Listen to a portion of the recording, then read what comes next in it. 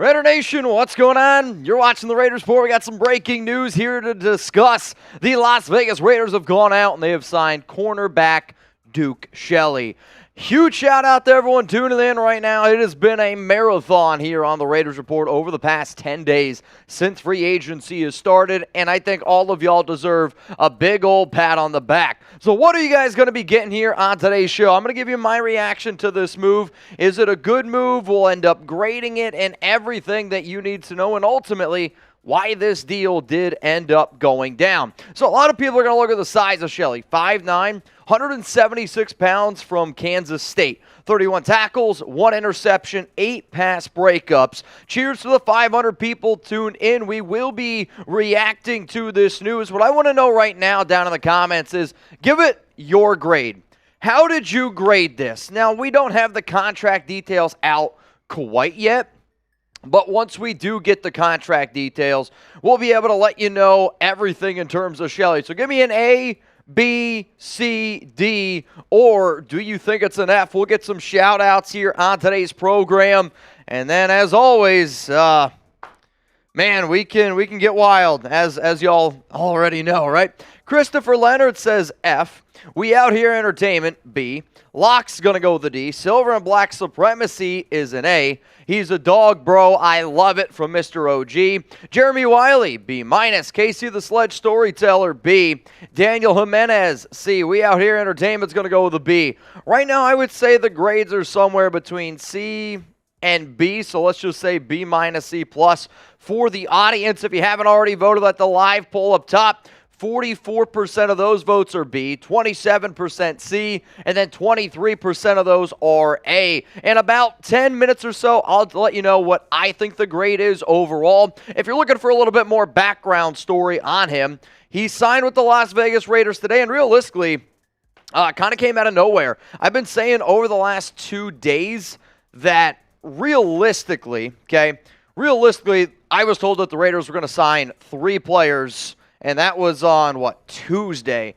This, I believe, if my math is correct, would be number 3. He played with the Chicago Bears from 2019, and then he actually played with them a little bit as well last season. He ended up signing with the Minnesota Vikings in Week 10, and once he was on the Vikings, he was a hell of a cornerback. I do think that he could start on the outside, and a lot of people, they're going to look at his size and be like, all right, he's only an inside corner. That's actually not true. He can play inside, but he did really, really well last season as an outside corner. I mean, realistically, you're talking about height. You got to almost think of it as like a Meek Robertson size of a player. I do think that the Raiders could get creative now with their secondary. Maybe they want to kick Nate Hobbs back in at the slot, because you also made a move yesterday signing David Long, who primarily also is an outside corner. But just like David Long, Shelley does have the ability to play inside and outside, and there's that key V word again. It's versatility. So both Shelley, both David Long, they have that. And then on top of this, the biggest thing that I see, Shelley and David Long are both press men corner. They want to get up to the line of scrimmage. They want to get physical with you. And with the moves that the Raiders made today and yesterday at cornerback, that screams to me that you are going to see Patrick Graham, you are going to see this defense get physical, get up to the line of scrimmage, and play a lot of press man coverage. It's going to put a little bit more pressure on Trevon Merrick. It's going to put a little bit more pressure on Marcus Epps. I still think that the Raiders add another safety, but overall, though, you got to be able to step up. As it stands right now, this is what the Raiders' cornerback depth chart looks like.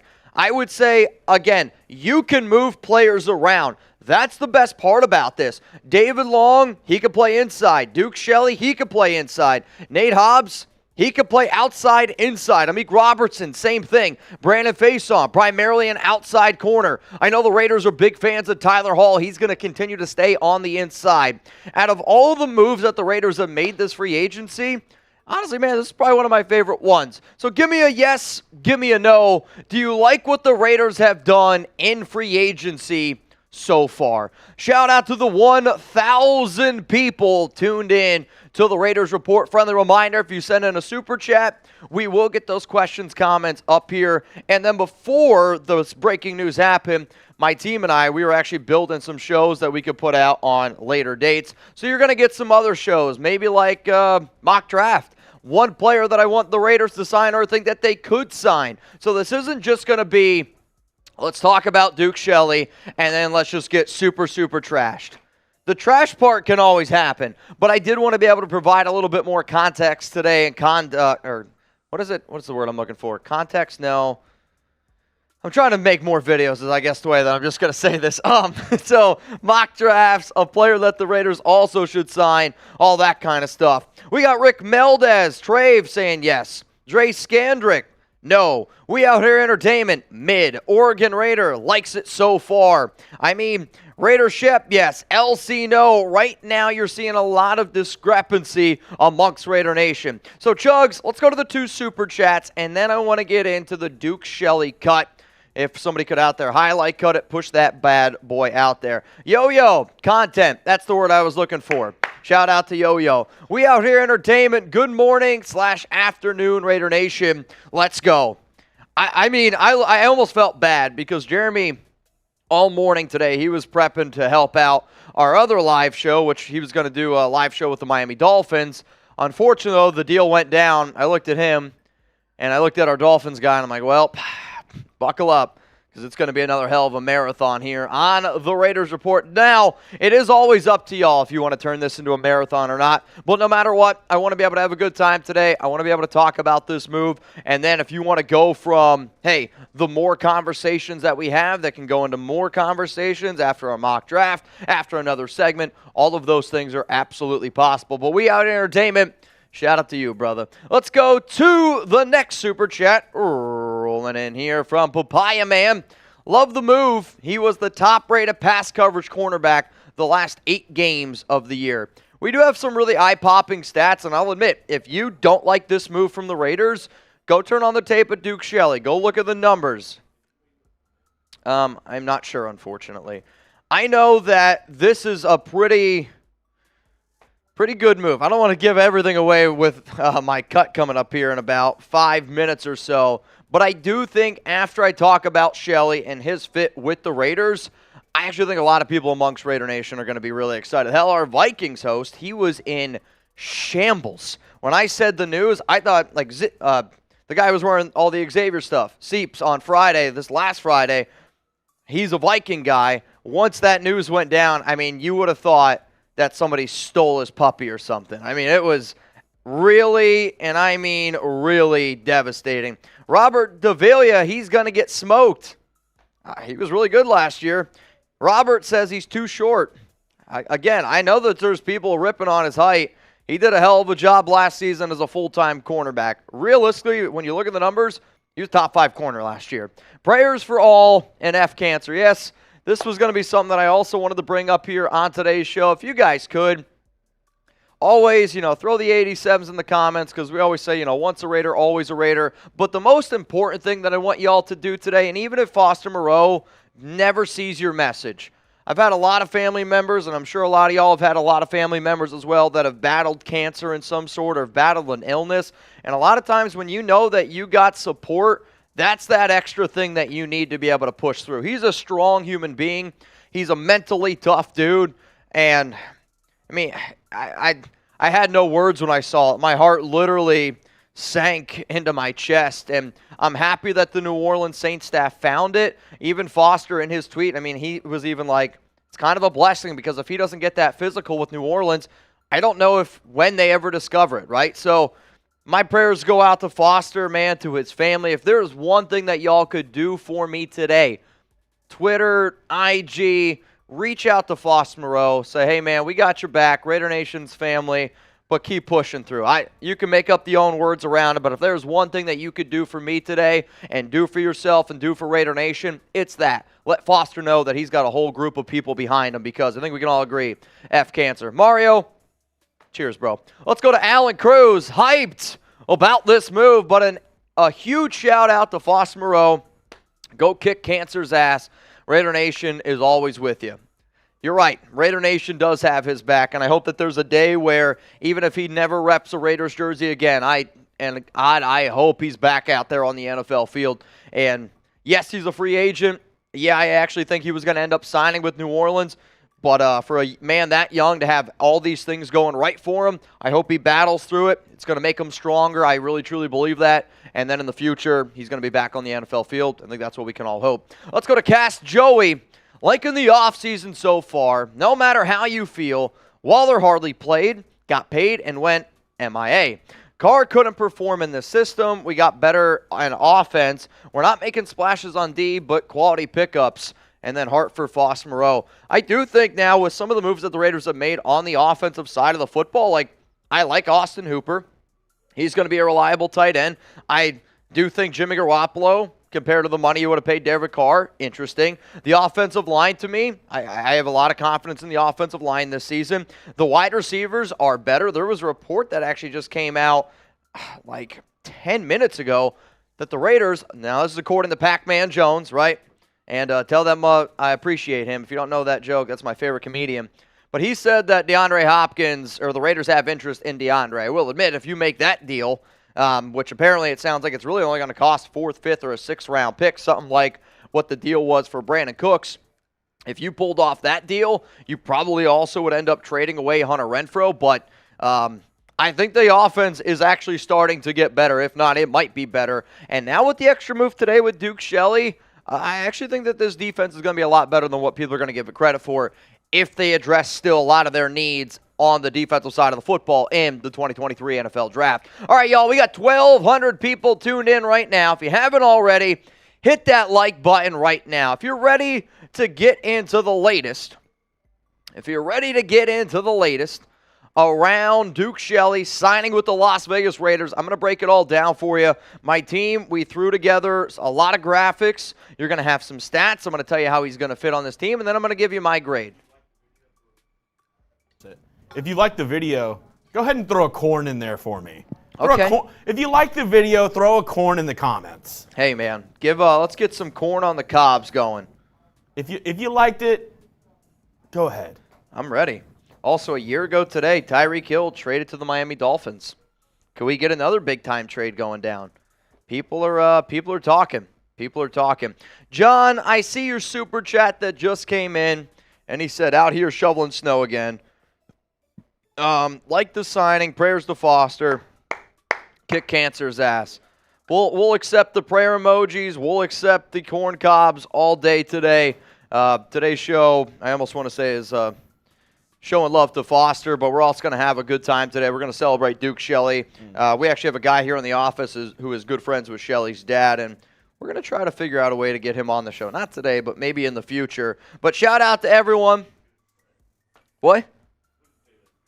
I heard he's going to their wedding. That's what I heard. I heard first child might be named after him. I don't know. Shout out to Jesse, possibly Henry Posada. Let's get into this cut here around Duke Shelley. So for the next 12 minutes or so, I'm going to break down the move. I'm going to tell you what I think of the deal. I'm going to tell you everything that there is to know about the Raiders going out and adding the cornerback from the Minnesota Vikings. I got some really cool stats that I want people to share. And then at the end, if you guys want to get this thing turned up, turn it into a party, we can always do that. And then we're also going to do a mock draft. And I'm also going to do a segment around a player that I want the Raiders to sign. Sound good? Hopefully. Hit that like button. Let's get into the show right now.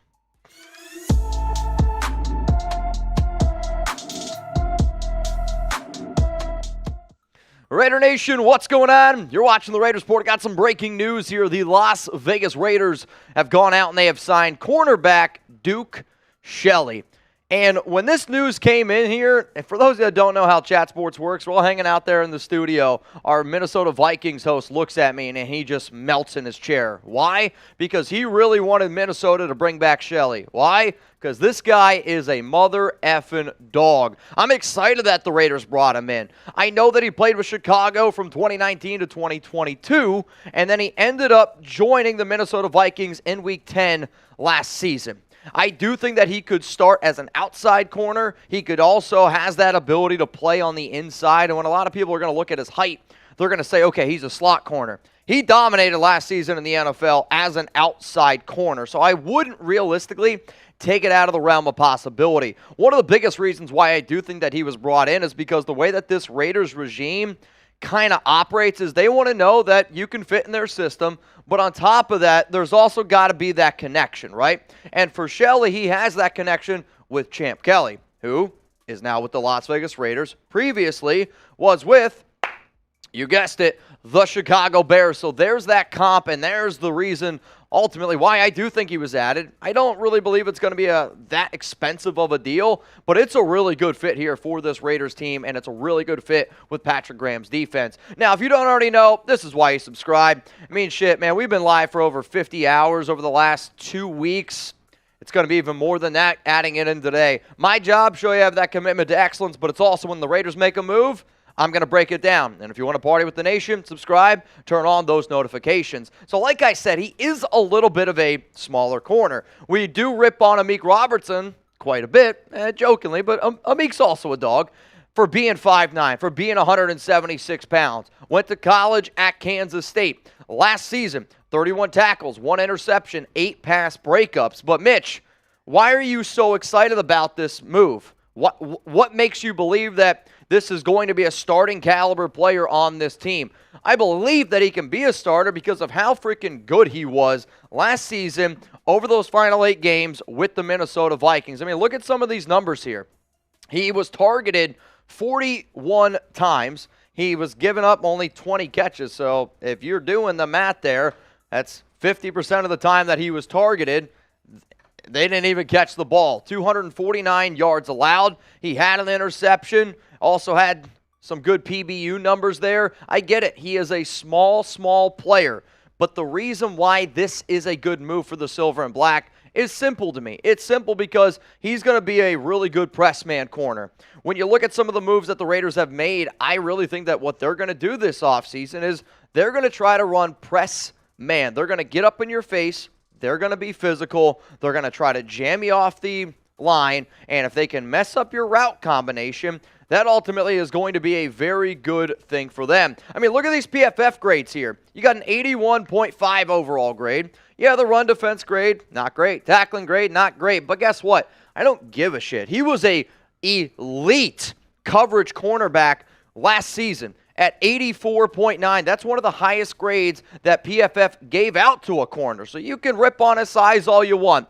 But watch that man play football over the final 8 games. That guy was a freaking dog. So here's what we're going to do. I want you to get your red pens out, and we're going to make this the pinned comment on today's show. So every single one of y'all that come across this video, I want you to give it a grade. A, B, C, D, or F. We've all been to school. You're about to get hit with a YouTube ad break, so scroll on down right now and grade the signing of Duke Shelley.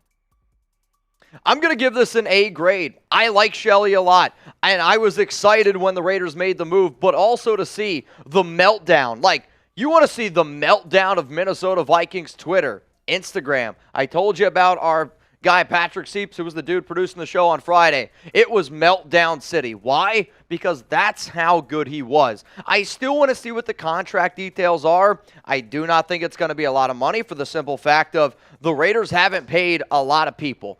I do think that this is an underrated move where I'm giving it an A because it's not going to cost a lot of money. If it's anything over $5 million, well, then I'm going to drop my grade down. But if you're able to get him for $3-4 million a year and at that price tag with the fit in this team, that's the A grade. That's why I'm out here saying I do really like this move. But then the key thing with Graham, and the key thing with McDaniels, the key thing with Dave Ziegler is there's always that word. We throw it out. It's versatility. So when you look at the Raiders cornerback room right now, there's so much versatility in here that you can do a lot of things. Like when you sign Shelley and David Long, both of those are man corners. Both of those guys want to get close to the line of scrimmage. Both of those guys want to jam up the receiver. But Shelley can play inside. David Long Jr. can play on the inside. We know Nate Hobbs can play inside, outside, but he was a lot better on the inside as a rookie. You got Brandon Faison, good depth. Tyler Hall, he proved to be a pretty good player. Amik Robertson, good depth. I mean, shit, if you're telling me right now that Robertson is the 6th, 7th best cornerback on this team, I actually really am starting to enjoy and like the overall depth here of this team. Long is a little bit bigger, and when the Raiders signed him yesterday, I said he did not fit what the Los Angeles Rams were doing the year before, and if you put him back in soft zone, he's going to struggle. What's David Long do well? Get up to the line of scrimmage, hit you a little bit, play man coverage. What's Duke Shelley best at? Also playing man coverage. I mean, listen to some of these numbers here, okay? This is Duke Shelley last season. 86.4 PFF coverage grade. That is third in the NFL behind only Sauce Gardner and PS2. I mean, that's pretty freaking good. An 84.5 PFF man coverage grade. Second behind only, you guessed it, Marlon Humphrey. 59.6 quarterback rating. That is sixth in the NFL. The Raiders saw a player that maybe a lot of people didn't look at because of the size. He's probably been dealing with the lack of confidence in his size his entire career. But luckily for us, if the Raiders do think that he's going to be a fit and he's going to be a dog and he's going to buy in, from what I saw last season over those final 8 games, I mean, man, it's really hard to not get excited about that type of move. You add the versatility, you add a tough-nosed player, and now your entire defense is starting to take shape just a little bit more. Like, I'm not sitting up here saying Shelley is a locked and loaded going to be the starter. I still want the Raiders to go out and draft a Chris Gonzalez. I still want them to get a Devin Witherspoon, a Joey Porter Jr., hell, a Deonta Banks. Like, I want them to still get one of those top cornerbacks in the draft. All I'm sitting up here saying now is if they do that, plus add this extra depth, we start now being able to put some of these pieces together of what the Las Vegas Raiders could do on defense. And on top of that, you also have the ability then to not break the bank, right? Because when you look at some of the dead money that the Raiders are paying right now, you got $30 million in dead cap hit paying guys like Corey Littleton this year. You're paying Corey Littleton $10 million to play on another team. The Raiders cannot afford to keep paying these big-time free agents, Nick Wachowski, Carl Nassib, right? And then contracts don't work out, and then you void those years, and you got to pay it down the road. That's not how you build success. Even though some of these moves are, a lot of people are like, oh, when are we going to make a big splash? The Raiders right now are a little bit handcuffed to make that big splash because you got to pay your 12 rookies, which would be about $14 million. And then you're also got to take on all that money that, let's face it, Gruden and Mayock, they failed at doing. So yes, no real big splashes, but the last 2 days, the Raiders have made some good moves, and they've made some responsible financial moves as well, which really does set up this team going forward into the draft. If you haven't already, hey man, give me a follow, Twitter, Instagram, at Mitchell Renz 365, and you already know, Brandon Jasper, he'll tell you, hit us up over on Locals, RaidersReport.locals.com. If you're watching this live, shout out to you as promised. Anytime that there is breaking news here around the silver and black, my job is to go live, give you the news, but also we're going to have a good time. If you're not watching this live right now and you're watching this at a later time, there's a chance I might still be live, so pop on over to the Raiders Report. Before I leave, give me now, after hearing all of those things that I just said about Shelley, now I want your one-word reaction to the Raiders signing him. Because when the move first pops up, I can imagine a lot of people are like, wait, who is that? Who is that? But what I love about Shelley is he played well, really, those final 8 games. Like, if you're telling me I'm getting a guy who's playing his best football near the end of the season, if that continues to go and that continues to ride, I think it's upside. This is an upside move to me that I don't really believe is going to have a lot of financial risk. Sign me up for those moves every single day of the week. Seeing a lot of people saying Wildcats, impressive, and then Bruce says garbage. Luckily for you, the Raiders Report, we listen to everything you guys have to say, but now it's time to react with each other live. All right, y'all, let's give some shout-outs here on the show. We got Rusty Coat says, awesome, solid from P_ring 1700. Jeff King, nice. Tropical Remy, outstanding. Raymond Sanchez says, who? Look at the numbers, Raymond Sanchez. One of the best, over the final 8 games of last season, was one of the best cornerbacks in the National Football League, being an outside corner. Third in overall coverage grade, 84.5 PFF man coverage grade, second behind only Marlon Humphrey, 59.6 QB rating, sixth in the NFL. I'm telling you, if you don't know who this guy is, go on Twitter right now. And if you can find some people who you know do some work for the Minnesota Vikings, they're having an absolute meltdown right now. I got John Borelli says, that guy's a dog. Matt Arnold, Zelbo, Raider Rebel, what up, Rebel? Juan Hernandez, Snifler, Cali Creeper. This is the part of the show now where if you guys want to get those questions, comments featured here, all you got to do is use hashtag Raiders, or you can super chat. I'm hoping that also my guy Ty Bones Davis pops up because I finally got the Ty Bones Davis jersey on. So if anybody sees Ty Davis, tell me because I want to see him. Where you at, Ty? Where you at? Let's go to Panda_AZ. Thoughts on Mekhi, I think you mean Beckman. Mekhi Beckman, or Mekhi Becton, I guess is how that's how you spell it. Mekhi Becton, offensive tackle who's got, I actually think, all the talent in the world. The problem is for him, he got fat, he got lazy, and because of that, got injured. When you're as big as what he is, he was I want to say, top 10 or the 11th overall pick, went to the New York Jets, was a really good tackle prospect, loved him as a tackle prospect. It's just, if he's not motivated, he's so big that it's not going to work out. I would say, though, right now the Raiders are pretty set at their offensive line tackle position. You got Illuminor, you got Colton Miller, you have Dylan Parham. We'll see what they do with Andre James. I know this team also really likes Natane Moody, so depending on what they decide to do there, I think they're good, though, at tackle. Let's go to Patrick B. I give it to Dave Ziegler for being very money smart. This is a good move. They're grabbing their pieces. This is a good move, and it's a smart move. I mean, remember last offseason where the Raiders, they go out and they get a guy like Anthony Averett. You pay him it was like $4.5 million, and we were really excited about that move. You're going to get this guy who is even cheaper, but I'm telling you right now, going to be a lot better because Anthony Averett, let's just face it, he was trash. But I do think what the Raiders saw last season and a guy like Amik Robertson was, sure, he's undersized, but the thing that you got to give Robertson credit for, that guy's a dog, right? And I think that's what you guys are going to see here with Duke as well, where the guy's a dog. He's going to go out there. He's going to freaking play his balls off. He's going to give you everything he's got, and he does it because his entire career he's been doubted because, like a lot of y'all were saying, he's too tiny to play outside. He showed you could play outside last season on a Vikings defense that was trash. Trash. Like, they were bad. They might have actually been worse than the Raiders defense. That's how bad Minnesota was. And he still shined even though that's how bad they were.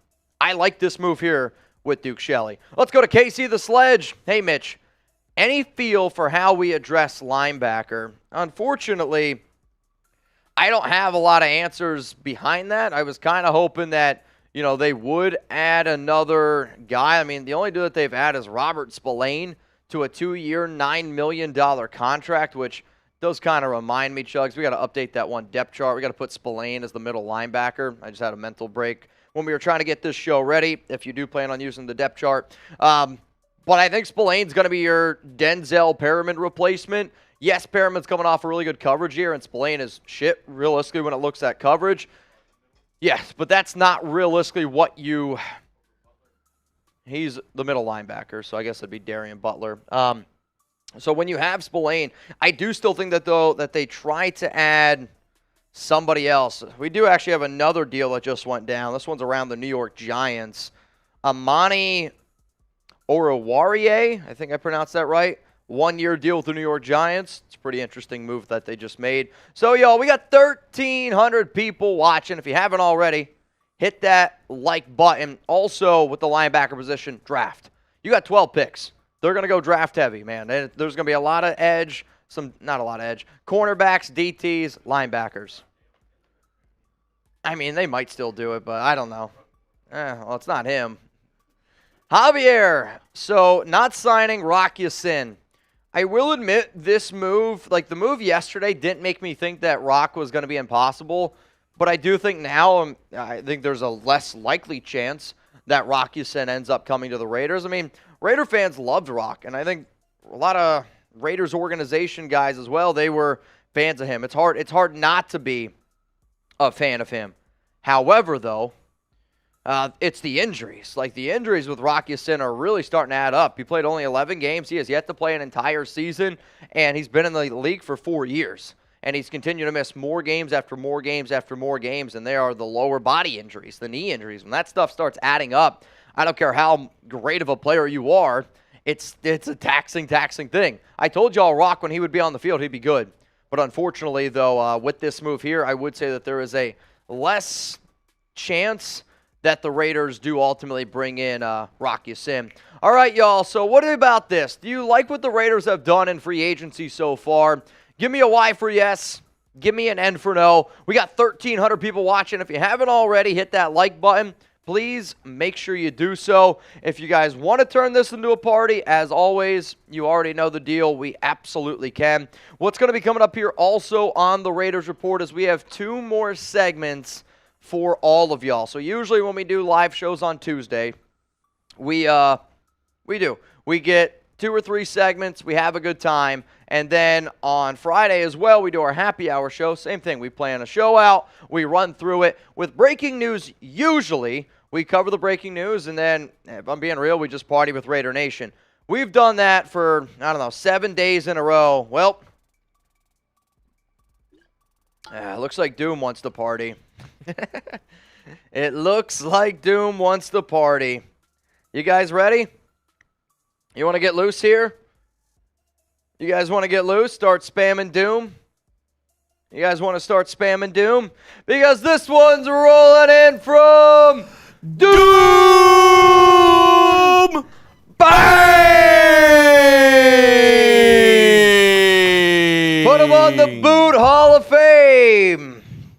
Put him on the Boot Hall of Fame. And on the Boot Hall of Fame. Add him to it. And Raiders Report's gonna know your name. Oh, I am ready today, baby. Let's go, Raider Nation for life. Keep them heads up. Loving the pickups so far. I don't love all the pickups, but I do like the moves that the Raiders have made this week.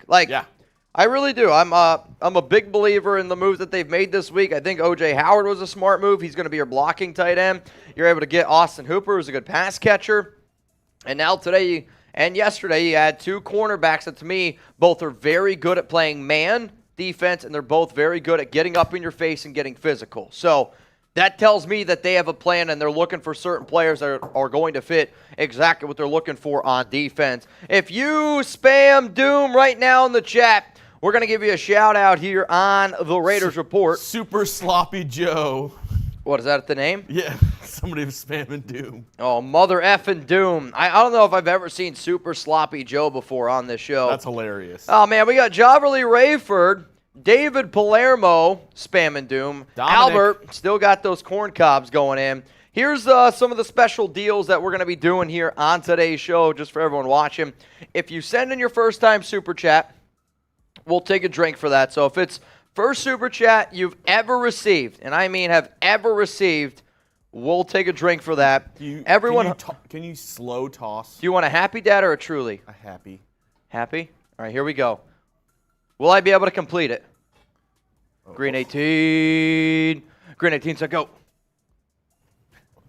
Oh, happy. Did he get his feet in? He's just a happy dad. Did he get his feet in?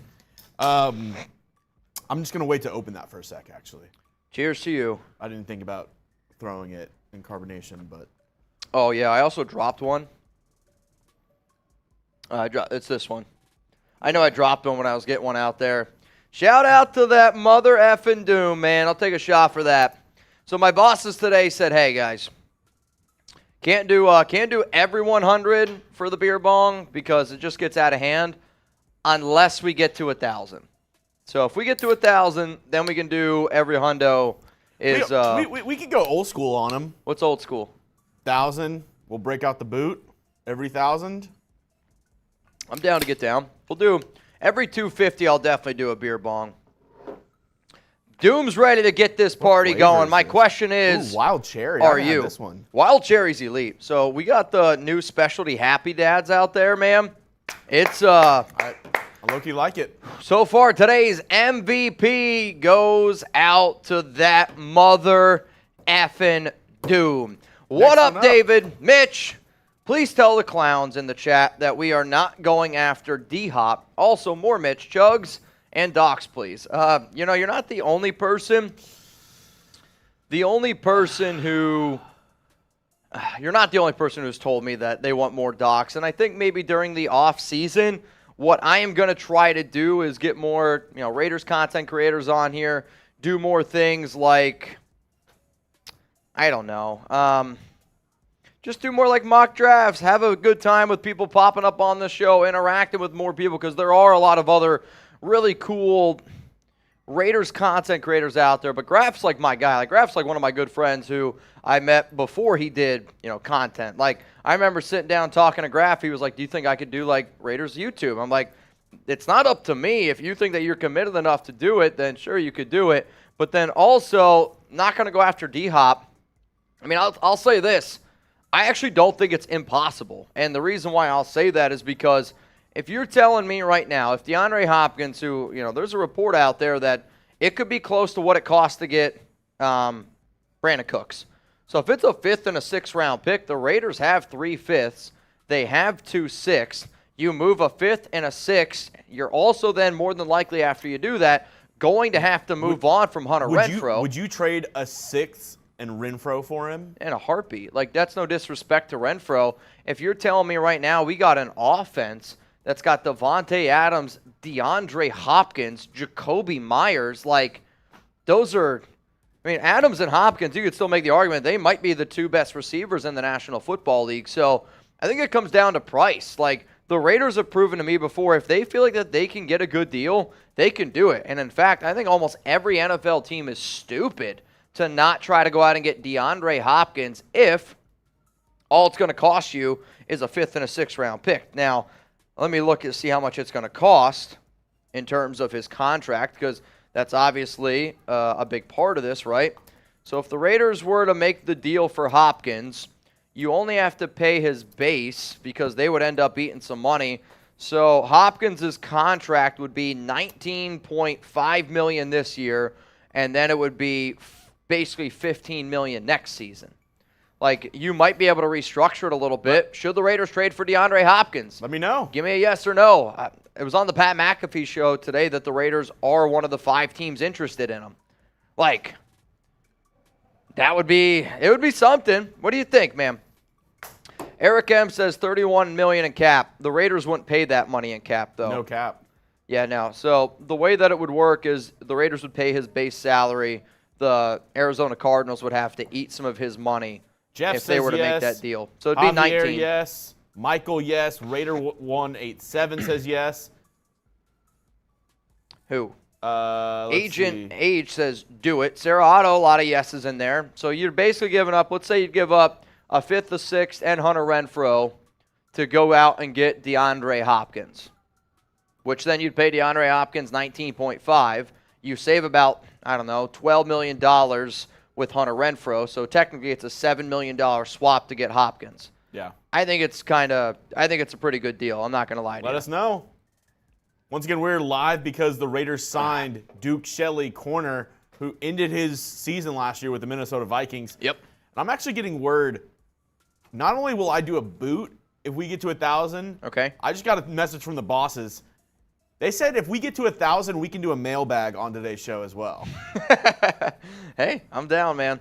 I'm always down to do a good mailbag. That makes our day tomorrow a little bit easier, where it's like rumors and then let's get shitty. That's really what the day would come down to. Well, I said for every time we get to 250, I'm doing a beer bong, so that's already one lined up here.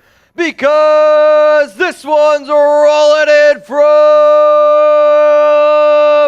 Daryl, a.k.a. Raiders Podcast. Bang! Oh, okay. I didn't realize that. This is Raiders Daryl's got like 6 different accounts, I'm pretty sure. 6 different accounts from Raiders Podcast, a.k.a. Daryl. But I still want Will Levis. Still going to be a rough year. Fire Josh McDaniels. This is Raiders Podcast. Believe me, if the Raiders start losing, I am going to be team fire McDaniels. Okay, I will lead the club yet again. However, though, okay, hear me out. If they do find a few good gems in the draft, if they find a few key starting pieces, this year might not be the year that we're hoping for. But the amount of contracts that they are getting rid of, like the bad ones, like the $30 million in dead cap hit, you're going to be set up really, really well next season in terms of cap space. You're also going to be set up really well in terms of draft capital. And then you're building a better foundation for what your team is trying to accomplish. So if the Raiders, to me, this season, if they can win 9 games, that's improvement for them. I'll admit, I'd be kind of pissed off if it's a 9-win season because then again, I would still want them to be able to figure out a way to get that franchise quarterback because I don't think that it is Jimmy Garoppolo at the end of the day. But if you are able to continue to improve, you have to put a little bit of stock in what they're doing. If it's a struggle bus, I promise you this. I will lead the Josh McDaniels fired train, but I promised myself, I promised all y'all that what I'm going to do this offseason is I'm going to stay positive.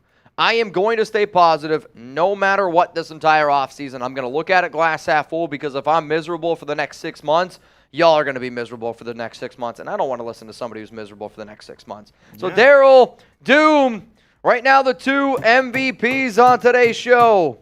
Every time we get to 250, I'm pouring up. Pour it up.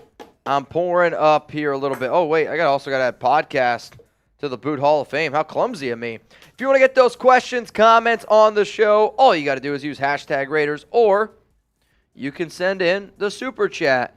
Shout out the podcast, man.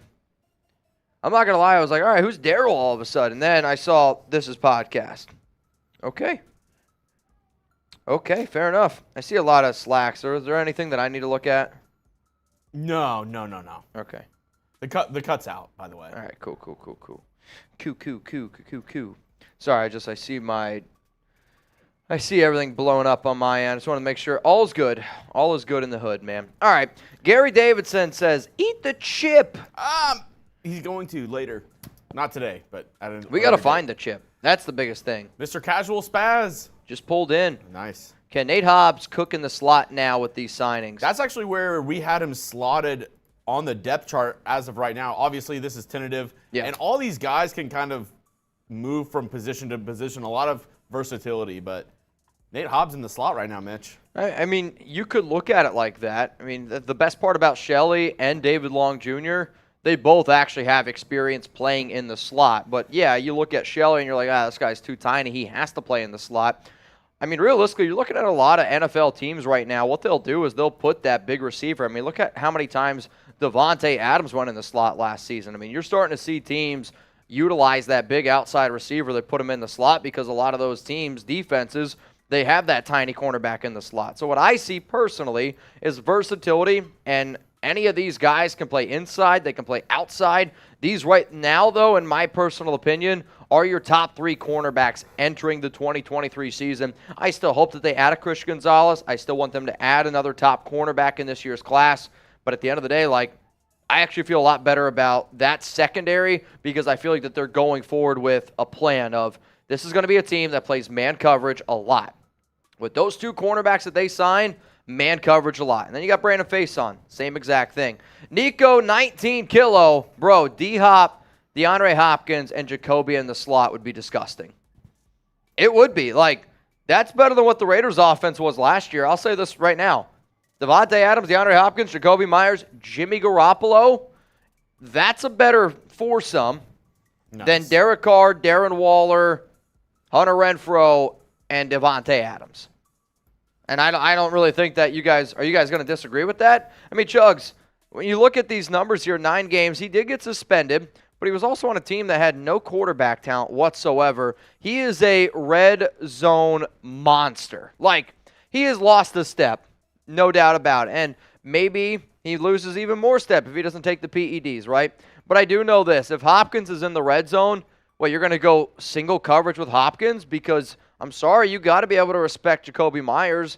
You got to be able to respect Devontae Adams. You have to respect Austin Hooper. And then, you got to be able to respect Josh Jacobs. So if this deal were to go down, it would be a confusing one to me because, again, I would love for them to make this big of a splash on the defensive side of the football. But I'm not going to lie to y'all. I'd be excited as hell if DeAndre Hopkins was a Raider. That sounds like Josh McDaniels' offense is going to be clicking. And, one of the things that Wild One has brought up on Locals before is he's like, it wouldn't surprise me if McDaniels tries to sabotage the defense and spends all their money on the offense just to make their offense look better. Why? Because that's what he runs, the offense. So, I hear stuff like that, And I look at a lot of the big moves the Raiders are making, and it sounds like McDaniels is like, no, I want my offense to be the best in the league. We'll worry about the defense later. We'll go through the draft. Also, check out that pick from Killer Cruisin'. Get D-Hop. 5-6 Renfro. I agree. We have Myers. I'm on board for that trade, man. I would do that one in a heartbeat. All right, y'all. Omar Garcia said 10-hour live for D-Hop. 10-hour live for D-Hop. We'll see. I'm not going to make that commitment yet. Though I feel like if the trade went down, I might say it. I might say it. It would be, I'd have to get the okay, though, from all the other guys here in the studio because it would definitely be something on everyone. That I know for a fact. All right, I got to knock down this. We got the 250 in Supers. Cheers to Raiders Podcast, and also huge shout-out to Doom, today's 2 MVPs. Dylan Erickson, very excited for these press corners. If I had to watch our CB's lineup 10 yards back off the line of scrimmage again, I'd lose it. That was really frustrating. I remember a couple games last season where it was like 3rd and 5, and the corners would be 7 yards off the line of scrimmage. And it's like, that was very frustrating to see, especially whenever it was, you could, diagnose it before the play. You're like, hey, there's like 8 yards of separation there, and you need 4 yards. Yeah, and that's where I think that was just fell back to those corners not having confidence in themselves.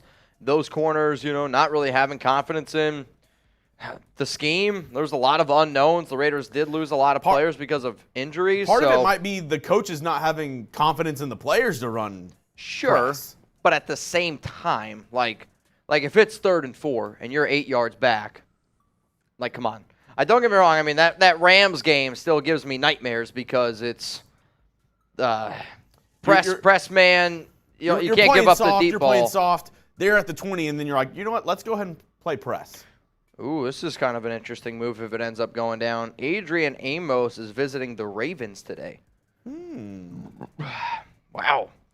Visiting. They did trade Chuck Clark to the Jets. Correct. Was it the Jets? Yes, it was the Jets. I know we did so many videos last year for Chuck Clark to the Giants. I was like, was that the team that it ended up going to? Just a reminder, if you've never super chatted before on the show. Correct. There's a new feature on YouTube that shows us it's your very first super chat. It could be any amount. If you super chat for the first time on today's show, automatic drink by me or Mitch. Okay, I'm down. Those are the deals. Let's go to Killer Cruisin' with his boot. I love it, man. Can the chat give prayers to Foster? So I'll also say this, y'all. Anytime you want to give your love to Foster, his family, Killer, we kind of started the show off today by saying, throw those 87s in the chat, obviously, but if everyone could take a minute, 5 minutes, whatever it needs to take, send a message to Foster. I know a lot of us have probably had a family member, know somebody who's dealt with cancer or dealt with any kind of serious illness. When you know that you got people that are pulling for you, sometimes that's that extra thing that helps you get up in the morning. That's the extra thing that helps you continue to push forward. So if you guys can today, seriously, the most important thing I would say for any Raider fan today is send Foster a message. He might never see it, but what if he sees it 2 years from now, 3 years from now, puts a smile on his face? I think us as fan base, we always say that it's family, and once a Raider, always a Raider. And I think Foster always proved to us he was a good guy at least. And I think for that reason, show him some love. I think that's the way we're going to do it. Let's go to Raiders Podcast. Bad play calling, definitely bad for 20 years. One of the things that I don't disagree with the bad defensive play calling, but I do think also in terms of if I'm going to put a positive spin on what the Raiders are trying to do from a defensive side of the football standpoint, it's this. When I've been covering this Raiders team here, they've obviously have been terrible on defense, but they've been terrible on defense for a very, very long time. We know that. But over the last 3 seasons, right, you had the Paul Gunther defense. He ran basically what was known as a cover 6. It is a super complex defensive scheme, and the Raiders struggled to learn that. Then you got 2020. You got your COVID year, where you bring in a lot of these young rookies and you're trying to teach a lot of these players how to play in a Paul Gunther system when realistically during COVID, it was really, really difficult, okay? Then you go to 2021. You're bringing Gus Bradley. Cool. The Gus Bradley defense is a lot different than the Paul Gunther defense, where it might even be the opposite. It's so simple where all you do is you run single high safety coverage over the top, soft coverage, try to beat us. That's what it is. If you're willing to dink and dunk your way to beating us down the field, you'll beat Gus Bradley, who never blitzes. And then you got Patrick Graham's defense, who, again, it's a little bit complex. It's got some different things that you're going to do. Man, zone. It's a mix of, I would say, the Gus Bradley mixed in with Paul Gunther, but it's different. So you've had this Raiders team that has had Paul Gunther defensive guys. Yeah. Gus Bradley defensive guys. Yeah. Patrick Graham defensive guys. Yeah. And you've tried to put them all together, and it's not working. It's not working because they're different scheme fits. So one of the reasons why I like the 2 cornerback moves that the Raiders made over the past 2 days is because those cornerbacks, to me, are going to be good in the same system. They're also going to be good with Nate Hobbs, who is better in man because he's more physical. So then you're like, all right, I got 12 draft picks. If I'm able to draft those players that I believe fit into my scheme, well, instead of having all these different guys from Paul Gunther, Gus Bradley, Patrick Graham's defense, well, now we're going to have all these guys that they believe can fit in the Patrick Graham defense. So to me, that's the most important thing with defense, is everybody has to know their assignment. And far too often, last season, year before, 2 years before, people just lost. Like, they didn't know what their assignment was. Let's go to Trey LaFlame. Get D-Hop for the Jimmy G and Double D's jokes. That'd be great. Jimmy G hits Double D. Free sex for life. Dude, I'll tell you this. Devontae, DeAndre, Jacoby's got a J, so we could throw some sort of J in there. And then, yeah, I don't know. I was thinking something with Austin. JJ. A lot of J's and D's. A lot of J's and D's. Just a set of double D's and a hooper. And a lot of J's. A lot of J's, man. What up, Jay Hernandez? Cancer can eat corn cob the long way. Jay, this is a serious matter, but I think also smiles will help people get through tough times. So, Jay, I appreciate that one, man. Let's go to Eric M. After this signing, I feel like we are taking Carter in the first. Cancer sucks.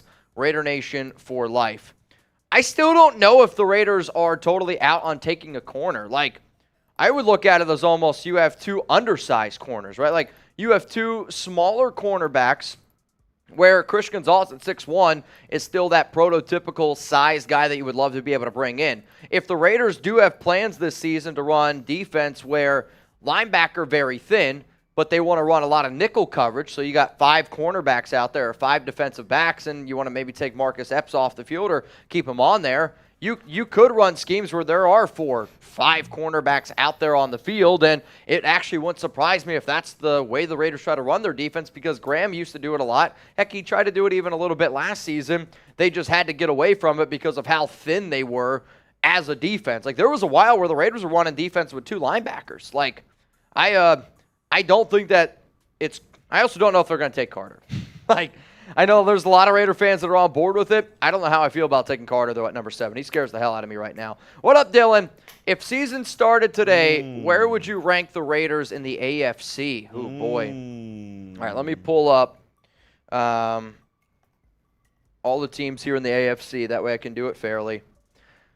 Okay, I'm just going to go through the names. Not better than the Bills, not better than the Dolphins. I do actually think they're better than New England. The problem is the Jets. Do we think the Jets have Aaron Rodgers? Yeah. Jets have Aaron Rodgers. Okay. I would say they're not better than the Jets, not better than the Bengals. Do the Ravens have Lamar Jackson? Yes. Not better than the Ravens, better than the Steelers. The Browns, to me, are a hard team to put my finger on. I'll say the Raiders are going to be better than Cleveland. Jacksonville better than. I would say the Raiders will be better than the Titans, Colts, Texans. I would say right now they are arguably. They're going to battle it out with the Broncos. So I would say they're somewhere between 10th, 11th best team right now in the AFC. Right now. 10th, 11th best team. Where do you guys have them ranked in the AFC? I mean, the AFC is stacked. Yeah. Right? Like, the AFC is absolutely positively stacked. Duke Shelley signed with the Las Vegas Raiders today. And I wanted to be able to have a good time, talk to you all about the signing with them. Played 10 games, or started the season with Chicago, then joined the Minnesota Vikings by week 10 and played extremely, extremely well. For those that don't know some of these numbers here, let me listen to this.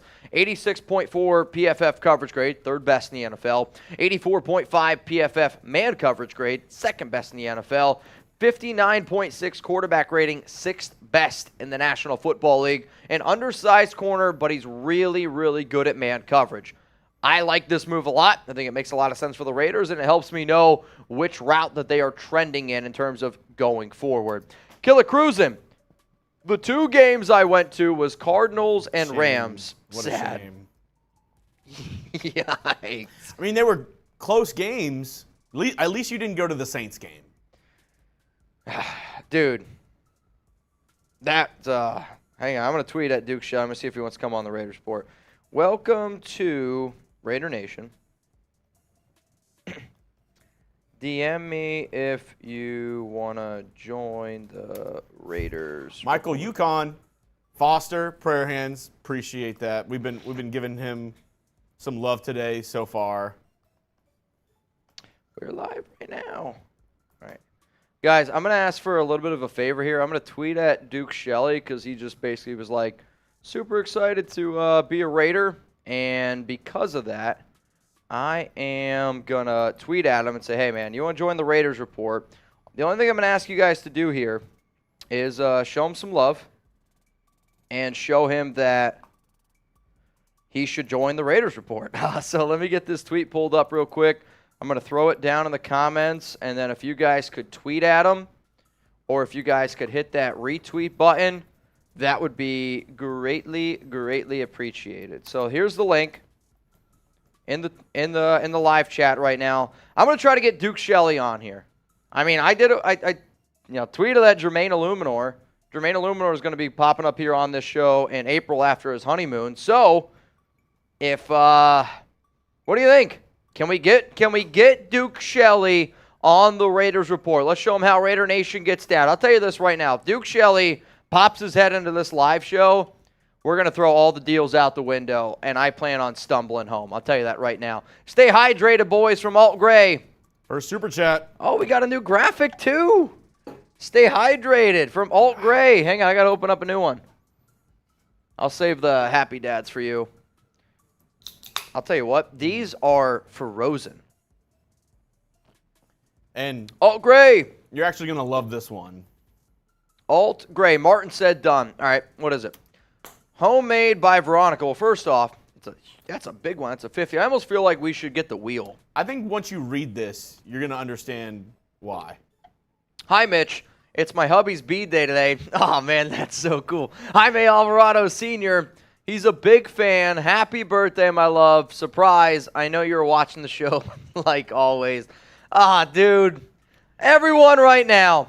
Happy birthday to you.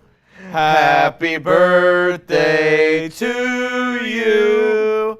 Happy birthday, dear Jaime Alvarado Sr., who has his noties turned on. Happy birthday to you. That's freaking sick, man. That's super cool. I love how it kind of hit her name at the top, so you didn't know until you started reading it. Well, that's what I mean. I was like, homemade by Veronica. I'm like, I don't think I've ever seen that name. Also, now I see it down in the chat. Veronica Alvarado. Homemade by Veronica. It looks like you have like an Etsy or something, or like. Hey, if you want to you make stuff. I say if you can make me some Raider stuff, more than happy to show it up here and to maybe auction it off. Split the profits? What do you think? You let me know. Might be able to work something out here.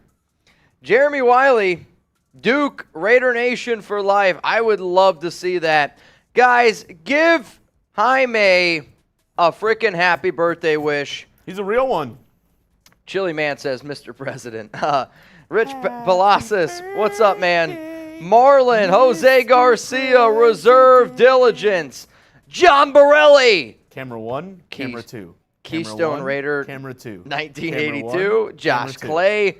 Thank you all what for movie is that spamming from, Mitch? HBD. What'd you say? What movie is that from? What? Camera 1, camera 2. Camera 1, camera 2. I have no idea, so I'm going to guess Dumb and Dumber. No. Okay. Let them know in the comments if you know What's movie that that's movie from? Alt Gray. Oh, my God. Says F Cancer. What? Oh, man. Oh, Allison. You never know what you're going to get with Allison, but you know what? This one's rolling in from Allison Tuckwam. Bang! All right, hang on. Let me put on my reading glasses here. Aaron Rodgers told Pat McAfee he's leaving for the Jets, and the Packers are making it hard for him to go. So if the Packers hang on to them, you might as well just be a backup quarterback or just give them up already. Stop this circus stuff. Stop this, what does it say? Circus stuff. Circus stuff. Unfortunately, Aaron Rodgers likes the spotlight. Also, y'all are right, it's Wayne's World. It's Wayne's World? Oh, see, I've never seen Wayne's World. Really? Never seen it. Swing. No, miss. I don't know. Never seen it. Also, because Allison decided to drop her tuckwab on the table. That's another, oh no, you're 8 away? We're 8 away from another beer bong here on the Raiders Report. Yeah, I'll tell you what. So Allison's a Packer fan, for those that don't know. Rodgers loves drama. Rodgers loves the attention. And I think as long as that the spotlight's going to be on him, he's going to take everything about it. Like, from a Raiders standpoint, okay, because this is the Raiders Report, Aaron Rodgers would have made my hair gray. He would have drove me insane. From a content creator standpoint, you would have been black and silver. I would have had something to talk about every day because of Rodgers. Silver and black. I was going to say, we don't have any hair coloring out there. We can go silver and black out. Swing. I feel like we got to get this chip. Dude, I feel like you got to watch Wayne's World. I can't believe you've never seen it. See, I don't know. I feel like it's too dumb, man. Wayne's World, party time, excellent. Really? That's what it's like. Steel Cage Savage, he knows. I do like the press corner signings. And that's why we went live today, Steel. It's for the signing of Duke Shelley. Hey, had a hell of a year last season. I'm a bigger fan of when people are playing their best at the end of the year compared to when you play really well and then you fall off at the end of the season. Mm-hmm. I will be curious to see how offenses maybe adjust to Shelley now they got a full year of tape on him. But to me, I have a vision now. Like, I have a vision that this team's going to run a lot of man. They're going to be aggressive. They're going to put some people up there at the line. They're going to try to jam you, but they're going to play. They're going to get guys that have chips on their shoulder. Like, Duke Shelley has a chip on his shoulder because everyone looks at him, they go, he's 5'9". He can't be an outside corner. Duke Shelley says, all right, pull up and let's see it, because last season he was one of the best cornerbacks in the NFL once he joined the Minnesota Vikings, who were a very, very bad defensive team. Mitch, I can't make it up. What? She got a message from my fiance, a picture. Okay. Her and her family, her sister's in town from Miami. They all went out to eat for lunch. Okay. She's been watching us all week last week. Do you know where they went out to lunch? It's been mentioned at least 50 times on this show. In-N-Out? They went to In-N-Out. They went to In-N-Out. And she sent me a picture of all them eating In-N-Out. Are you guys In-N-Out fans? Yes or no? I think she did that. She did that to spite you. I think she did that just to spite me. She did. I think she was like, Jeremy's been talking shit about In-N-Out all week. Y'all want to go to In-N-Out. All right. Every super chat that has In-N-Out in it, Jeremy's got a drink. That's the deal right now. Any super chat at all, Jeremy's got a drink. I love Danny. She's Danny. One thing I respect about her, if I post something on my story that has you in it, she reacts every time. Love it, right? Every time. But also, Danny, and I hope she'd probably agree with this.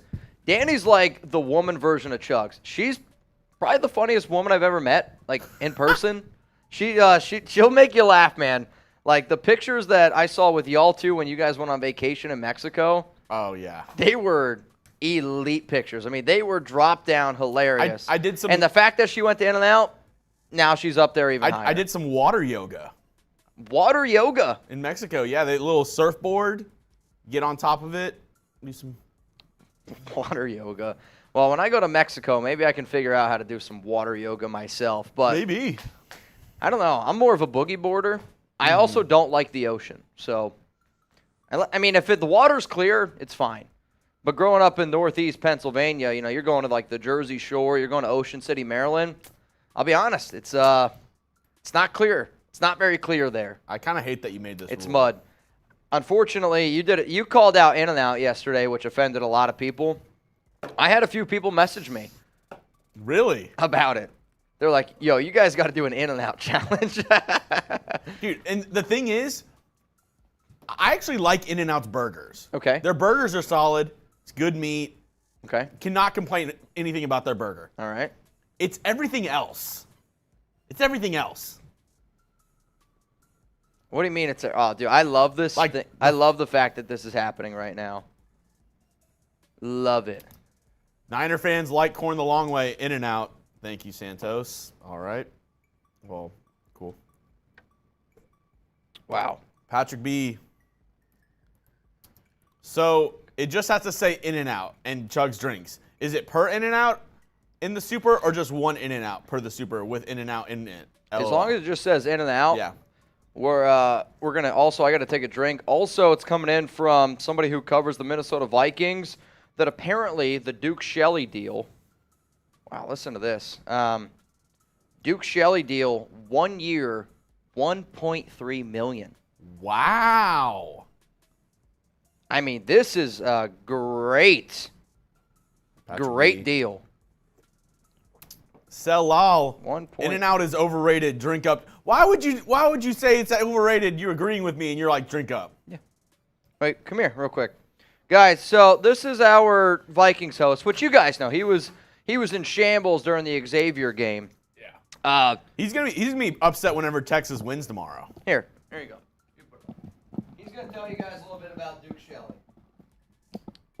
You guys are getting a future All-Pro corner in Duke Shelley. I was in shambles. I thought he was for sure going to come back. No, I feel like Will right now. Wait, do you know the contract details? Apparently, it's in the $1.3 million range, so slightly above the vet min. So Vikings just couldn't pay it. Apparently, they offered him the vet min, and he rightfully said no. I mean, literally, he was the Vikings' best player in the secondary all of last season for the last 8 games. Not saying much. The defense was bad, but he was fantastic. You guys are getting a real one there. So shout out to the Raiders. They're making moves. Making moves, staying aggressive. Do the Raiders play the Vikings this year? No. It's lucky. That's lucky for you. Sell all, thank you. Yeah, I agree. Or NYX toxicity. Let's go, drink up, brother. You didn't say it though. You didn't say it. You didn't say In-N-Out. You know what though? I'm gonna drink up for NYX. In-N-Out. I'm gonna drink up for NYX because NYX was. Never mind. I actually. They super chatted right after. In-N-Out. Okay. Good one. NYX was, I believe he was the very, very first person to comment on our video today. Yep. Good one. Good one, NYX. You got me. If you guys want, I'll make you guys a deal. If this show turns into a shit show, Jeremy and we'll order In-N-Out. I'm gonna order In-N-Out, and we will do an In-N-Out burger review live here and fry review because that's part of it. We'll get the works. I'll do it. I'll do it on my DoorDash app. You down? How about if we get to 2K, we do it? We got to get schwasty then. I mean, if we get to 2K, I'm guessing that we have had some drinks. Yeah, you're probably right. I will say, once we hit 1, you're going to do the boot, and then any 100 after that is a beer bong. So bosses told me today that we had to pace ourselves, so we're going to be the Indiana Pacers until we get to the boot. Killer Cruise and In-N-Out the best. I'll tell you this. I love the amount of people right now defending In-N-Out. I can smash In-N-Out, a if you're quad. watching this. In-N-Out, if you're watching this right now, we need a new sponsor. Who's this quad you speak of? Who? He said he's smashing this broad named Quad. Can smash a quad. Can smash. Quad stands for 4. No, I think he's talking about a person. I think he's saying he's smashing Quad. I think what he's saying is he's at the gym right now smashing a quad workout. Probably. I mean, Killer Cruisin' is usually, he's the guy that he had the old back pick. The back workout. I did legs today too, but I'm not going to lie, my knee popped today, and that was rough. Now, this is what we call a double-double here. Oh, yeah? This is animal style. This is animal style. He said In-N-Out, and is his first super chat. Oh, Raptor Man throwing in the animal style right now. I freaking love it, man. Also, for those that don't know, we will be doing a mock draft here in a little bit, and then we're also going to get into a segment around a player that I believe the Raiders could show some interest in. But nonetheless, I wanted to be able to interact with y'all. And right now, if you don't know, if you're just joining in, every single, he's saying it's a quad. It's 4 patties. I know. I didn't know that. I was just messing with him. All right, well, I don't know. John. I don't order enough In-N-Out, apparently. John gets it. In-N-Out burgers slap, but the fries, garbage. Pokemon, In-N-Out, that's what she said. That's pretty good. Pokemon, gotta catch 'em all. He's a real one. What's his name? Uncle Laddod. No. I'm kidding. Uncle Lad OD. Good morning, Mitch and Chugs. I like the new signing this morning. Hey, Chugs, In-N-Out. Cheers to Uncle Laddod. Oh, my God. From Brian, they trade D-Hop. I'm going to stick my D in some, whoa. I'll tell you this right now. One, you got to do a better job of reading before it comes up on screen. Giggity. Sounds like there's going to be a lot of butter in those mashed potatoes, though. At least with some sour cream. I was about to say, would those be considered loaded mashed potatoes? Yikes. Oh, man. The only mashed potatoes Sam can't eat. They are. That's devastating. It's because it has nuts in it. Correct. Yes. That's just so you know. Oh, man. Oh, my God. Yeah, for those that don't get the inside joke, Sam's allergic to nuts. Yeah, that's funny, man. How about an In-N-Out Flying Dutchman challenge? What is that? I have no idea. You're going to have to Google that. I'm curious now.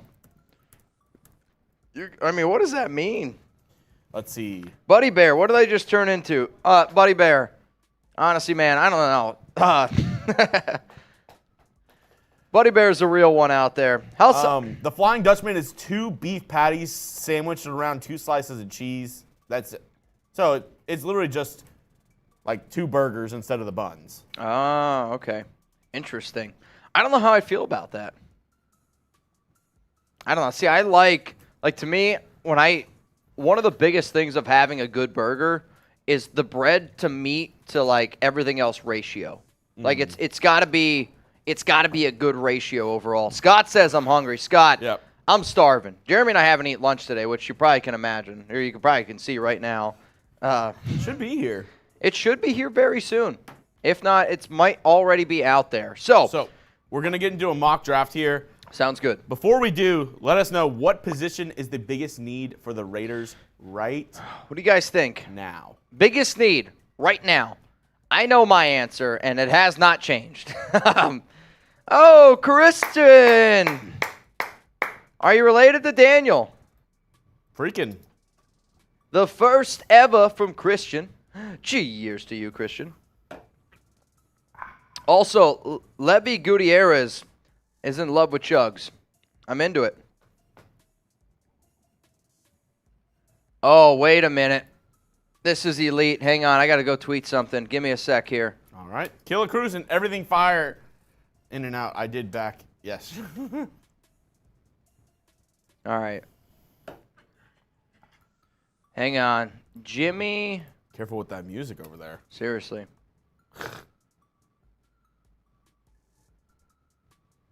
You got to keep talking. Oh, I'll give some shout-outs for the biggest positional need. Sorry. I was looking at something in Slack. Defensive tackle. A lot of DTs. Linebacker. QB for Master P. DT, CB, DT, OLB. Trade up, says Master P. If Anthony Richardson goes first overall, you might see the Raiders trade up to 3. I don't know. Let's see. Tight end. I'll say this. Nose tackle.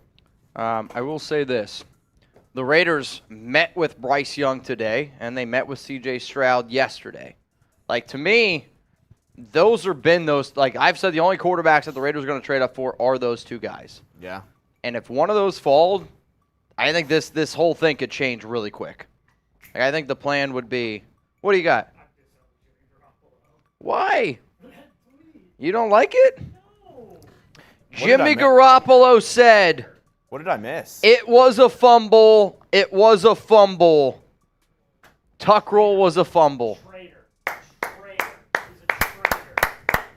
He's a traitor. Wait, can you come on screen for a second, Jack? No. Real quick. Just really quick. Just say hi. You got your Raiders colors on. Oh, yeah, I have Raiders colors. All right, so Jack doesn't drink, but Black pants. if we get a 100 right now, he's going to do a water bong. You could that? Hey, got Jack's it. also a Patriots fan. He is a Patriots fan, but he's got his Raiders colors on. I have my Raiders. You're making your trend here. Wait, you need help? I can't. I'm not that flexible. Wait, what? Yep, there it is. Oh, it's starting to shake. They are. They are. Jack. Stop. Tuck rule, was it a fumble? It was a fumble. No. You're telling me right now, water bong. I just ate. What do you mean you just ate? So yeah, the food is out there. I just ate. That's what I mean. I just ate. Oh man, you could do it. I believe in you. All right, how about Big Suey! I'll do a few shots. you'll do a few shots for a hundo?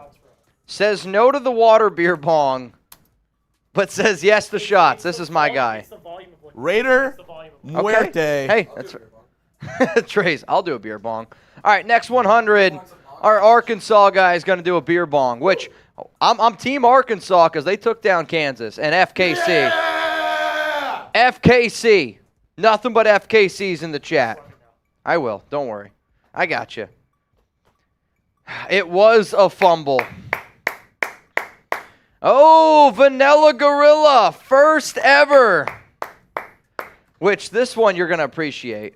Get a 4x4 from In-N-Out. You want to read this one? Chugs. Your name is literally Chugs. Gotta slam that, bro. Your name demands it. Mitch, do you think Wormley is a scheme fit? In and out. So he's doubled. That's a smart one. That's a good ass super chat right Pretty there. good name too. Vanilla Hey man, Gorilla. we got John Borelli says Trizzy Trace. Borelli, I know you're a big fan of Trizzy. You guys want to meet a guy who can party? Trace can freaking party. I'll give him that. In terms of Wormley, do I think he's a fit? Yes. You know that song, A Little Party Never Hurt Nobody? Mm-hmm. They didn't party with Trace. Trace, I'm not going to lie. If something were to happen to Jeremy where he's got to produce another show, stuck in traffic, something like that, I would try to eat. Rolly is up there as well because Rolly can hang. Seeps is up there because Seeps can hang. Trace, though, I think would be the only one that could party. Though, Oh, yeah. I'd be worried that if it was Trace and I, like, Jeremy does a good job, I think, sometimes calming me down. Where if it was me, I'd have to calm Trace down.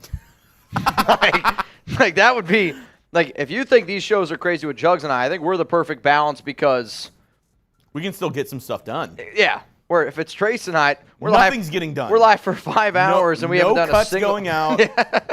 There's still 15 likes but on the video. 15 beer bongs went Yes. down. Yes.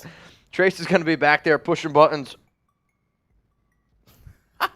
with the ball. Ray. Up. I haven't heard anything about Byron Jones. Is he still available? And what are your thoughts on him? He is still available, but no team's going to take him. I mean, He literally said he's having a hard time jumping. No, he literally said he can't run and he can't jump. After the Achilles injury, I mean, at one time, Byron Jones was one of the best cornerbacks in the NFL. When he was with the Cowboys that final year, he was elite. Like, I remember I begged the Raiders to get him. And if it wouldn't have been for that injury, he still would be an incredible player. Unfortunately for him, though, it's the Achilles tear. When you have something like that happen to you, that can zap your athletic ability. Like that. And when a player literally comes out and says, I can't jump, like, that should scare you very, very much. So here's my question to you. I got a mock draft coming up here right now on the Raiders Report. It was built this morning. I will admit, this mock draft was made before the signing, so if that tells you anything. So my question is, will the Raiders draft a quarterback in round 1? Give me a Y for yes, or I want you to type the N for no. We're going to give some shout-outs here on the Raiders Report. For those that don't know, the Raiders did sign Duke Shelley, and we're going to continue to break down that news. If you're just tuning in or what, We'll talk about it. You can use hashtag Raiders. You can super chat, get those questions, comments flowing on the show. We are trying to get to a boot today. We'll see if that ends up happening. And if you want to see Jeremy do a In-N-Out burger review, well, then we need to turn this thing into an absolute shoot show. Shit show. All right, y'all, here we go. We'll do Raiders draft QB in round 1. Let me see. AI, John Cole, Rusty Coat, all spamming those no's. Raphael, no. J Flo, no. Not a lot of yeses. Michael and Raider 58 say yes. We got defense in round 1 from J Flo. One of my OGs, El Luco Uno, spamming no. Raftman, no. Surf Life 513, spamming no. The rules on today's live show, for those that do not know, if it's your first super chat ever here on the Raiders Report, it'll pop up number 1. We take a drink for that. If you put in your super chat just the words in and out, Jeremy, he's got to take a drink to that. And if we get to, which we're about, still got quite a ways to go to get to a boot. So I don't know if we're going to tell that deal yet. But quite a bit of ways. And Jimmy Garoppolo did say that it was a fumble. Cryptocabra. In and out is good. Smash Burger is better. New Smash Burger, mac and cheeseburger, messy shit show. Do that challenge. Raiders. We actually ordered In-N-Out a week and a half ago. Okay. I saw it on the menu. I was like, I don't know. I'll tell you what. Daryl now has supplanted himself, a.k.a. Raiders Podcast, as the brand new MVP on today's show. John Borelli. When Trace going live, I got to get him back for chanting FLV. Oh, man. I mean, I'll say this. If you want John Borelli, since I would say this month, John, even like the last 2 months, John's been top 10. If you tell me right now I got to build a top 10 Raiders Report list, Borelli's in my top 10, and it's not even close. And it's not even close. Borelli, if you want, you can wait for Trace to go live again, or I can bring him in here and we can punish him. How much for a Trace boot? See, Trizzy doesn't do boots. That's my point. I would say either slaps on the face. Let me message him. We'll message Trizzy, but Borelli's starting to get into that conversation where, I mean, I'll be real with you. When podcasts, Zon, especially Ron, Wild One, and Trivan, when they have recommendations, we stop what we're doing and we make it happen. Borelli's starting to get into that conversation where I wore the John Borelli jersey yesterday, John, which I hope you saw. But we're starting to get into that conversation where if John wants something, we can make it happen. John's a guy who does a lot for this channel here. John. Everybody. Daryl. Yes, they will get a quarterback first round in and out. That's amazing, man. That's amazing. My question to you is, Daryl, a.k.a. Raiders Podcast, who do you think is the quarterback that the Raiders are going to take then? Like, do you think that they try to trade up, or do you think they wait at 7? So, John, he said $200 and he'll do a boot. Jesus. But it has to be from John Borelli. I need my dude punished. All right, Borelli, I'll make you a deal. Or he also said $50 for a slap. So if you send in $250, that's a boot and a slap. Borelli, whatever you want to do, man. I don't want to force you into anything, but we can slap him for $50. He said he would do a boot for $200. I'll tell you this right now. If Borelli sends in a $250 piece, well, $200 I guess is what it would be. What would be electric is if he did a boot, we could slap him. Right after the boot, $250. Oh, dude. I would also do a beer bong for that. Nico. Or maybe we get out the shot bun. Well, I mean, technically, I would owe one anyway. $250, yeah. I'd owe one anyway, so. So you'd be getting a beer boot by Trace, a slap, and a beer bong by Mitch. Say that again? You'd be getting a beer bong by you. Yep. A beer boot by Trace. Okay. And a slap to Trace in the face. Kind of like it. We'll see. Borelli, don't feel pressured, though. Nico Vaughn, first ever super chat. We appreciate you. And Kevin. Oh, wait, no, not Kevin. Thank you, Kevin, for your comment. But Chicano Raider, Wait, what did drink Kevin- up. Wait, go I sent back. What did Kevin say? It wasn't a super chat. I just went to it. Oh, Kevin, cheers to you. Chicano Raider, first ever super chat. I send my love and prayers for Foster. Again, the number one thing Raider Nation should do, message Foster Moreau on Twitter, Instagram, even if he never sees it. He might see it in the year. He might see it from 2 years, 3 years, 5 years from now. It's going to help him get through something difficult. If you guys could do that, please, please do that today. Take time. Message Foster. John, it's 200 for the beer boot. It's 50 for the slap. So it's 250 if you want both. Oh, boy. And if you do both, Mitch said he's going to throw in a beer bong. Yeah, we'll get wild. We'll get wild. I mean, I'll tell you this. There might be, if it even gets up to a big enough spot here, because we're still about 370 away, Borelli. If you want to hang on to that in your back pocket for a little bit, hang on to it for a little bit. I'll give you the green light. We're about, I'll be real, 120 away from 750. Once we get to 750, I got to do a beer bong anyway, okay? So if I was you, nope, doesn't matter. Oh, man. All right, somebody go get Trace. Binmo? Yeah. Yeah. Well, how about this? I'm going to do one on the house anyway for Borelli, and I'm going to give him an extra one. If you don't spam John Borelli, you can go F yourself right now. I'll tell you this. You know how I said Borelli was top 10? I'd say what Borelli has done during free agency and over the last 2 months, he is now borderline Mount Rushmore. If you gave me my top 6, Borelli's number 6. Borelli, I'll tell you this. You keep doing what you're doing, you're going to be on Mount Raider more very soon. Going to be on Mount Raider more very soon. If you guys don't already know, spam John Borelli.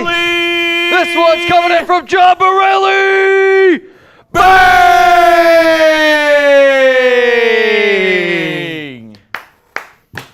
Mount Raider more is getting closer and closer and closer for Mr. John Borelli.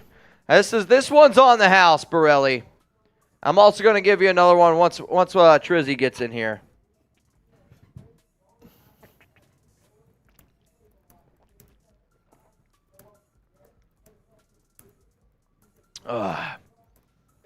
Trace is going to be a happy camper. I can't wait.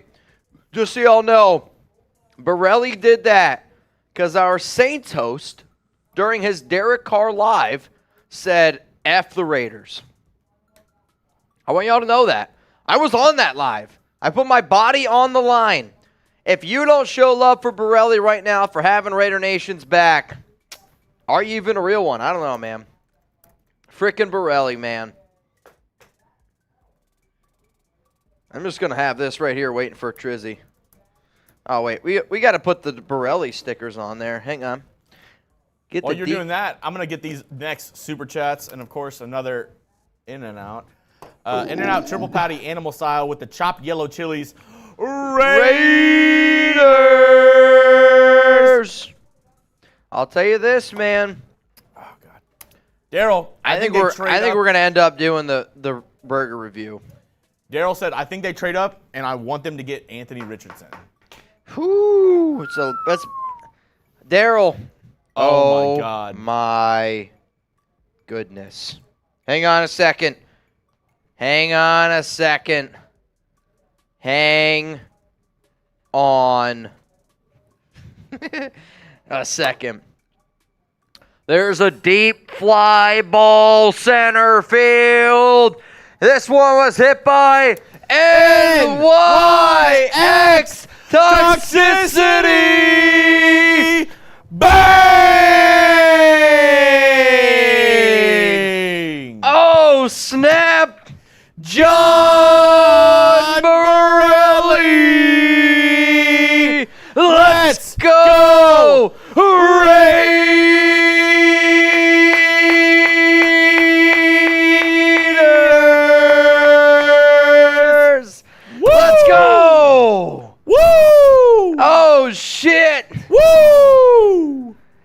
Put on your drinking pants. Woo! NYX said Woo! Borelli's not the only one having fun. Woo! Oh, man, you know what? Because what NYX just did, and because of what John Borelli did, I'm going to race Trizzy with a boot. I'm racing him. Jugs, I need you to hold down the fort for a minute. I'm going to go fill up 2 boots. If you don't show love to NYX and you don't show love to John Borelli, they just got you guys a boot race. And then we're about 150 away from Chugs doing his own boot. So it's been a hell of a start. It's been I think ask Trace what what? I think he said he wanted a Truly boot, but I'm not sure. Really? That's ballsy. I'll go out there. He said something about he wanted to make it a hog boot. I don't know. A hog boot. Little backstory: Trace went to Arkansas. Arkansas plays tonight. He wanted to do something hog. I don't know what. I'll say this then.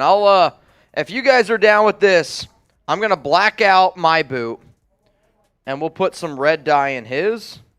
I don't know. He was like, "I'm doing a hog boot." I was like, "That sounds weird." That sounds sus. All right, guys. I'm going to go fill up these boots here for Trizzy and I. Shout out to NYX and John frickin' Borelli. All right. Donald Willett, first ever Super Chat. What are your thoughts on Stetson Bennett or the kid from Stanford? I believe his name is McKee. Well, Mitch thinks Tanner McKee is trash. Stetson Bennett, if you're looking for a late round quarterback, 6th round, 5th round, probably 6th round, I wouldn't mind it. I wouldn't mind Stetson Bennett. I think he's showed that he can, with a good team, can be a decent quarterback. Obviously took his team to back-to-back national titles, so that even with a good team, that's not nothing. So I wouldn't mind Stetson Bennett if you're looking for a 6th round quarterback. That's my opinion. But I don't know. We'll see. Mitch, little teaser, we're about to do a mock draft. Mitch is taking a quarterback in his mock draft. I'm not going to tell you when. I'm not going to tell you what round or who it is. But just know, Mitch is taking a quarterback in his mock draft. In your dream draft, who are the Raiders taking with their 2 first picks? Let me know in the comment section right now. Once again, we went live because the Raiders signed cornerback Duke Shelley. Pretty good deal, $1.3 million, 1-year deal for the former Bear and Viking.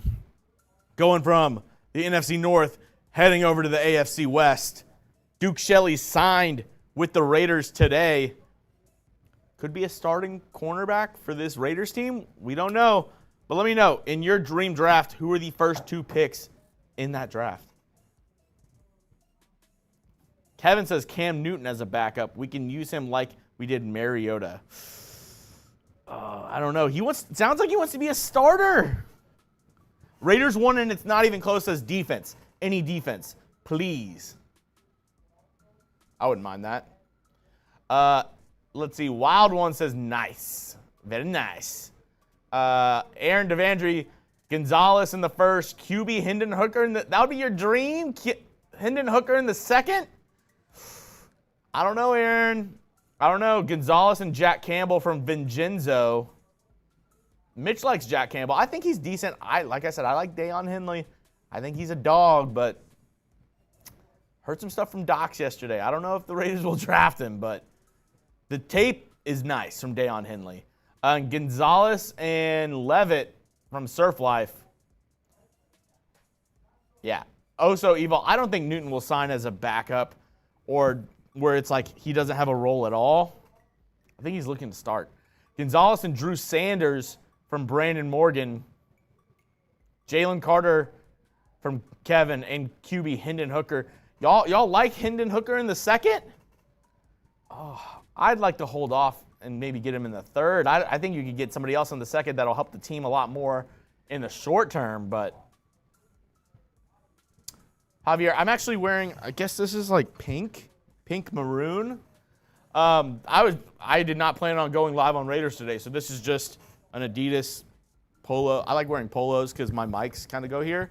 It's just a Adidas polo I have. It's more of a maroon. The color is weird because it's on it's on camera, but it's more of like a pink maroon. People say maroon. I say it's more of a dark pink. I don't know. Gonzalez and Cansey from Willie the Trucker. C.J. Stroud and Will McDonald. You'd have to trade up for C.J. Stroud. I don't know if you'll get Will McDonald in that case, because I think he's going at least in the second round.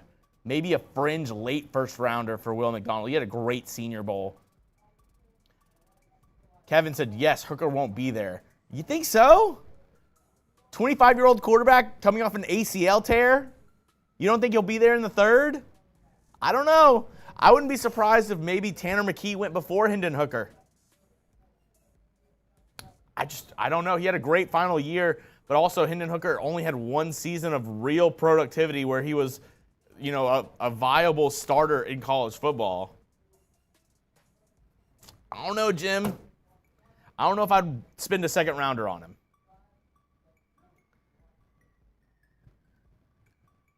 Yeah, I don't know. Oh, my goodness. You got to be shitting me. You got to be shitting me. He sent in his first super chat ever today. Yeah. We're doing a three-way boot. First super chat ever today. Three-way boot off. And this man, this legend, I'm not even a man, this legend, R. Rafterman, sending in this, you got to be shitting me. You ready? R. Rafterman, you got to be shitting me. R. Rafterman! Bang! Defense in the first 3 rounds, in and out. It's a drink for you. Chugs, let's chug a boot. Raiders!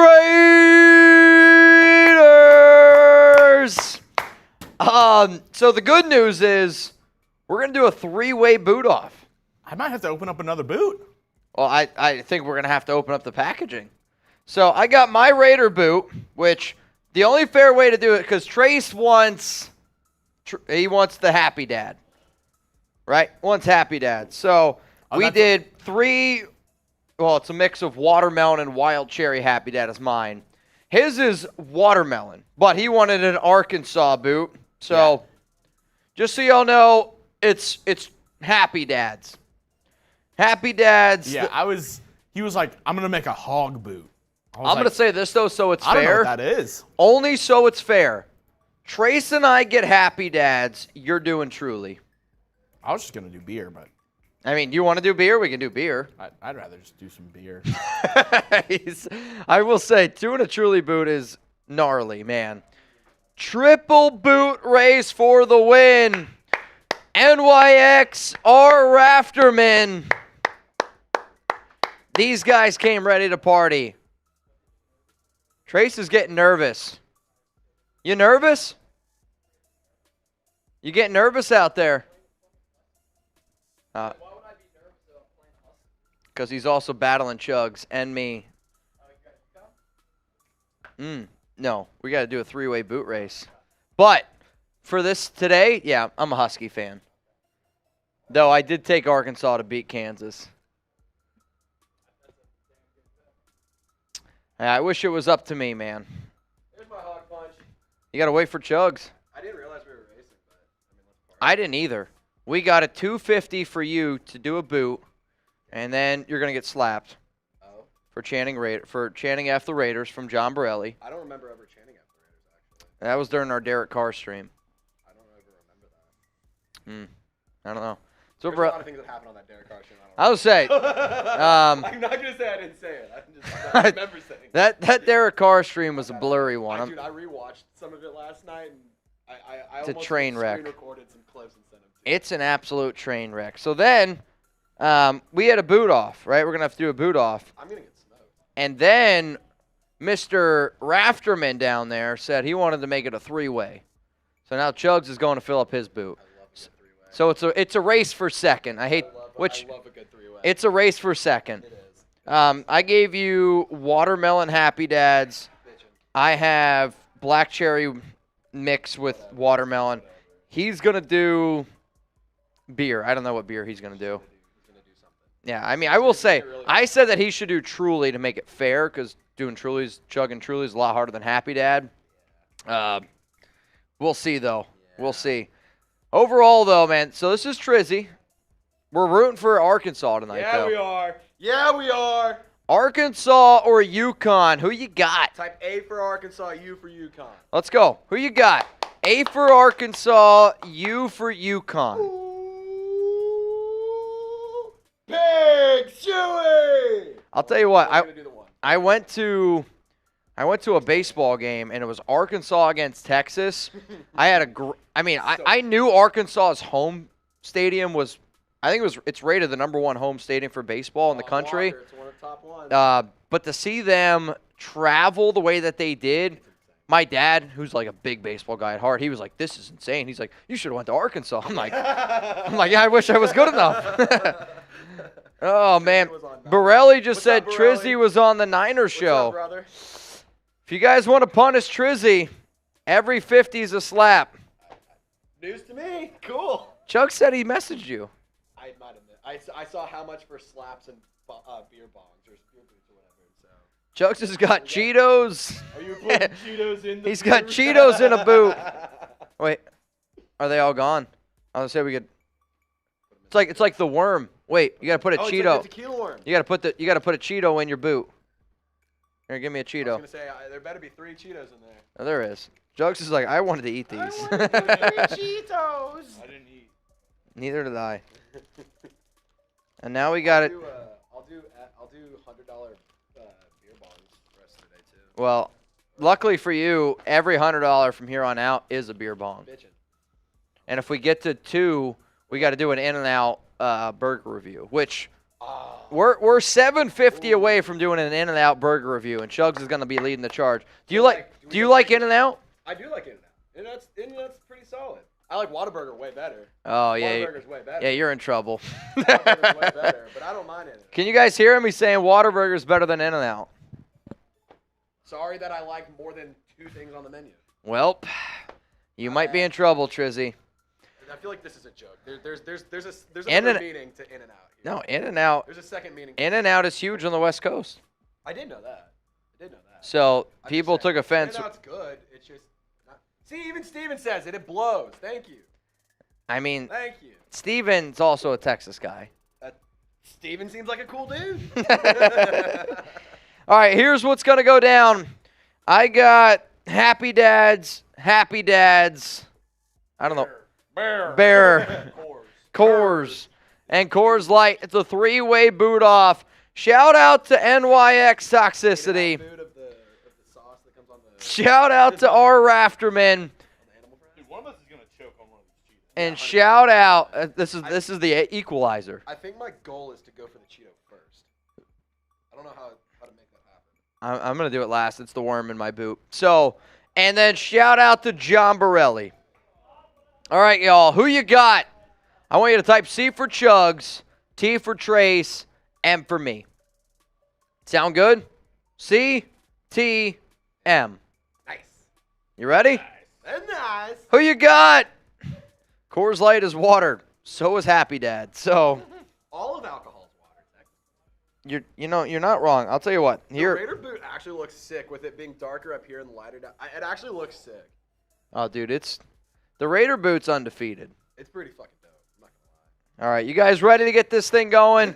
After this 3-way boot off, we told y'all we would do a mock draft, but people had some other plans. Brandon Jasper's a real one in there. I actually appreciate the 1M that I saw. I've seen mostly it. I'll tell you this, if you're typing M or T, you haven't watched this show for long. You're wrong. It's probably going to be Jeremy, and Not even that close. it's not it's not even that close. All right, here we go. 3, 2, 1, go.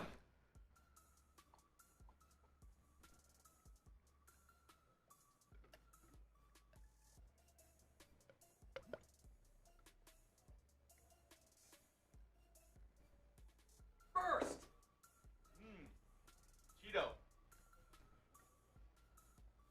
Oh, damn. Second.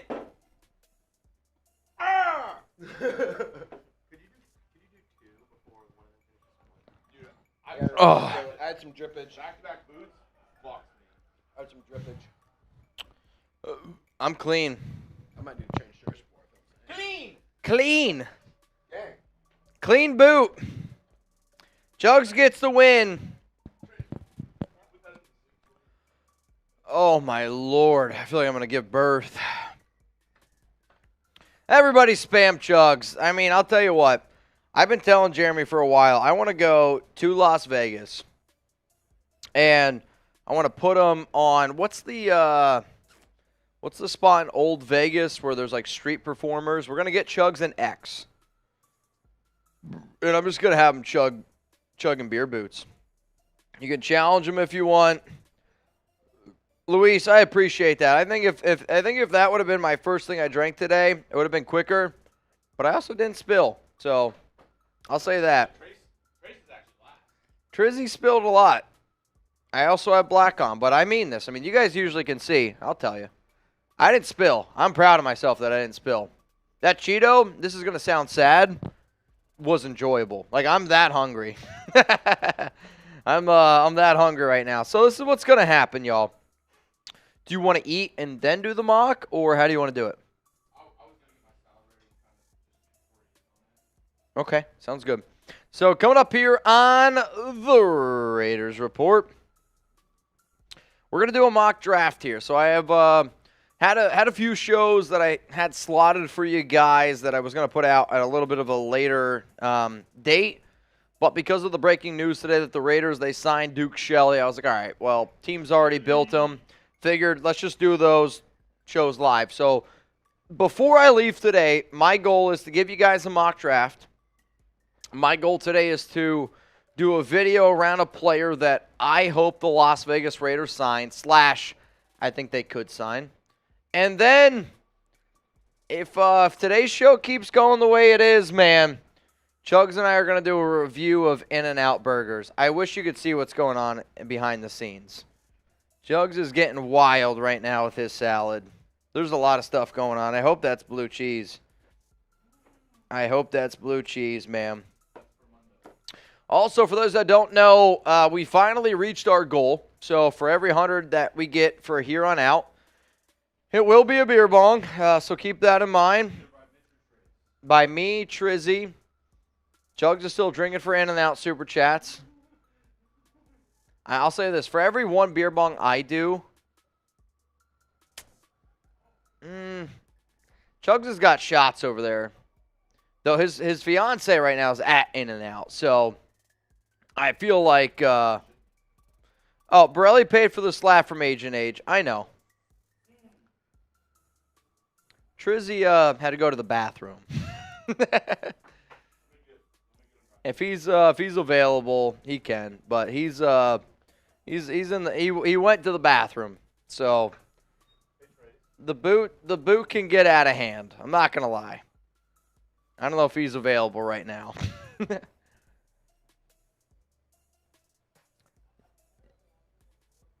Yeah. He's in the bathroom right now. Mitch, come on, my boy. Miguel, I hear you. I'll say this, though. If anybody's available, okay, like, seriously, you get an opportunity. Pour up 3 beers. You might not have a boot. It's fine. Pour up 3 beers. Chug it. Tell me how you feel. Ooh.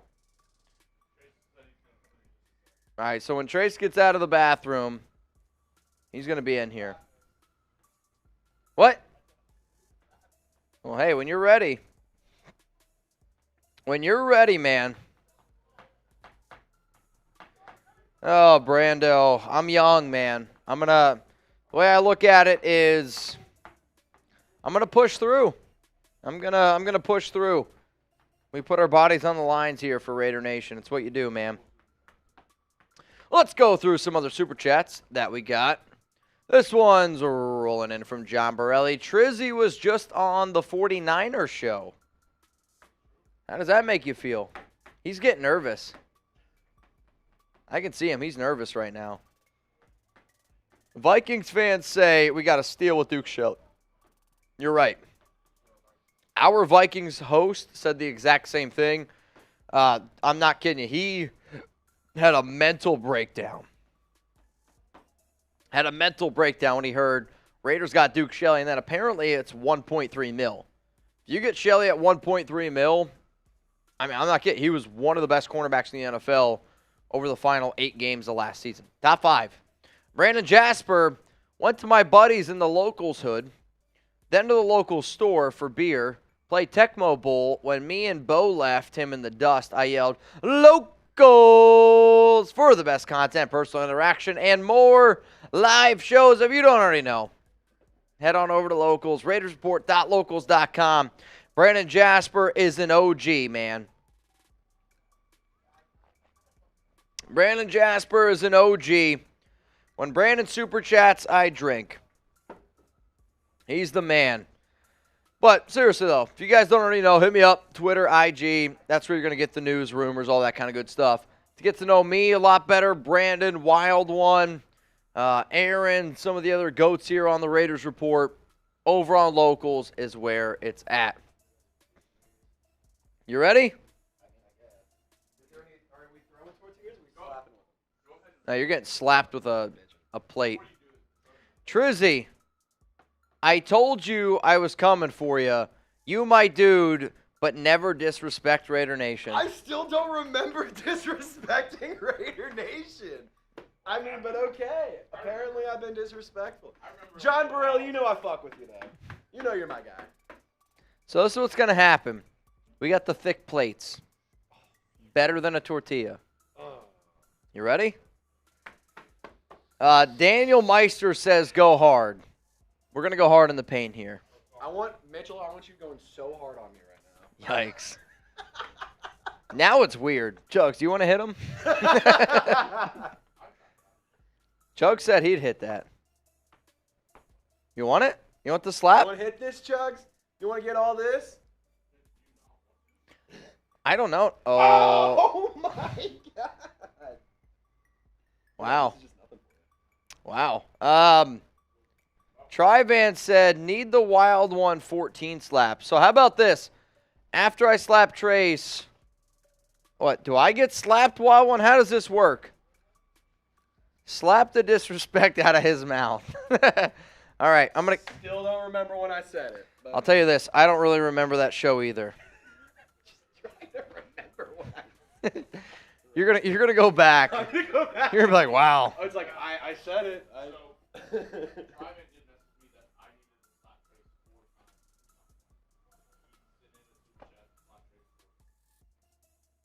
Is that what the 100 was on Tuesday?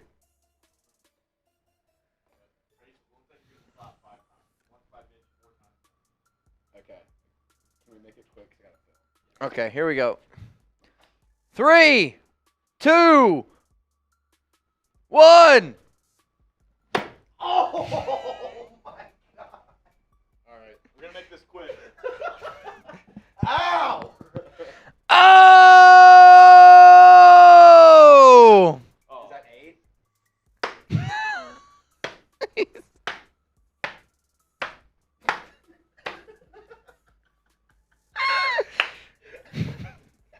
Oh my God.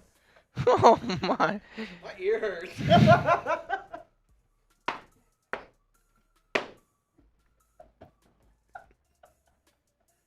I Holy, hope that's good enough for you, John. I Oh. hope that's good enough.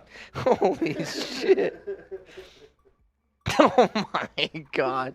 Are you alright? I'm good, man. Oh my God. I might just need to go. Trace is going to be on Saints later. He's gonna be I like, think I might need to go get a concussion test. oh my. Am I bleeding out of my ear or am I good? That's just the beer boot. Oh, it's just a Beer boot you did. Oh my. Holy shit. Oh my God. Oh Christ. I'm sorry. That made me laugh way too hard probably. Dude, that was out of a sitcom. It was just like doof, doof, doof. Oh my. Yeah, Kyle said Chugs went off. Holy shit. Also, Wow, we gotta do this mock, man. we gotta get to this mock draft. Also, we're 550 away from Jugs doing a review on In and Out. Oh, well, Trizzy's going to film, guys. One more. He's going to film. Trace, one more. Guys, he's going to film. No more slaps for Trace. Sorry. No more slaps for Trace. I did slap him extra, like 4 times. I'll do. Oh, dude, that's brutal.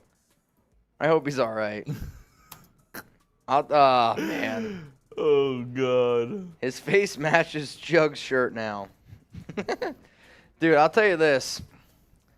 He's got a film. So, believe it or not, just what I wanted from Borelli.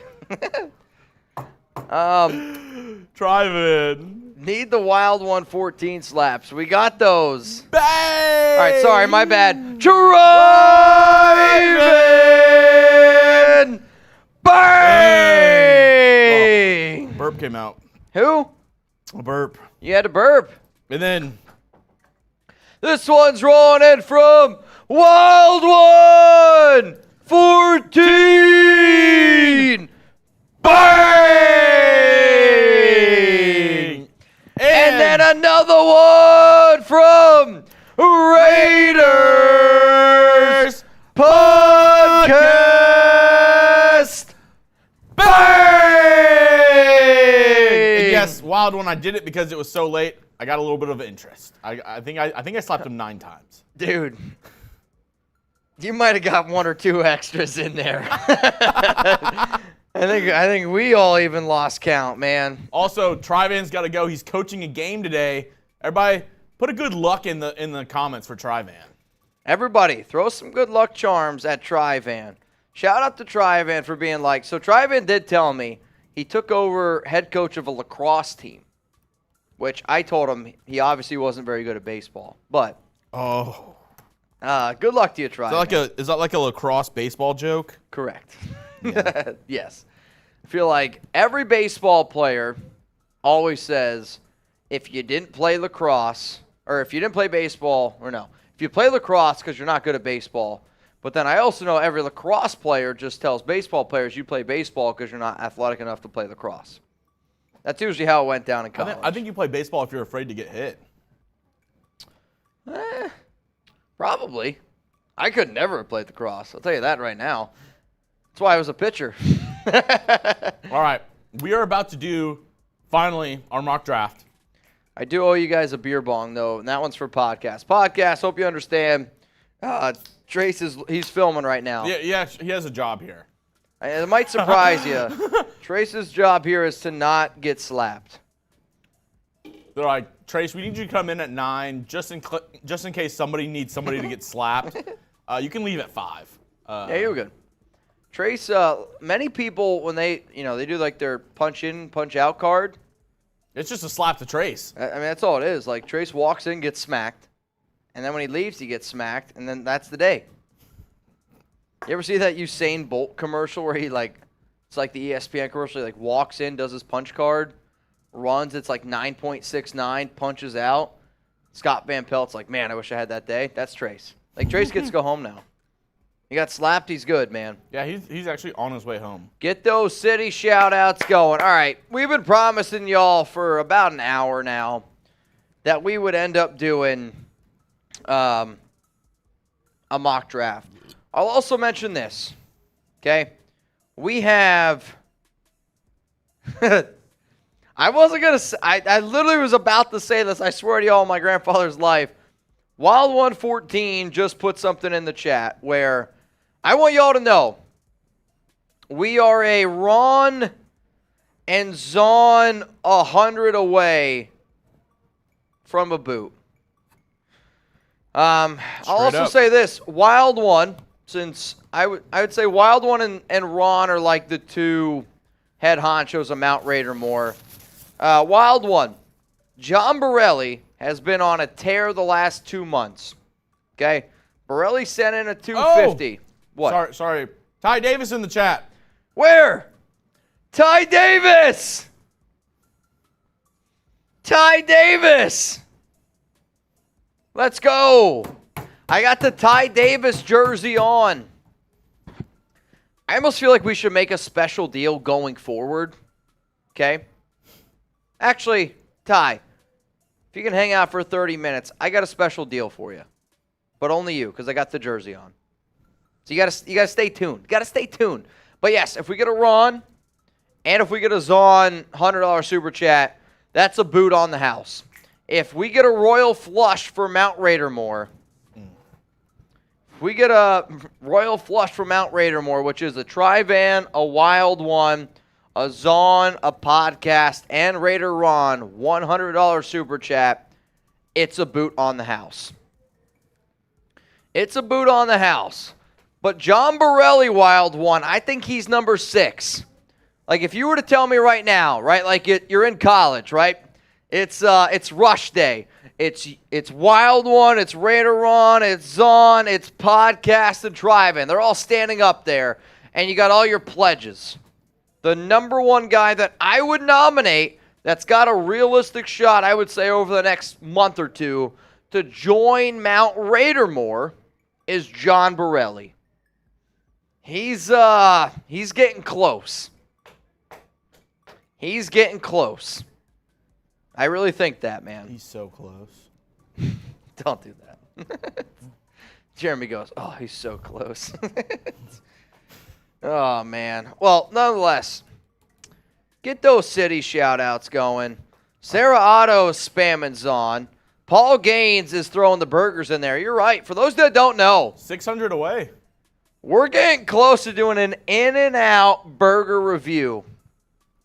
I might even just... My question to y'all is this. If you tell me right now, hey, we'll get there, I'll order it right now. Or do we wait? Or do we wait? That's the question. I said if we get, instead of doing a boot for once we get to 2K, Jeremy's been shitting on In-N-Out. I'm going to make Jeremy do an In-N-Out burger review live here on the Raiders We have the camera Report. set up over here. I'll literally just lay it all out on the table. Oh, we'll get, as long as I get a few bites. Oh, yeah. We'll get a spread. You a full spread? Brett gave me the okay, so we're going to run up a bill on In-N-Out. $120 on Really? DoorDash. Never happened before on Mitch's DoorDash. I wish. For those that don't know that inside joke, Alex spent $123 on my DoorDash the other day for Mexican food at a not-so-expensive place. Canceled that shit ASAP Rocky. Had to. We got Phil Crabtree from Vegas. What up, Phil? We are now a Ron and Zon away from another boot. So with that being said, I just got to do this. Hang on.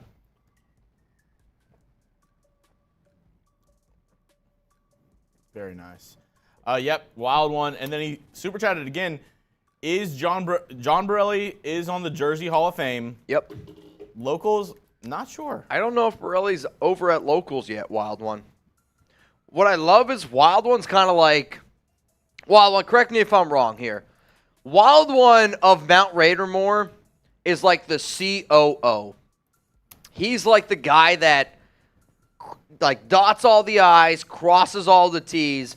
I talk to Wild One probably more than I talk to any other Raiders person out there. I mean, honestly, Wild One, we talk at least once a week. Also, Robert City, how you super chat, there's like a little rectangle with a dollar symbol by the chat. You just hit that piece. But what I respect about Wild One is Wild One, you know, he's like, all right, I'm a member, and he holds that he holds the standard very high. Where earlier on the show, I was like, you know, Chugs is great because he holds me responsible. Like, we balance each other out. Where Ron is like Trace, where it's like, if Ron was on here, he'd be like, F it, let's just, anybody's invited, let's get crazy, I want to have a good time. But Wild One's great because he's like, all right, well, you got to cross off all of these. Oh, man. We're 500 away from In-N-Out. We are 500 away, man. That's, I'll tell you this right now. I'll tell you what. Man. This show, gonna get crazy, man. This was rolling in from Killer Crew.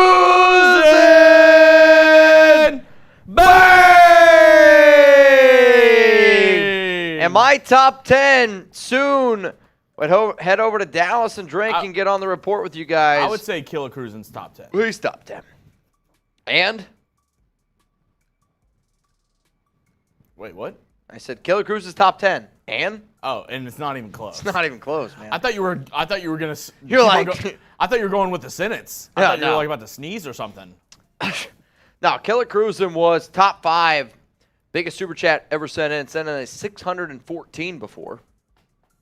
And was top 5 for a very, very long time. I believe that's how he ended up winning the boot, which is what you see in the picture there. But Mount Raider More is not just about spending money. It's about people who watch religiously. John is on locals. John is on locals, watches religiously, obviously donates to the show, but also comments. It's just like him and Killa are vying for that next spot. Ty Bones Davis is kind of creeping up there. Ty says, "How do I get on locals?" Do you have the link? You want to drop it in It's the RaidersReport.locals.com. That's how you do it. Hang on. Did I get it right? First try? Oh, I think I did. If you want to join locals, there's the link. That's the link. I mean, Brandon Jasper just told you, man. Adrian. Watching this with my cousin in California. Raiders! Steel Cage. I also owe another beer bong. So here's what I want to do, okay? What is it? I'm on locals but need a promo code to be a supporter. I don't know what that means. You don't need a promo code. I don't think you do, at least. I'll talk to the bosses. Are we really interested in D-Hop? According to the latest reports, yes, the Raiders are interested in DeAndre Hopkins. Brandon Jasper, John Borelli. Get the best content, personal interaction, more live shows at Locals. Borelli says I'm on Locals. Borelli, I'll see what we can do. And then Wild One, okay, John Borelli, I'll talk to the others. That's what I mean. That's what I love about Wild One. He's like, let me talk. I'll convene with the council. Let me just talk. All right, so this is what I want to do, Chugs. Hope you don't get mad at me. Brandon Jasper, mother effer, just sent in another super chat on John. Yo. All right, so John's killing it today. I already know what you're John saying. and Killer Cruisin are killing it. You're going to hate me. I got to pee. Yeah. I got to take a leak. All right. If You I have gotta any chance of getting through this mock draft, I got to take a checked piss. out, man. We've been drinking a lot the last week and a half. I think I've done a good job in years past keeping it together. The last week and a half, I got to pee a lot. So I'm going to go take a leak. Then we got a mock draft. The mock draft's 12 players, 60 quote graphics. It's going to be a long time. So, Chugs, take it over. All right. And I'm going to ask this kind of fun question.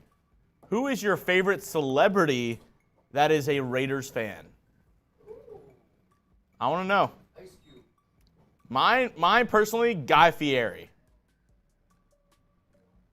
It's Guy Fieri, and it's not close. Let's see. How much more till the In-N-Out review from R. Rafterman? 500. We're 500 away from the In-N-Out review. R. Rafterman, we are 500 away from the In-N-Out review. Let's see. Ice Cube, Gorilla, Tom Hanks, Ice Cube, Guy Fieri. Tom Hanks, Joe Satriani, and it's not even close from Martin. Between Guy and Ice Cube, get your food now from Paul Gaines. We might have to order it before we do it. Allison, chug. It's saying something about the server. I don't know what that is. Santana, Ice Cube, Tom Hanks, Tiger Woods. Always up to no good. What does that mean? Jessica Alba. Did Tiger Woods just do something? John Gotti, Tiger Woods, Forrest Gump, Eazy-E, Will Ferrell? Is Will Ferrell? Bray Wyatt. The real ones know, Aaron. Bray Wyatt, a.k.a. The Fiend. He's a cool guy. Metallica, Jerry Rice. Jerry Rice is not a Raiders fan. Red Hot Chili. Dude, I love the Red Hot Chili Peppers. I love their music. One of my favorite like chill songs, or not songs, but just like chill albums, just listening to some Red Hot Chili Peppers. Standing in line to see the road tonight, another light on. There we go. By the way, I gotta say. Damian Lillard. Vicky said just got on locals. Nice. Hunter S. Thompson. Is that real, Gary? I did not know. Damian Lillard. Ice Cube. Sugar Free. Is Gladys Knight really? I didn't know half these people were Raiders fans. I don't know if y'all are messing with me.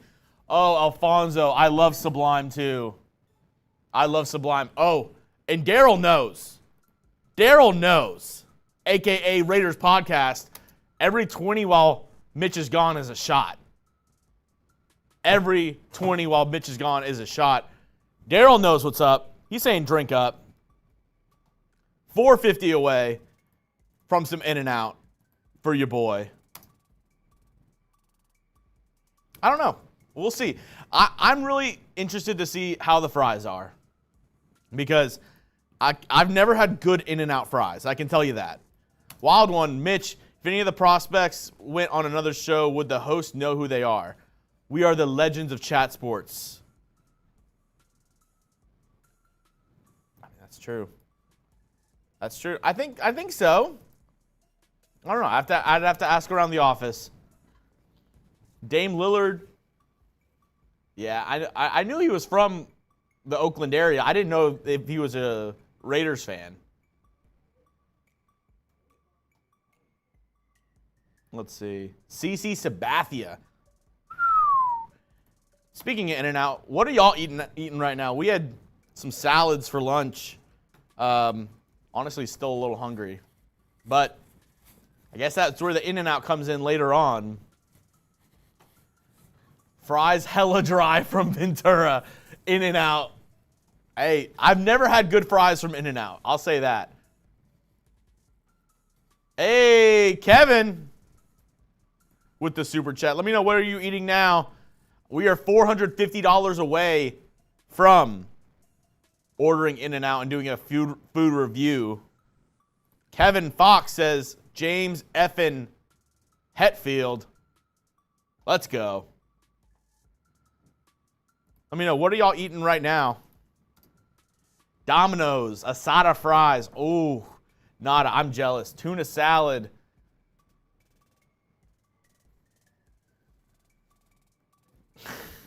Cup of noodles. Brandon Jasper. You're amazing. Shots and karaoke. Chili Peppers. Suck my kiss. Suck my kiss. I don't remember how the chorus goes. All right, suck my kiss.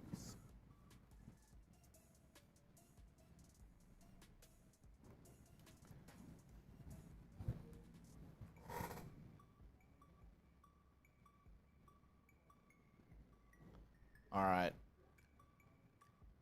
Let's see. Oh!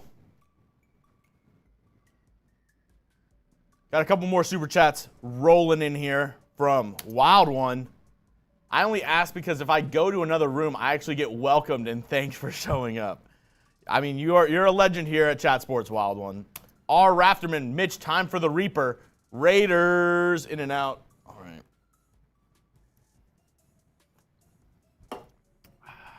Yeah, Kevin, cardboard fries from In-N-Out. That's right. Just had 5 corn dogs, but still hungry. 5 corn dogs. Damn. Taking them pieces down. Matthew says corn sideways, yogurt, granola, and banana. Killer burger up the 503 kills In-N-Out. Al Badong. I don't know if you're messing with me about that name. Some bratwurst. Latino, full English, couple of brats. Korean, ooh, Kevin Fox, that sounds bomb. Mac and cheese. 4x4, well done fries from In-N-Out. Protein style. Let me know what you're eating right now. Pozole from Geronimo. Chili under the bridge. Oh yeah, red hot chili peppers under the bridge. I like Snow. That's one of my favorite songs. I think it's such a chill song. But we did have a question. Who is Duke Shelley? Well, Duke Shelley started his career with the Chicago Bears, played with them from 2019, halfway through last season, and then joined the Vikings with 10 games left to go last season. Had one of his best years of his young NFL career, Duke Shelley did. The PFF numbers, which PFF isn't everything, but here are the numbers from PFF on Duke Shelley. 81.5 overall. A coverage grade of almost 85. Tackle and run defense decent for an outside corner, especially someone for his size, 5'9". But the thought here is, where do you play these guys? I mean, Duke Shelley, Nate Hobbs, and David Long, the three presumed top corners on the roster right now, can all play all three positions, outside corner, or I guess either outside corner or in the nickel. Where do you play these guys? I don't know if they're going to put Duke Shelley on the outside. They're going to slot him in as the slot corner, but he is 5'9". Had a pretty good year last year. We'll see. Signed him to only a $1.3 million deal, just above the vet min. I don't know. We'll see. Mitch really likes the signing. He gave it an A, especially with the contract details coming out. Bacon, egg, and toast from Tristan. Eating corn upside down. Chili with cheddar hot links. Ooh. Laugh at it. Says not all of them gonna make the roster. I think Shelley and Long make the roster. There's always that chance. You know, they didn't invest a ton in these guys. There is always that chance that one of these guys does ride the pine to start the season or is cut. But we shall see. But this is the reason why we went live early today. Duke Shelley signed by the Las Vegas Raiders. Yeah, I think Mitch might be throwing up. I don't know. Where it is, we'll have to see. He also might be getting a bite to eat because he did not have breakfast or lunch today. So he might be getting a quick bite. But we're all good. Whenever he comes back, we're going to be doing a Raiders mock draft. His newest mock draft. If you joined the show yesterday, we did a mock draft with Docs, aka Graphic. Did a mock draft. The results pretty good. Not gonna lie. Got Christian Gonzalez in the first, Kalijah Cansey in the second. A couple other really good names in there as well. It was a pretty good draft. Ooh, Raising Canes from Abel. Abel, if you get Canes, do you put hot sauce in the cane sauce? Every time I get Canes, I got to add some of the hot sauce into the cane sauce, mix it up, make it like a spicy cane sauce. So much better. Vicky says, get them animal style. They're much better. We'll see. Pissed that the Chiefs signed Drew Tranquil. Oh, did that just happen today? I've been on live, so let me check the Shefty tweets.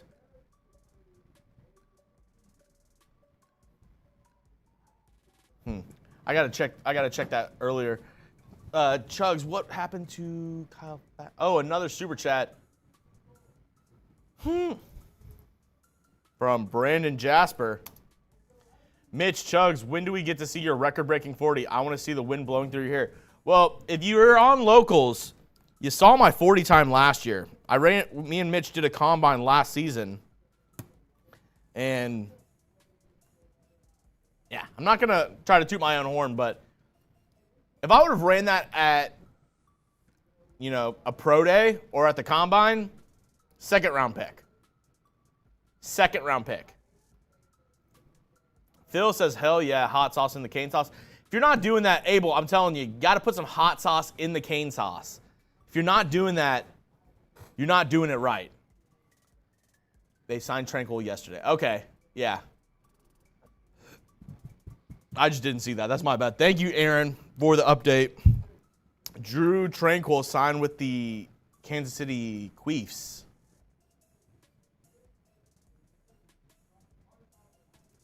Yeah, Martin, we talked about that earlier. Raiders apparently interested in DeAndre Hopkins. And we asked this earlier, and I want to know. Would you want the Raiders to trade for D-Hop? Wild one, maybe. Chugs, I meant Deontay Warwick, not Gladys Knight. We'll see. Brandon Mills says he's eating pizza rolls. Oof. Pizza rolls are always you're playing with fire, literally with pizza rolls sometimes. I feel like they're always like lava. Like I gotta wait like 10 minutes.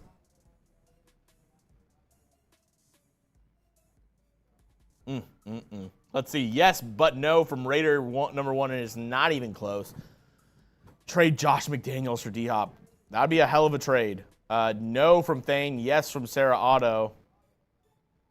No, put the money on defense from the Autumn Wind.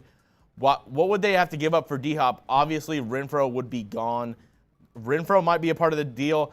And Mitch said the rumors were it might be similar to the Brandon Cooks deal, a 5th and a 6th, and maybe throw in Hunter Renfro. I don't know.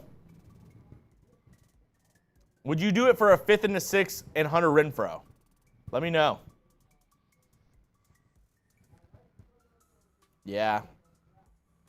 Denver's also apparently trading Jerry Jeudy as well. I don't know. I don't think they trade in division, but he's another wide receiver on the trade block, which I think we've seen a ton of wide receivers being moved. So that's kind of brought down their trade value because there are a couple options. Robert Jansen, yeah, D-Hop for a 5th and a 6th. Throw in Hunter Renfro as well because you got to get rid of some of that cap. Would you do it? Autumn Wind says yes. Hell yes from Anthony. Hell yeah from Raider J. Matthew says hell no. Why hell no? Why hell no? Let me know. I want to know. I want to know. Do you want D-Hop? Bum, ba-da, bum, ba-da-da-da-da-da. Hey, Raider Nation. Yeah, Daniel, I don't know what Denver's thinking. They're probably, obviously, they're high as hell if they're thinking they're getting a first for Jerry Jeudy. They're off their rocker if they think that they're getting a first for Jerry Jeudy. Renfro for picks if we get D-Hop for a fifth. I mean, that could be an option as well. Or you could throw Renfro in the trade. We talked about that a little bit earlier today. Yeah, Brandon Raider Nation demands it. Coffee. Bringing me back to the marching band days, Chugs. Yeah, I dabble in some high school football coverage, and one of my favorite parts about high school football is the bands. Like, the bands, whenever they're getting rocking in the middle of the game, amazing.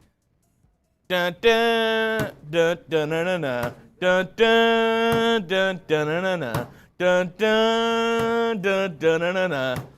Dun dun dun dun dun dun bam bam bam bam bam bam. As looks like our fearless leader has returned from his hibernation. What's up, man? Sorry, I'm gonna be real with y'all. I had to take a leak, and I also was like, I gotta eat something. Yeah, I had. I get it. I was pretty effed up. I'm not gonna lie. I mean, I'm still pretty effed up, but I'm not shitting you. we're gonna power through. We're going to power through today on the Raiders Report. So Chugs and I, we got a mock draft for y'all. And then we got a video around a player that I want the Raiders to sign. On top of that, what'd you say about Fireball? I didn't say anything. I thought you said Fireball. Man, hell of a day so far. The Las Vegas Raiders, they signed Duke Shelley. I just sent out a tweet as well, trying to illustrate some of the numbers that Jeremy and I have talked about today and saying, like, why it's actually a very good deal for the Raiders. Very, very good deal. So this is what's going to happen here, y'all. I am going to do a mock draft here for the silver and black. Hopefully y'all enjoy it. What do you got? We're also about $400 away from In-N-Out. From an In-N-Out review. Probably $350. Yeah, it's somewhere in that ballpark. We'll see. We'll see. Maybe we get there, maybe we don't. I mean, if we do, we do. We don't, we don't, man. Like it is, you know, it is what it is. Aaron DeAndre, Mitch Tranquil signed. Yeah, that was last week, bro. Di said, I think I'm a local supporters now. Di, I'll have to check it out a little bit later on today. All right. I'm going to be honest with you. We're a little bit Patrick Swayze right now. Sounds good to me. Right. Are y'all ready for the cut? Wow. That's a big ask. Really? Everyone. That's what the initiative was. God, I hate that. All right, hang on a second.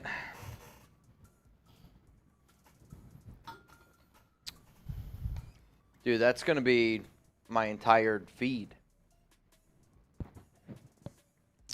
I don't know. I ain't doing that. So let's mix it up. I mean, like, that's not realistic to me. Harry did something different. This was his. Cool. I'm not doing everyone. That's... The last line is, he did that in the weigh-in. Oh, that's not what I saw, though, in his video. Maybe he just did this, but the last line basically says that. Nah, it didn't. I literally copy and pasted this list for logo. I watched the video. That's not what it said, but maybe not the weigh-in, but no, the list for logo, this is exactly what it said. I didn't change anything. Ooh, I don't know. I watched the vid. Go watch it. You can watch it right now. It's not it. That's exactly what it was in there. Yikes. All right, y'all. Also, listen to this. Brian Edwards had a visit with the Raiders today. Or not the Raiders. The Giants. Sorry. I got Raiders on my mind. Said Brian Edwards had a visit today with the Giants. So, I mean, former third-round pick. Took Darren Waller. Pretty interesting thing there. So, yeah, I would say reword that because that's just not going to happen. Ty Davis, I think I'm a local supporter. Cheers to you, man. The Magosha 11, what would the trade value be for D-Hop? And would you throw Renfro in there part of the deal?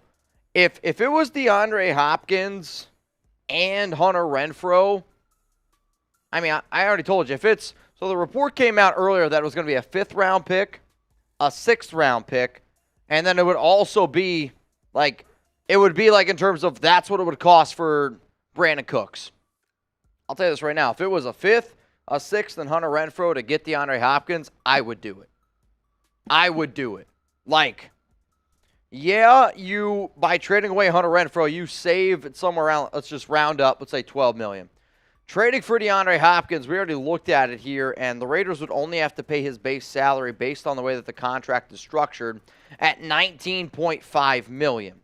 So essentially, you're looking at $7.5 million extra money that you would have to pay for DeAndre Hopkins. But if I have arguably a top 5 wide receiver with Devontae Adams, with Jacoby Myers, I mean, I don't mind the idea of it. Now, also, don't get me wrong, I would love to be able to go out and spend a lot of that money on the defensive side of the football, but It is what it is. No, I ain't doing it. So, our Raftermen, few shots for Mitch. Remember, in and out. Oh, boy. Shout out to our Raftermen. I'll say it, but I don't like it. 2 firsts, 2 seconds, and a third. Hunter Renfrow and Amik Jimmy G for the number 2 overall pick. Jimmy reunite with DeMarco Ryans, and Will Levis sit behind him for a year or two and sign an offensive caller. Hey, I mean, 2 firsts, 2 seconds, and a third for Hunter Renfrow and Amik Robertson, Jimmy G for the number 2 overall pick.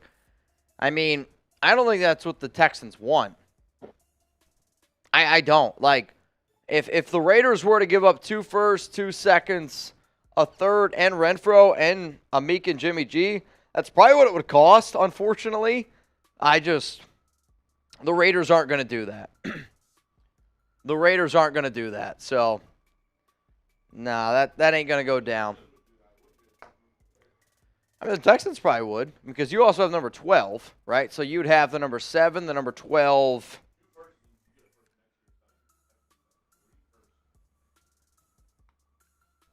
Oh, boy. All right, man. All right, let's get into this cut here around the mock draft. Cool. Yeah, I'll do that. So this is what's going to happen here on today's show. We're going to get into a Raiders mock draft. And I hope you all are ready, because I will admit, I made this mock draft before I did today's live show. Before the news around the Raiders signing Duke Shelley, I made this mock, which maybe it doesn't change all that much, and it might not, honestly. But I do want that to be known out there for everyone who's watching this live show. To the 700 people tuned in right now, it's not just going to be a drinking palooza. It's going to be, we got 2 more shows on tap for y'all. So I hope that you guys know that. And then we'll continue to ride out from where we are currently right now. So when Jeremy gives me the okay, we are going to get in to today's show for this mock draft. Jeremy gave me the okay. Let me get a sip of water.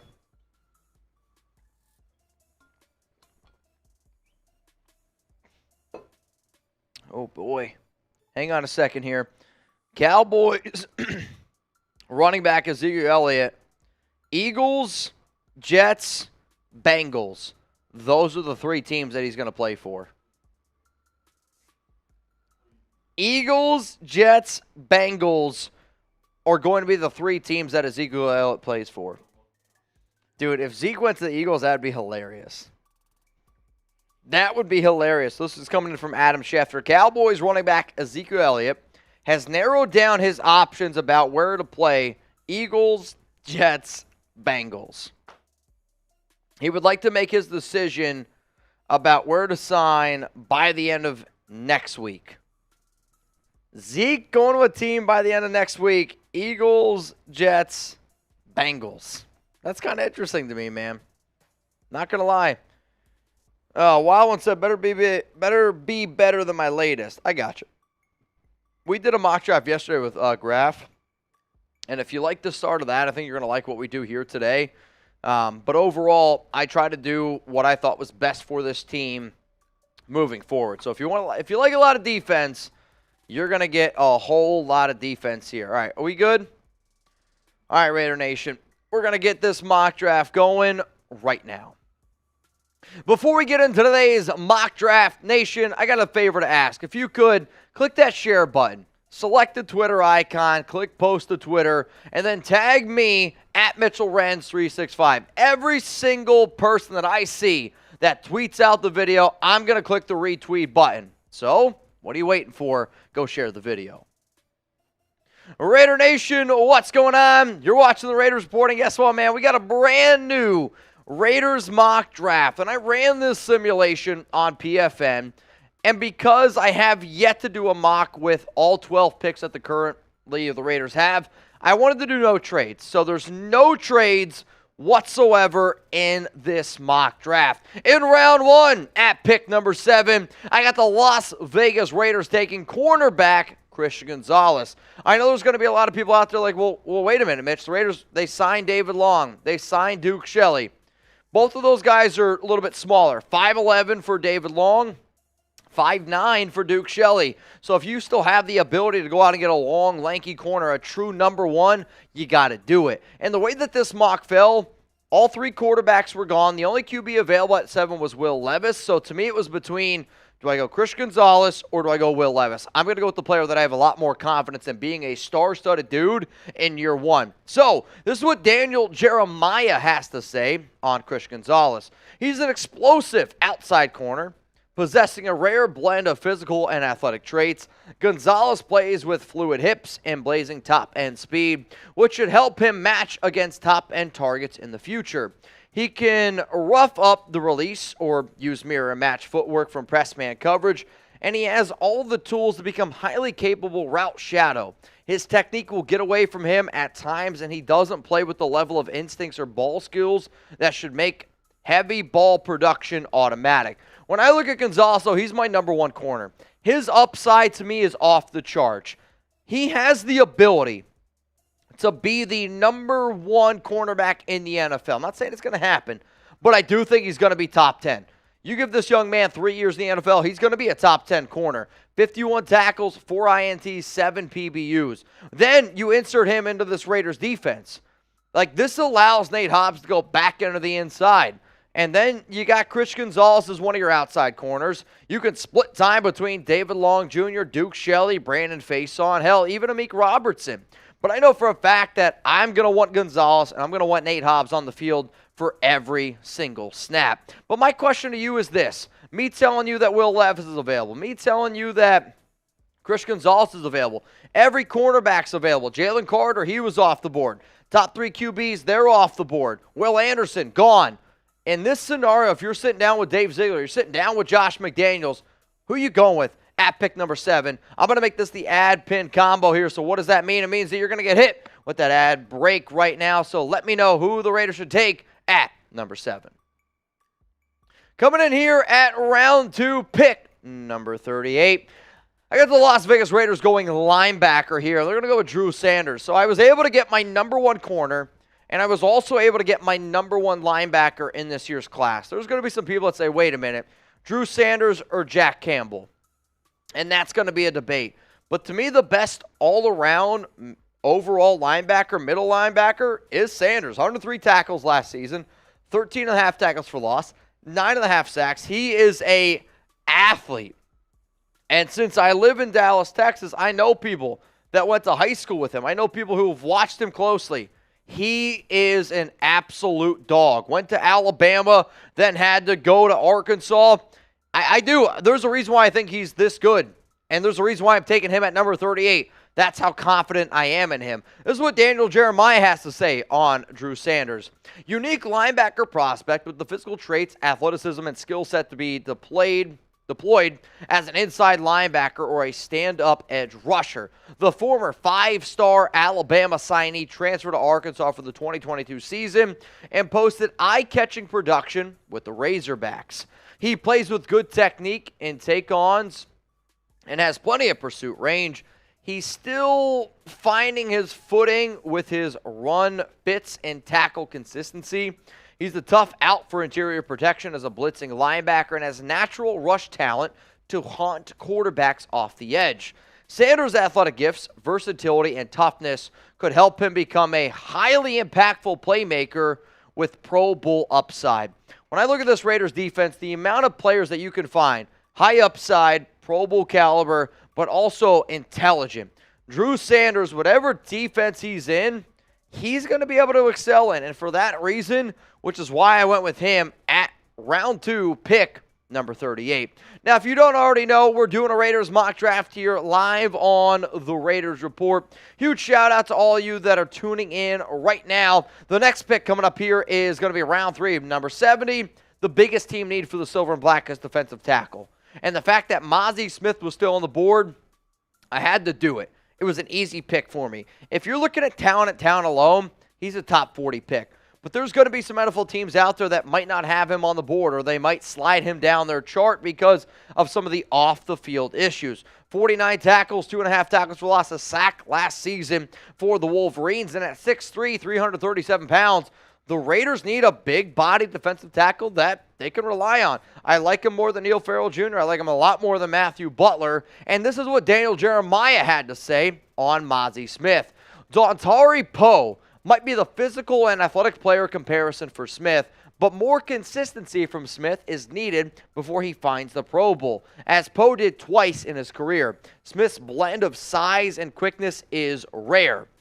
He can punch and control a base, block with relative ease. However, he struggles to match the initial movement of move blockers, which diminishes his effectiveness. He has space-eating potential, but needs to become more consistent at taking on double teams and securing his gap.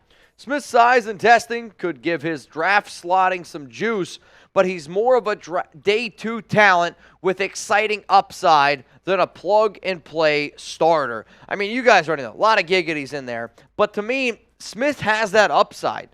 If the Raiders want to go cheap in free agency and not address their defensive tackle need, at the time I'm making this video, then so be it. But you still have to be able to address it in the draft. Would I love to get a high defensive tackle early on? I would. But to me, Kalijah Cansey, gone. Jalen Carter, I don't know if the Raiders are going to take him. I think they take Christian Gonzalez anyway. So to me, the way that I build it is I got a cornerback, I got a linebacker, and I got a defensive tackle. 3 players that I believe will start for the Raiders over the next 3, 4, 5 seasons. So if you guys haven't already, if you want to subscribe to our draft channel here at Chat Sports, I want to know, are you subbed? If you are, spam Real1 for life. So this is what I want you to do. Take a second. Go to youtube.com/chatNFL. Link's going to be available for you guys in the comments and in the description of today's video. If you're like, Mitch, why would I subscribe over there? I'm a Raider fan. It's for more draft content. That's just my God honest truth. So we already released a video, and a 2023 NFL mock draft with round 1 and round 2 picks. You can check that out. We also have another video over there of just a brand new mock draft released by Tom Downey. He was our top NFL draft guy here. If you're just in this business where you're like, all right, man, I got to learn more about NFL draft prospects. I got to learn more about some of these players that potentially the silver and black could take at 7, or potentially the players could take if the Raiders were to trade back. This is the place that you need to go. I take a lot of pride in learning my stuff about the Raiders. Our draft channel takes a lot of pride in learning about the draft, so I think you will too. Let's go to the other pick here, round 3, pick 100, which was got in the Darren Waller trade, and I'm going to go with Jair Brown. At this current moment, he was the top safety available. I've spoke to a few of my college football friends who live in New Jersey and say, this kid's the real deal. From Trenton, New Jersey, 74 tackles last season for the Nittany Lions, 4.5 sacks, 4 picks, 4 PBUs. The reason why he was my pick, he was the top safety left available on the board, and I was looking at this draft saying, I'm going to take defense, and a little bit more defense. Jeremiah on Brown said, a versatile defensive back, there's that V word again, who has shown the ability to line up over the slot, play as a down safety, and patrol the outfield as a cover 1 safety ready to read and range. The lack of speed and explosiveness Brown showed at the NFL Scouting Combine won't help his draft stock, but he's a fiery run defender and plays with undeniable coverage instincts. He has an excellent motor that fuels him throughout the game as well. He needs to play with a little bit more discipline, or veteran quarterbacks and play callers will bait him into mistakes. What I saw there was versatility. I'm also a Penn State guy. I watch a lot of Penn State football. He's a damn good, strong safety. And if you put him back there where, let's say you put Marcus Epps up into the box, you drop Jair Brown back, strong safety, and then you got Trevon Merrick, that's a really good young safety core that I do think the Raiders team could use. Let's go now to round 4, pick 109. This guy continues to rise up draft boards, and I'll be real with you. I don't think he's going to be available here in round 4, pick 109, but I'm going to go with DeMarvion Overshow. The more and more tape I watch on this young man, the more and more I start to love him. Over on locals, dude, we were taking him at pick 70. Like, real talk. 95 tackles, 10 tackles for loss, 4 sacks, 5 PBUs. You like versatility? I mean, that's why I love this young man. He is still just learning the linebacker position. And when you're at 6'4", 224, you have the athletic traits that he has, sky's the limit here. Daniel Jeremiah on Overshown said, former safety turned linebacker who has slowly but surely improved his feet and recognition over the last 3 seasons. Whether playing inside or outside, Overshown will need to get stronger and more effective at taking on blockers and tackling with security. His tape shows much improved key reading and play recognition, which could prove critical in allowing him to play at a consistently faster pace to the football. Overshown could struggle to hold up to the downhill running attacks, but his instincts and blitz talent create a potential opportunity for him as a nickel-dime linebacker. If you've watched this show before, you know that I believe that Patrick Graham could go with a nickel-dime package, and it could happen very often. So if you're able to put 2 linebackers out on the field, and one of those guys is able to be Overshown, I really do think that this would be a great fit for the Silver and Black. Let's go here to round 5, pick 141. Remember, the Raiders got 12 picks in total, and this is a pick that I do think a lot of y'all are ultimately going to like. It's Mekhi Gardner, and I took him, man, probably like 3 months ago in a mock draft. If you're looking for an athlete, it's Gardner. Like, he is an insane athlete. 6'2", almost 220, runs like a deer, 5-star athlete coming out of high school, 43 tackles at LSU, 1.5 tackles for loss, no picks, 8 PBUs. The video that he had that went kind of viral during the scouting combine is he actually, when he was running this 40-yard dash, ran out of bounds, so like they had to stop the clock. I've heard from some people, awareness is a little bit of an issue for him, but you want upside at this point of the draft? I got Christian Gonzalez already. I'm willing to take in round 5, since I have 3 fifth-round picks, a little bit of upside. So Gardner is a big, long corner with a jarring press. However, he's missing the footwork and body control to phase and match NFL routes that force him to change direction. He's a handful when he's in position to challenge the throw, but teams might need to plug him into a cover 2 scheme or try him at safety where he can help support the run and cover tight ends.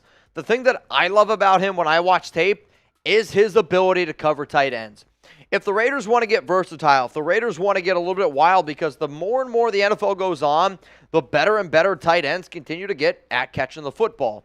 If Gardner, not saying year 1's going to be able to line up against Travis Kelce, but I don't know how many more years Kelce has. If I believe that Gardner, who is 6'2", basically 220, and runs the way that he does, and I'm going to use a basketball term here because one of my really good buddies who I trust for film breakdown told me, if I was an NFL scout and if I was an NFL defensive coordinator, I would use a box and 1 with Mekhi Gardner on a tight end, because that's how good he is, where if you give him an assignment, he's going to crush it. When you start asking him to do other things where he's got to use his mind a little bit more is where he's going to struggle. You line him up mano-a-mano with a lot of tight ends, he's going to have success. And if that's the way that the Raiders want to roll, I'm ready to rock and roll. Now, remember, y'all, you can always interact with me on social media at Mitchell Renz 365. Also, we're over on Locals at RaidersReport.locals.com. News, personal life, meet more diehard Raider fans. That's how I would explain all the places to be able to interact with me. Let's go to round 5, pick 144. I'm going to go with the tight end here, and he was the best tight end available. I was praying that Zach Kuntz was going to be available, because for those who don't know, you know that I love that guy. But Luke Schoonmaker, 6'6", 250, he's a hell of an athlete. Has he dealt with some injuries? No doubt about it, the Wolverines. Also, the Michigan, they're a run-first team. And we'll see how the Raiders decide to use their linebacker group, or tight end group. But I do think that this is going to be a run-first team, mixing a little bit with some pass as well with Jimmy Garoppolo. But if Schoonmaker was the 3rd tight end, maybe the 2nd next to O.J. Howard and Austin Hooper, I think that role fits him really well. He's a versatile combination tight end, capable of performing at a variety of tasks in 1, 2, or 3 tight end sets. Schoonmaker steps foot on the field, ready for action as a run blocker, and does a nice job of competing in the entry and sustained phases of the block. He will need to add more muscle and play strength, but already has a feel for creating run lanes angles with his footwork. He has the athletic talent to run a slightly expanded route tree, but he needs to do a better job of competing aggressively for catch space and meeting throws with extended hands. So to me, this is your tight end 2. Like, if you're able to find a tight end 2 in round 5 that can do all the things that Schoonmaker's able to do, you're going to feel pretty confident about it. Are the injuries a scare? Of course. But I do know that the upside is there, and when I'm a Raiders team and I got 12 draft picks, that's what I'm going to do. I'm going to look for upside, especially when I went out and I signed 2 other free agents at tight end, and I also re-signed Jasper Horsted.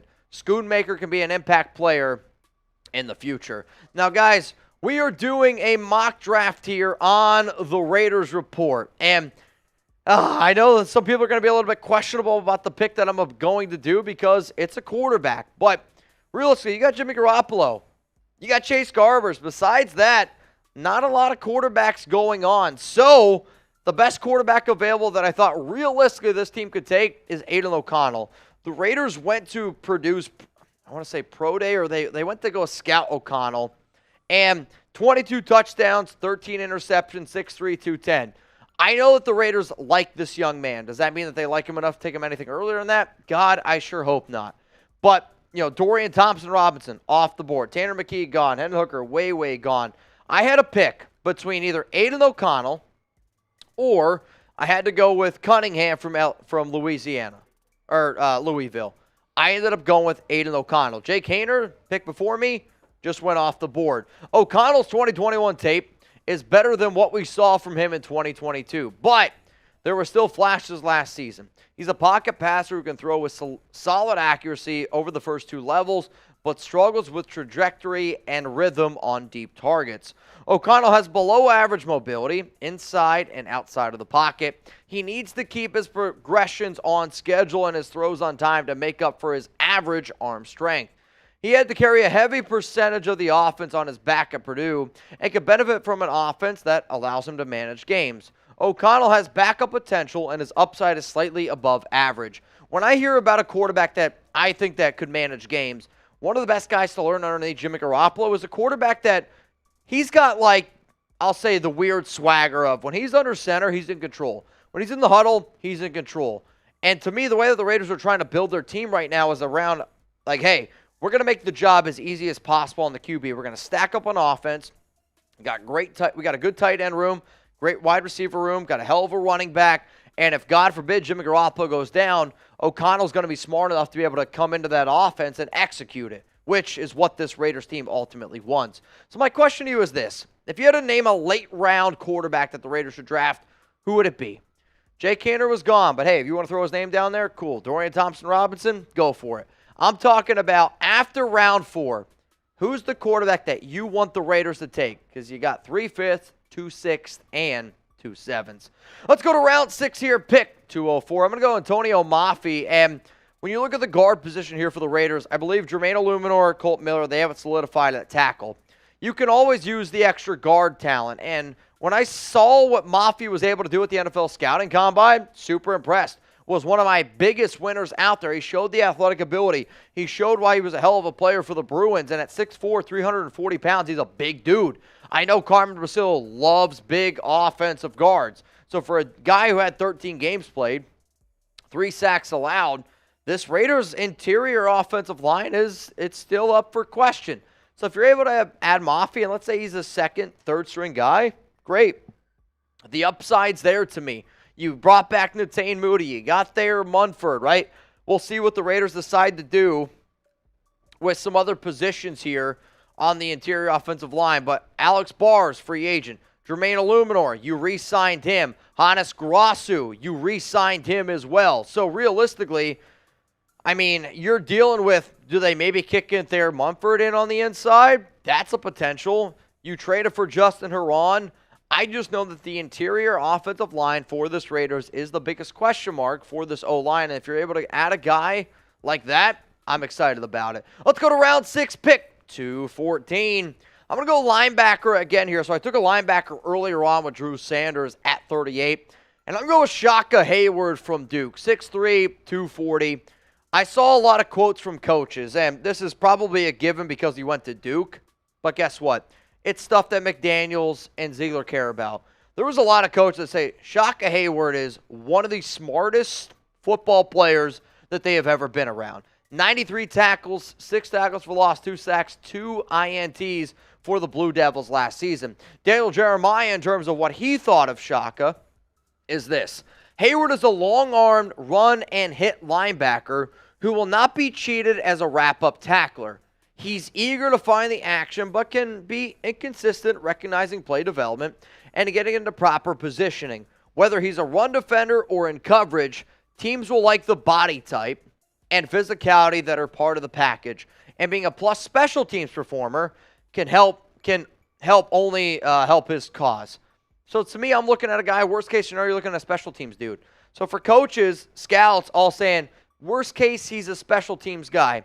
Very smart player, but he's long, he's versatile, and he's better in man coverage. That's what this Raiders defense is going to look like. So to me, if I'm able to get a good special teams guy in round 6, 214, sign me up for it. Let's now go to round 7 at pick 220. We got 2 picks left here. Jalen Redmond out of Oklahoma, an undersized offensive tackle at 6'3", 300 pounds basically. However, versatility. 23 tackles last season for the Sooners, 10 tackles for loss, 4 sacks, 4 PBUs. He's NFL scouting combine testing was outstanding. So he's a really good athlete, and he was able to impress a lot of people for what he did at the combine. Daniel Jeremiah had this to say. As he displayed quickness and explosiveness that doesn't always show up on his college tape, he possesses plenty of toughness but moves on heavy feet. His lack of bend makes him a linear mover with limited playmaking potential. While he might not fill up an NFL stat sheet, he does have the base strength for consideration as a rotational 4-3 nose tackle with some block-eating elements to his game. So I hear he's a tough guy. Sure, his footwork might not be the best. Put him in the weight room, add a few extra pounds to him. He was tested so well at the combine that in round 7, I'll take the risk at a big-time Raiders need. The final pick here in my Raiders mock draft at 231, Jartavius Martin. And I like Martin a lot. At 6 foot, 195, 64 tackles, 3 INTs, 11 PBUs, 2 forced fumbles last season for the Illini. And at this point, I'm looking for versatility at safety, nickelback corner. All of those things fit into that. So, what is Martin? He's a versatile cornerback and safety prospect with the size and physical talent to play nickelback or align as a deep safety. A buttery smooth hip swivel allows him to glide and transition effectively from his pedal, but he has just average route recognition to stay connected to clever route runners. Martin's speed and explosiveness at the NFL Scouting Combine was eye-catching, but he needs to play consistently to that speed on the field. A team will need to decide where to play him, but he has the potential to become an early contributor and starter further down the road. So I hear potential corner, probably safety, but with his athleticism from the Combine, a potential special teams player. And if you're in the round 7, I'm looking for impact special teams guys. So this was my Raiders mock draft. I took Chris Gonzalez in round 1, Drew Sanders in round 2, Mozzie Smith in round 3, Jair Brown in round 3. Also, DeMarvion Overshow in round 4. My round 5 picks were Mekhi Gardner, Luke Schoonmaker, Aiden O'Connell, Antonio Maffei, Shaka Hayward, Jalen Redmond, and then Jartavius Martin. I want to know now from the nation who's tuned in right now, how would you grade it? Don't go easy on me. That's what she said. A, B, C, D, or F. Let me know. I feel like I addressed the defense very, very well. And if the Raiders were to come out with this grade, this draft, I know I'd feel pretty good about it. Before I give you my grade for those of you watching live, let me know now, right now, what the grade you would give me. Obviously, I'm a little bit more, this is my mock draft, but I'll tell you this. This is an A mock draft. The amount of talent that you were able to add on defense, I love it. I really, really do. Like, yeah, you didn't get the high quarterback, but to me, the Raiders aren't going to take a quarterback high. I decided not to trade back. I did get a few amazing trades early on, but I told myself, hey, no matter what, I'm not going to trade up. I'm not going to trade back. No trade. Sergio Orozco, give me a C. Fair enough. Savage Behaviors, type in B. The Vance Nagy Show, A-. Ty Bud, 760, type in B. Who are tackle from Wild One? It's Jermaine Illuminor. You have Jermaine Illuminor, Colt Miller, Brandon Parker, Justin Herron. Thayer Munford potentially also. Like, you already have 5 tackles on your roster. Jermaine Illuminor is going to be the starting offensive tackle. Locked and loaded. The reason why he signed his contract, he literally told me, the reason why he signed his contract is because he's going to be the offensive tackle for the Raiders.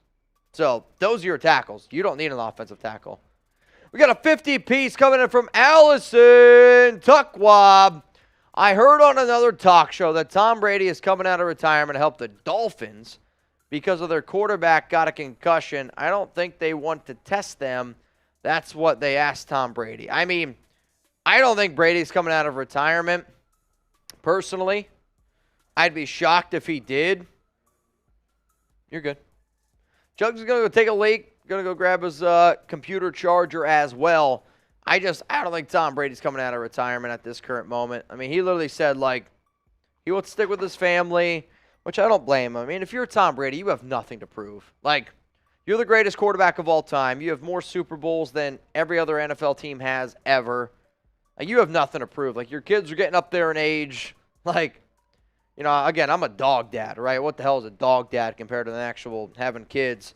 But I know this for a fact where if my wife left me and if my kids were like, hey, we want you to be a bigger part of our lives, if Chuck told me with his mouth, hey, Dad, I want you to be a bigger part of my life, and I already went down in history as the greatest Raiders host of all time and I had all the money in the bank to ever live on, like, I love you guys to death, but if I gave y'all 22, 23 years of this shit, I would go spend time with my family, and I think a lot of y'all would do the exact same thing, right? Like, Tom Brady's got 10 years, $367, $57 million waiting for him when he joins Fox. So, like, I don't blame Tom Brady. I don't think Brady's coming back. He will make more money being a host. And it's crazy to me. I mean, there's hope. I hope that there's one day, 10 years down the road, 5 years down the road, 20 years down the road, that I sign a contract like Tom Brady did, right? Like, the amount of hours I put in every day is for that, to change your family's lives. I think we all do every single day. You do what you do every day to change your family's lives. That's why, at least, that's why I do what I do. All right, Sean's going to go with a B-. Fayaz going to go with a C+. Vincenzo, bye-bye, Tom Brady. Brady, AARP. Hey, man, AARP making $37.5 million per year. Shit, I wish I was making that type of money. I know this. I told Jeremy this the other day. I said, if I ever get, like, that type of payday, I'm going to find a YouTube channel just like this because I know how much it means to me. And I'm going to be like the Wild 114. I'm going to be the David Zahn. I'm going to be the Raider Ron Tri-Van Raiders podcast. That's what I'm going to do. Martin says Fox is an easier job. Maybe. It might be. Like, it's definitely less hours. It's definitely less hours. I'll tell you this, though, and I always tell people this, because the amount of trolls you get on social media, like, anybody can do what you do. That's fine. If anybody can do what you do in terms of sitting in front of an audience, occupying an audience, having a good time, and then talking intelligently about football, go for it. It's not that easy. Now, you don't always have to agree with me, and I don't want you to always agree with me. It's kind of boring when you all do. But I want to be able to have real-life conversations, and that's what I love doing here. And I think that's not an easy thing to be able to accomplish. Frank says, just tuning in on my lunch break, what did I miss? You missed the fact that the Las Vegas Raiders, they signed a cornerback today. His name, Duke Shelley. And I love me some Duke Shelley. And you want to see some cool freaking stats on Duke Shelley? I put some out on Twitter. Listen to these. Ready? In 2022, Duke Shelley, 86.4 PFF coverage grade, third in the NFL. 84.5 PFF man coverage grade, second in the NFL. A 59.6 quarterback rating, sixth in the NFL. I'm telling you right now, Duke Shelley is a dog. He's a dog. Good player. I'm telling you right now. That's why we're live. We're live here on the Raiders Report because the Raiders, they signed Duke Shelley. I do still have one more segment that I got to get to here on today's episode. But for those of you that are just tuning in, So Jeremy has been talking shit about In-N-Out for a long time. My deals are this. If you're a first-time Super Chatter, every time we will take a drink. Every $100 Super Chat we get on today's show will be a beer bong. And for every single Super Chat, new, old, doesn't matter, that has the words In-N-Out in it, is a drink. We are 300 away from Jeremy and I ordering In-N-Out. And we're going to do an In-N-Out review live here on the Raiders Report. Will we get there? If somebody sends in the last 300, they choose what we get. So Jeremy just said if somebody sent in the last 300, you choose what we get. But I don't know if it's available on DoorDash.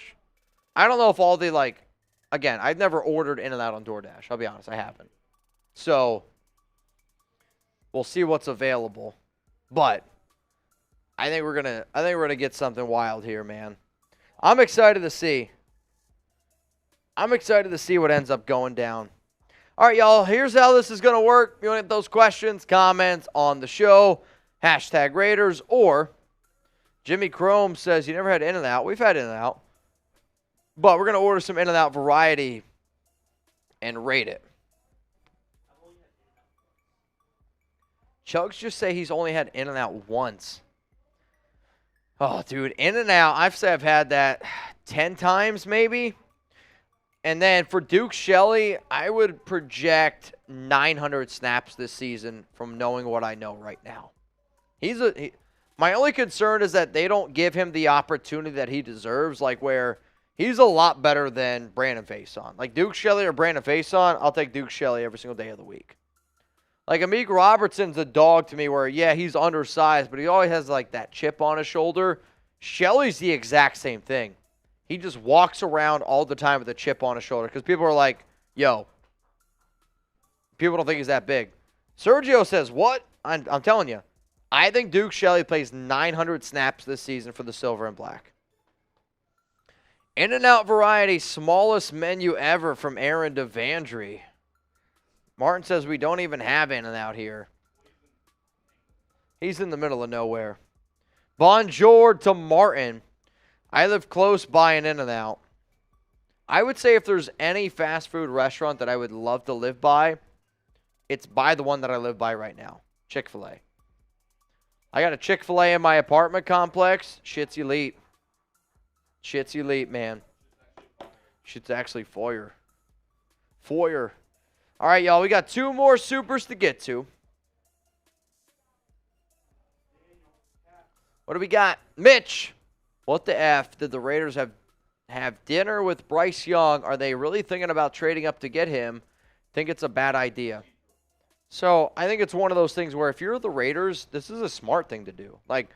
This is exactly what every NFL team that could potentially take a quarterback should do. You go to the C.J. Stroud quarterback.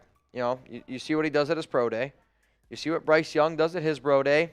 You absolutely take him out to dinner.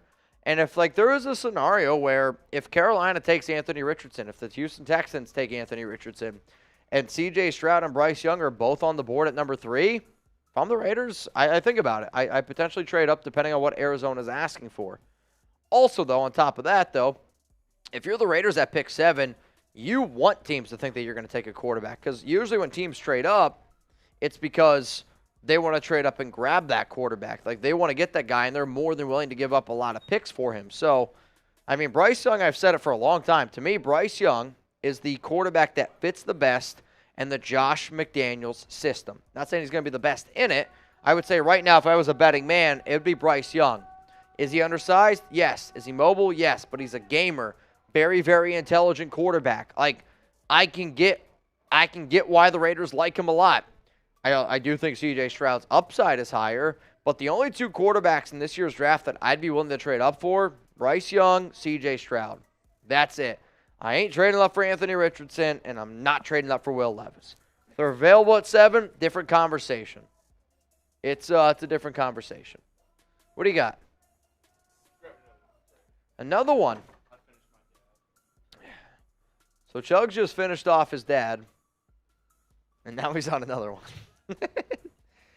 Oh, man. To the 650 people watching, cheers to you, man. Which draft simulator are you using, PFN or PFF? PFN. I hate PFF. I think PFF draft content is terrible. I don't know who does it. I don't know why they do it. I don't know why PFF hasn't fired them. But PFF's draft content is terrible. Like,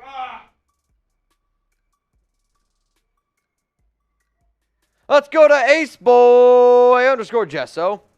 Animal fries only. Animal fry. I mean, I almost feel like we have to order animal fries. Yeah. We'll get animal fries. That's if we get there. We're still. I mean, people are talking about it. We're not there yet. Yeah, we're not there yet. We're not quite there yet. Which, we'll do the animal fries. We're gonna do a cut here in a second. Yep. If we're not there by the end of the cut, we actually have to. I know, crazy thought. There's actually other people that need this studio. Facts. So if we're not there by the end of the next cut, which we're gonna hang out for a little bit, take some questions. For sure. We're gonna do this next cut. If we're not there by the next cut, then we gotta let some other people in the studio. Yeah, unfortunately, we're gonna have to dip. Not And Copenhagen. we can do it on another show. We can do. Yeah, I mean, we can always leave the offer out there, no doubt. Define animal fries, please. I have no idea. So I know what they are, just because I'm kind of a foodie. I look up stuff like that. Animal fries, to my knowledge, is grilled onions, melted cheese, okay, and then their their In-N-Out sauce, their spread on top. Interesting. Yeah. See, that doesn't sound bad. No. Okay. But it's just the fries suck. It's like that on good fries sounds great. Yeah. But if you put shitty fries in there, it's like if I was like, yeah, this taco came with queso, bacon, fresh made pico de gallo, and the freshest avocado slices on top, but it has a turd in the middle. I don't know about that. I've had In-N-Out fries like once. But again, I don't usually get fries. Alex gets fries, loves fries. Yeah. She doesn't get fries from In-N-Out. So that tells me everything I need to know. This one rolling in from AJ.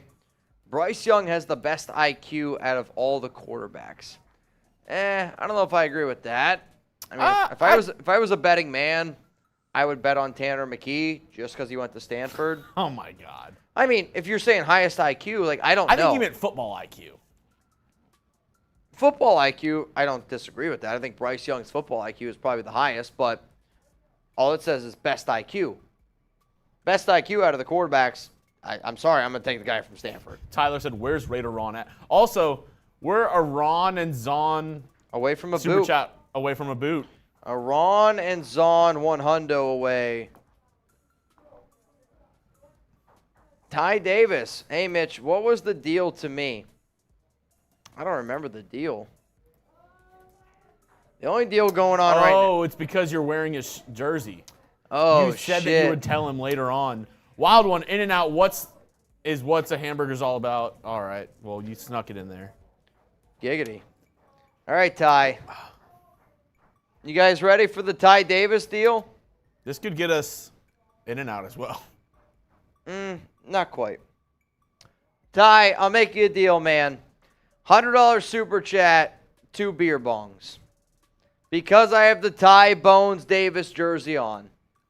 However, though, you send in a 300, we get In-N-Out.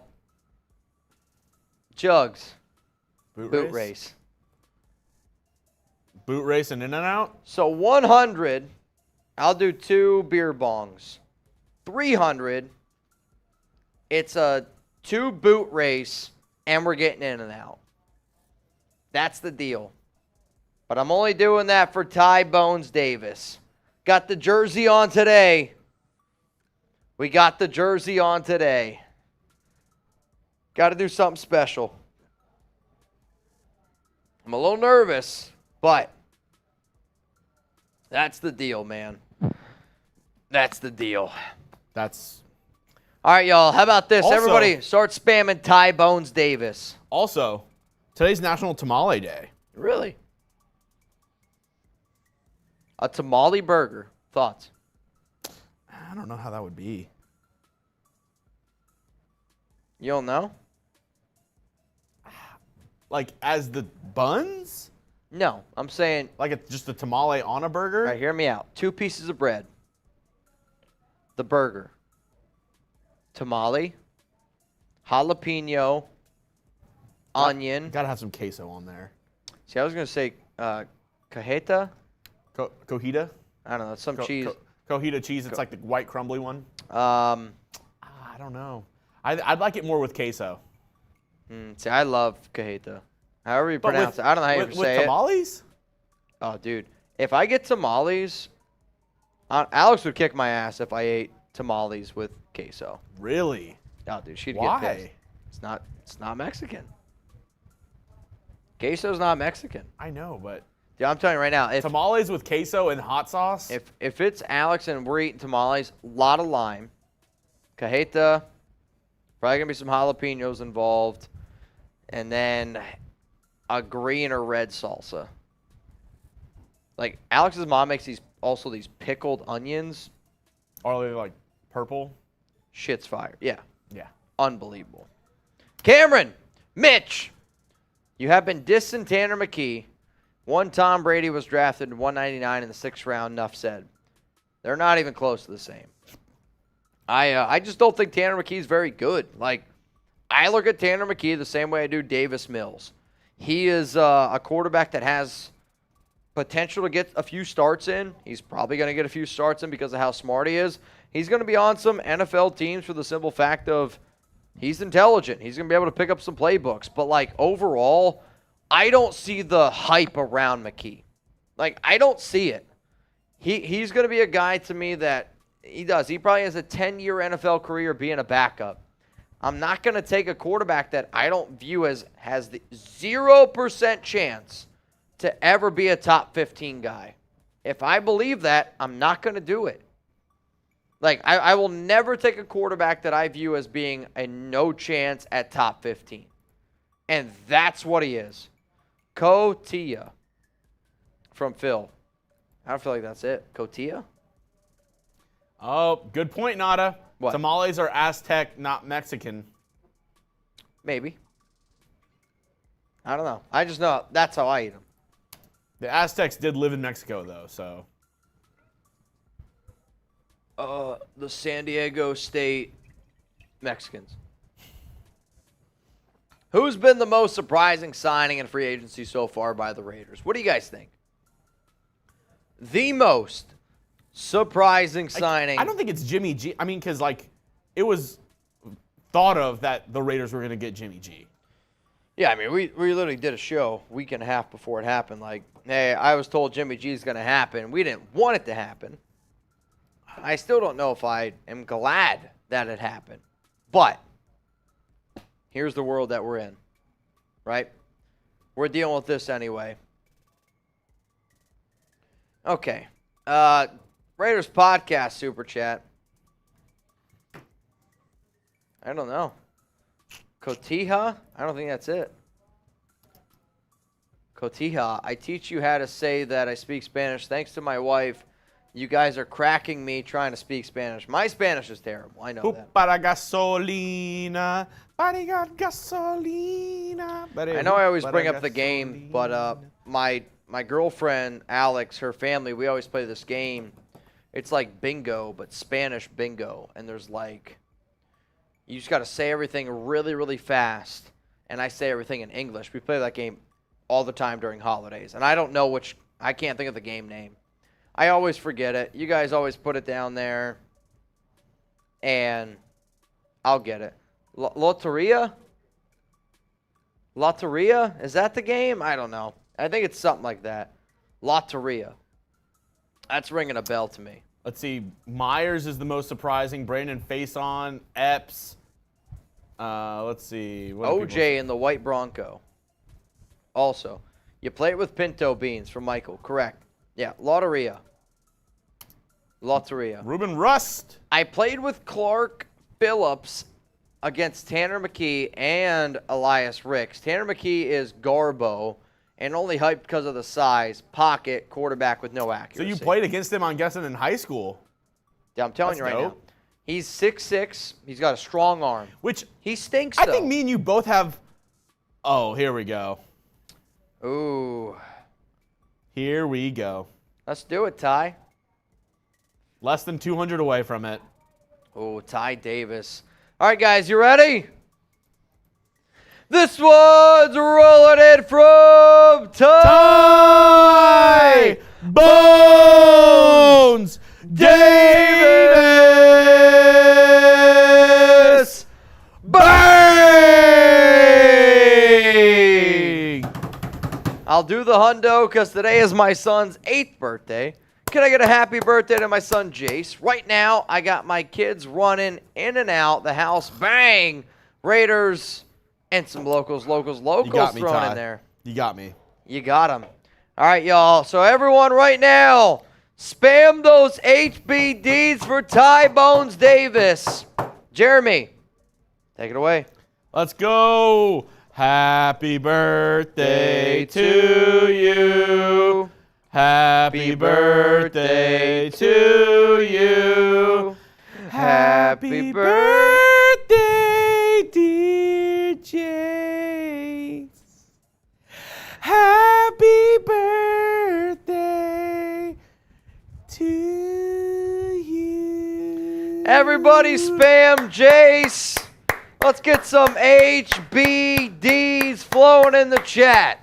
Let's go, Sarah Otto. There's some Christian HBDs Abel, in the chat. There's some Sergio, HBDs Jose, in the Nada, chat. Aaron Devandry, Danny, Randy, Mario, Christian, Michael, Frank, Jeffrey, Hannah, John, all saying happy birthday to you, Jace. Ray Nukes, Gabriel. And many more from Sergio Orozco. on Channel 4. Dun, dun, dun, dun. Happy birthday, Jace. Ty Davis, one of the legends here in the chat. All right, Chuggy Bull. So El Raider, Mitch, it's pronounced Cotija. Cotilla. I feel like that's not how I hear it, though. Para gasolina. Is that like the white cheese that crumbles up? Yes. that is. Cotija. And then Chihuahua is like they're like mozzarella. It's like a very stringy cheese, and when you put it in the oven or like You cook said it, Chihuahua. yeah, it's called Chihuahua. It's like a really stringy cheese, and it like once you cook it or like put it in the oven, it's like it basically melts like mozzarella. Interesting. But like if you ever get like a stuffed pepper, Okay. like not a stuffed pepper, but like a what's it called? Like the fried Anaheim pepper. I have no idea what you're talking about. Let me. No look it up. idea. There's queso. I know queso fresco. That's not it. Not it. I think it's this one. It's the cotija. I don't know. No, it's not. I'm telling you. I know queso fresco. Yeah, Chihuahua cheese you can grill so good. Really? Looks like my laptop's not charging and it's on 1%. So give me 1 second. You're good. If we lose Chugs, you guys know why. El Raider, cheers to all of y'all, man, tuning in right now. We are 200 away from us doing an in and out. A what? A chili what? Chili Riano. I don't know what that is. So, who are the Mount Raidermore initiatives again? Is that right? I don't know. Initiates? I would say right now the only guy up for the running is John Borelli. I would say from what Borelli has been able to do over the last, I'd say 2 months, but Borelli also has watched the show for a long time, and I know that. I would say Borelli's the guy that's the closest. Borelli's the guy. He's got his jersey. He's on locals. He's doing all the right things, Wild One. So, yeah, John Borelli's probably the only guy that I would say is up for Mount Raidermore contention right now. Which doesn't mean it has to happen today. What happened? What'd you do? I don't know what that means. You're telling me you didn't plug the charger into your laptop?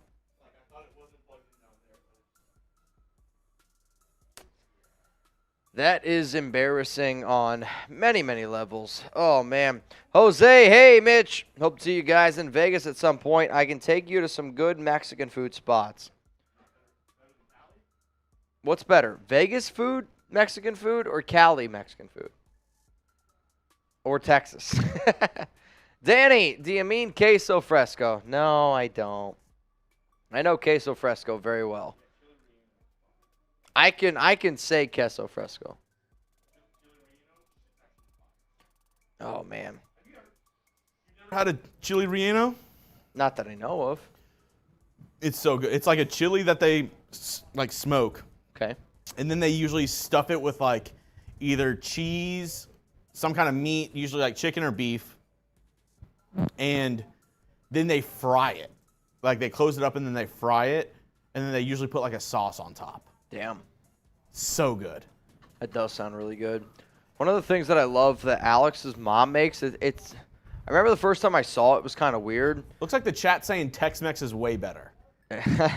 Tex-Mex way over Way California better. Mexican food. Hey, I mean, I can see the chat. That ain't the case. But Alex's mom, she makes this thing with like cactus. It's like cactus, a whole bunch of lime. But it's almost like, I don't know, I look at it as like a hamburger patty, but it's got cactus meat in it with burger, with lime. Dude, it's so good. I don't know the name. All right. I think this next one's for you. Okay. C.S. Cajeta is cheese for chili. Relanos is poblanos chilies. Daryl? AKA Raiders podcast. You guys are making me hungry. I ate my lunch, which I needed. I would not be standing right now if it wasn't for that lunch that I ate. Also, I know we had a few people ask us about Calais Campbell. Had a visit with the Jags today. going back. Maybe. He's going home. He's going Maybe. home. Interesting. Cali Mex food, and I'll take you to try. Oh wait.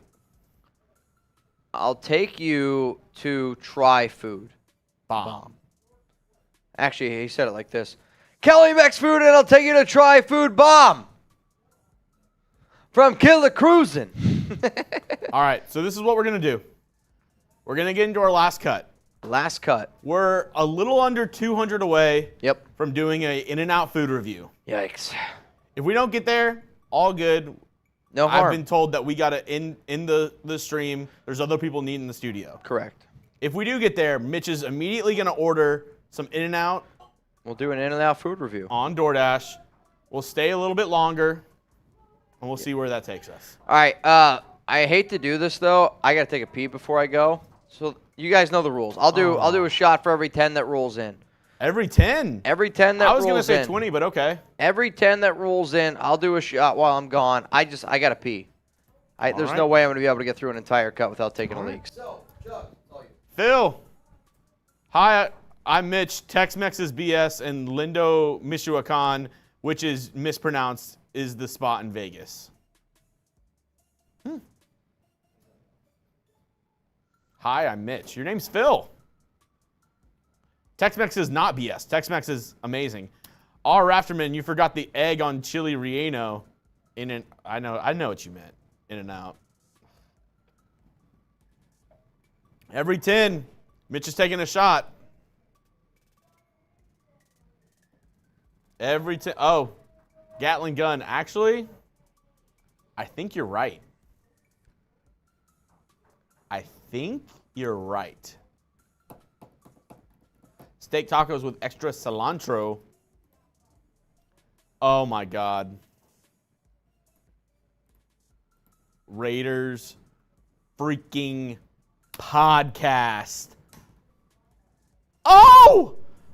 And that puts us less than 100 away from ordering and doing an In-N-Out food review. Podcast bang! Oh, my goodness. Mitch has 10 shots whenever he gets back. He's going to be effed. Absolutely effed. And he already owes 5 shots. Well, Haka cheese better than mozzarella. I think it's pronounced Chihuahua. I don't know. But yeah, very good. Jose says agreed. Lindo Michoacan and Bonita Michoacan in Vegas. Very good. We'll see. Every 10 while Mitch is gone is a shot. He already owes 10 from Daryl, a.k.a. Raiders Podcast. Torta with chili verde. Cali all day. I don't know. Tex-Mex is better than Cali Mexican food. I think so.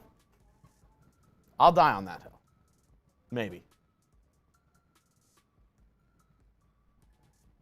Chugs, add animal-style fries and an animal-style burger. That will for sure settle the case. Tacos de cabeza. Then you go, John, here's your moment. Get us. There you go, John. Here's your moment. Get us in and out. That's hilarious.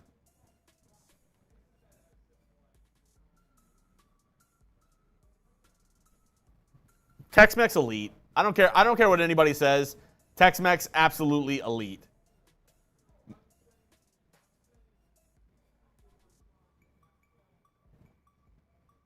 I hear Harrison in there talking something.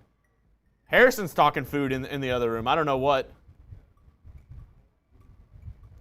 Oh, wow. Good news or the bad news? What's the bad news? Can't do DoorDash right now. Not available. Is it on Grubhub? No. So, In-N-Out sued, and like they're not available. So we have to do it tomorrow. Oh. We have to go to Live. It's not available. So they just look whole. Yeah. Might have to send text. I might have said something. Not even. Might have to send text.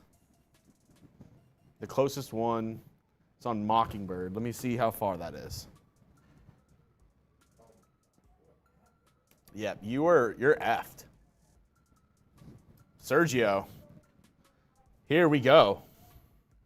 I mean, I think you sent Brett what just happened. You put me back up on screen. Here we go. So it says it's closest one. Is this one closer? Oh, here we go. Mitch back in here. You got a lot of shots, buddy. For the record, I've been here for a few minutes. Jeremy was slow to put me back up on screen, but Nope, not the case. I think it's the case. All right, y'all. So this is what's going to happen. So I just did research. In-N-Out, they don't do DoorDash. So there was a lawsuit that they sued all the delivering companies. In-N-Out, at least here in Texas, is not available. DoorDash, Grubhub, nothing. How about this? So we'd have to go get it. Somebody about has to go get it. How about this? We finish the show today. Okay. We finish after this. We finish the show.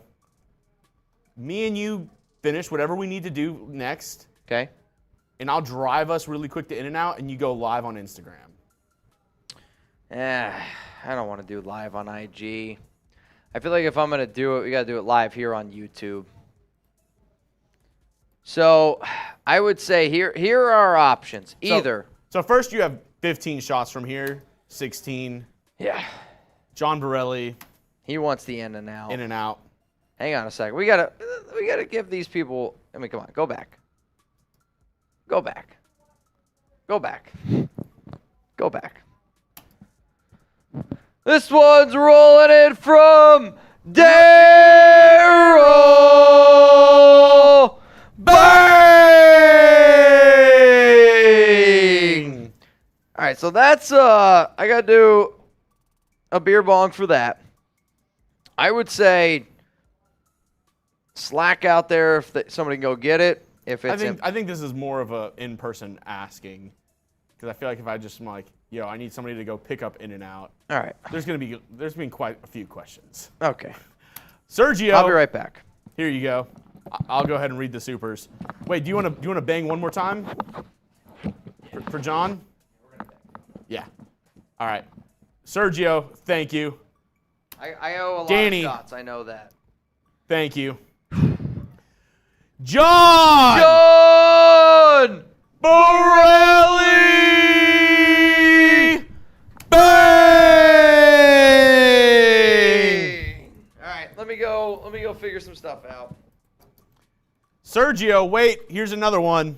Oh, Sergio, you dog. Phil, I was looking for Mitch to read the last one, whatever. Shots to him. Make him say Lindo and Raiders. Also, hit Juan's Flaming Fajitas in Henderson, preferably, but the Vegas locations are cool. Juan's Flaming Fajitas. I know, that's what I said. Uber Eats or something? There's got to be a way to deliver In-N-Out.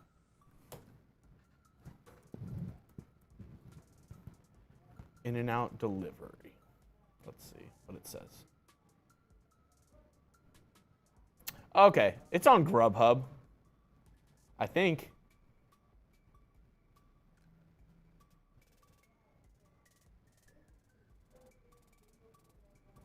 Let me see. 201. In and out.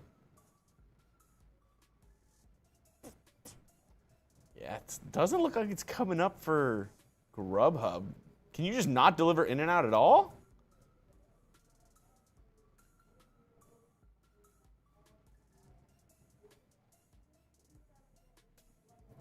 Let me see. In and out.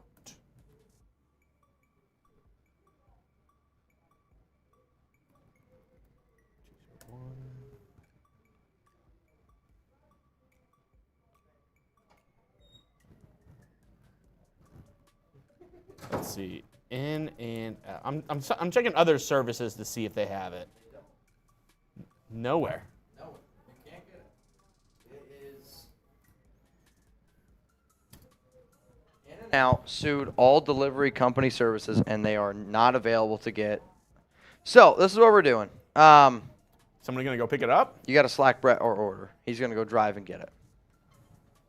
All right. All right, guys, so here's the thing. I'm going to knock down a shit ton of shots. I'm going to try to get a good Brett's buzz. like, damn, I got to go pick up In-N-Out. That blows. I might as well get myself a burger. I mean, he probably will.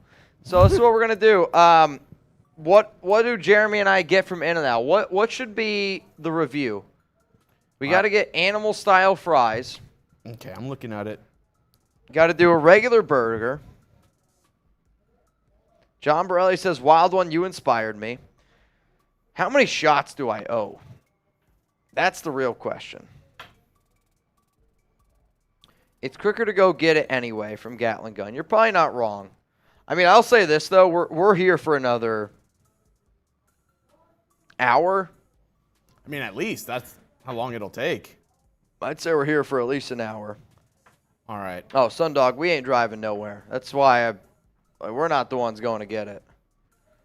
We're making our boss go get it, which is... All right. I'm going to get... All right. Let's see. Chugs is looking up right now. We're gonna order a few things. We got to do the animal style burger. You're going to get the animal style cheeseburger. Yeah. So I mean, I feel like you want the double or the normal? I want the normal. Okay. Cheeseburger, animal style. Ty Davis, a lot of shots. I know. I'm going to get... Here's one. I've been told I need to get... I'm going to get the cheeseburger. Okay. What do you guys want? What does Jeremy get? Cheeseburgers. Cheeseburger with... I've been told chopped chilies. Give it. I mean, this is you. You're doing the food review. I'm just getting a burger. I'm eating a bite. I'll give my burger. I'll give my review too. We'll split both of our burgers so we can each have a half of it. How's that? People want us to do the 4x4 animal style. I mean, it's just more meat. It won't change. I feel like that doesn't sound good to me though. Like honestly, I feel like that to me doesn't sound like I'm going to enjoy In-N-Out as much. Animal style burger, no question. Sundog says, come on, man, a double-double. Gatling Gun says, keep it simple. So right now we have cheeseburger animal style, cheeseburger with chopped chilies, Okay. French fries normal, French fries animal style. You're going to eat all those fries because I will only eat the animal style ones. Well, we need something to. To balance it out, fair. We can't just get animal style. Okay, fair enough. You're fine. Somebody said get a Flying Dutchman. I saw it's literally just without the buns. Remember? Oh, yeah, I don't know if I want that. All right, so we got 2 burgers, 2 sets of fries. We get 1 more order. What do you want it to be? Ooh. Do we get the shakes? I don't want a shake. I kind of want a shake. Jerry's like, okay. What kind of shake? What kind of shake should I get? There's Is shakes chocolate, involved in strawberry, or this? vanilla. Rafterman sent in a 200 earlier. He said do at least a double-double, vanilla shake, and chilies. So I'll get the vanilla shake. All right, Chugs is going to do the vanilla shake, and I think get 1 double-double animal style, and that'll be good. Well, let's just change yours to a double-double animal style then. That's fine. Double-double animal style, cheeseburger with chopped chilies, French fries Ace animal Boy style. says animal fries, protein style, double-double, vanilla shake, extra spread peppers. What the hell is a jackrabbit? What the hell is a jackrabbit? The Bucks just released their kicker, Ryan Suckup. That sucks. Borelli, what do you want, man? Give me one thing to order, Borelli. Yeah, John, what else do we need to get? Borelli, what do you want? What do you want us to get? We're going to put the In-N-Out to the test. Well done fries from Edgar. Double-double. Okay. Okay. Borelli wants a double-double contest, which... Does that mean we just try to eat a double-double as quick as we can? I can't. I am going to tell you, I'm not going to do a contest because I'm going to throw up if I try to I think what we're slam going to a do here is, double-double. what we're going to try to do is, we'll do a double-double. This is more from a food review standpoint. All right. Vanilla Borelli shake. says double-double. Okay, we have a double-double animal style. Okay. And then you said you don't want a shake? I don't want to shake because I'm going to drink it if I do. All right, so we'll get 1 vanilla and 1 chocolate shake. I don't want to shake. We're getting it. And you're taking one home to Danny. It's not coming from me. What is a Neo shake? I'll get that instead of the chocolate. What is a Neo shake? Neapolitan. All right. Wild One says extra sauce. Chugs, double-double ain't nothing. Extra sauce, you won't regret it from Mario. It's too easy. Hey, we'll see. Keanu Neal in for All a right. visit with the Eagles. All right, cool. Double-double animal style, cheeseburger with chopped chilies and a toasted bun. French fries, well done. French fries animal style, well done. Vanilla shake, Neo shake, extra sauce on the side. Sending it. Mitch, you're going to try the shake with me. I'll try the shake. I just Okay. don't want an entire shake. Because I know I'll do. I have Knowing the such a people in this sweet tooth. office, having extra food, don't think it's going to be a problem. So are you guys saying when you go to In-N-Out, you always get the double-double? Because I've actually never got it. I just usually get the single burger. Double toasted bun if you go animal. You can get a freaky on, but you have to do the double-double from Sundog. Let me guess the outcome of the review. I'll tell you this. So one of the games that Alex and we always play is we always play a game where I give my review 1 out of 10, and she gives her review 1 out of 10. I have to guess hers. She has to guess mine. So like any place we go out to eat, any food that we order, scale hate from it. 1 to 10. I guess hers. She guesses mine, and then we obviously reveal where we would rate it. What do we think Brett gets? Brett's going to get a shake. Brett's locked If James was here, 100% another shake is on. Brett's got 3 kids. He's 100% getting a shake. He's 100% getting a shake. Also, Phil, I was looking for Mitch to read the last one, whatever. Shots to him. Make him say, Lindo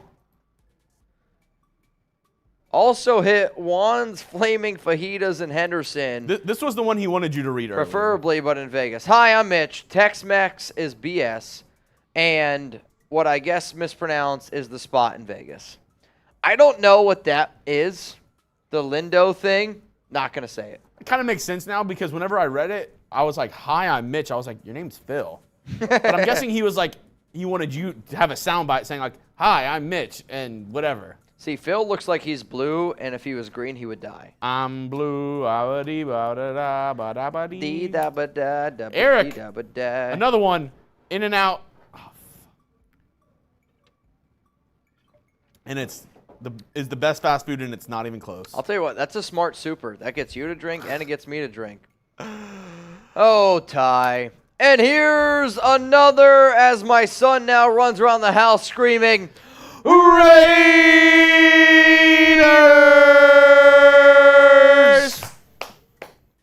Cheers to the nation. Good to know. In and out, not here, though. They sued. I mean. Dude, I actually had no idea. I had no clue. If you asked me how many clues I had, don't think I would have guessed it. Daryl, a.k.a. Raiders Podcast on Mount Raidermore. Drink up, Mitch. So you have a couple more shots. You have a good amount of shots, Mitch. Oh, I probably owe another like 35. Yeah. Sorry, I'm sending something. Gotta send something to one of the bosses. They're like, so what's this whole in and out ordeal? I got it. We got it. Jose Aguayo What with up, a 5 Jose? piece. Jose. R. Rafterman, do at least double vanilla shake and chilies. I got my burger with chopped chilies. Yeah, I want to try it though. I mean, we're sharing everything. Yes, everything's gonna be split. It's gonna be a taste testing. Okay. Let's see. Ace Boy Gesso, animal fries, protein style double vanilla. Dude, eating all of that? I'll tell you this right now. I would take on a challenge. I think I could eat 10 In-N-Out burgers. Are they small? I don't know. 10 seems like a good number, though.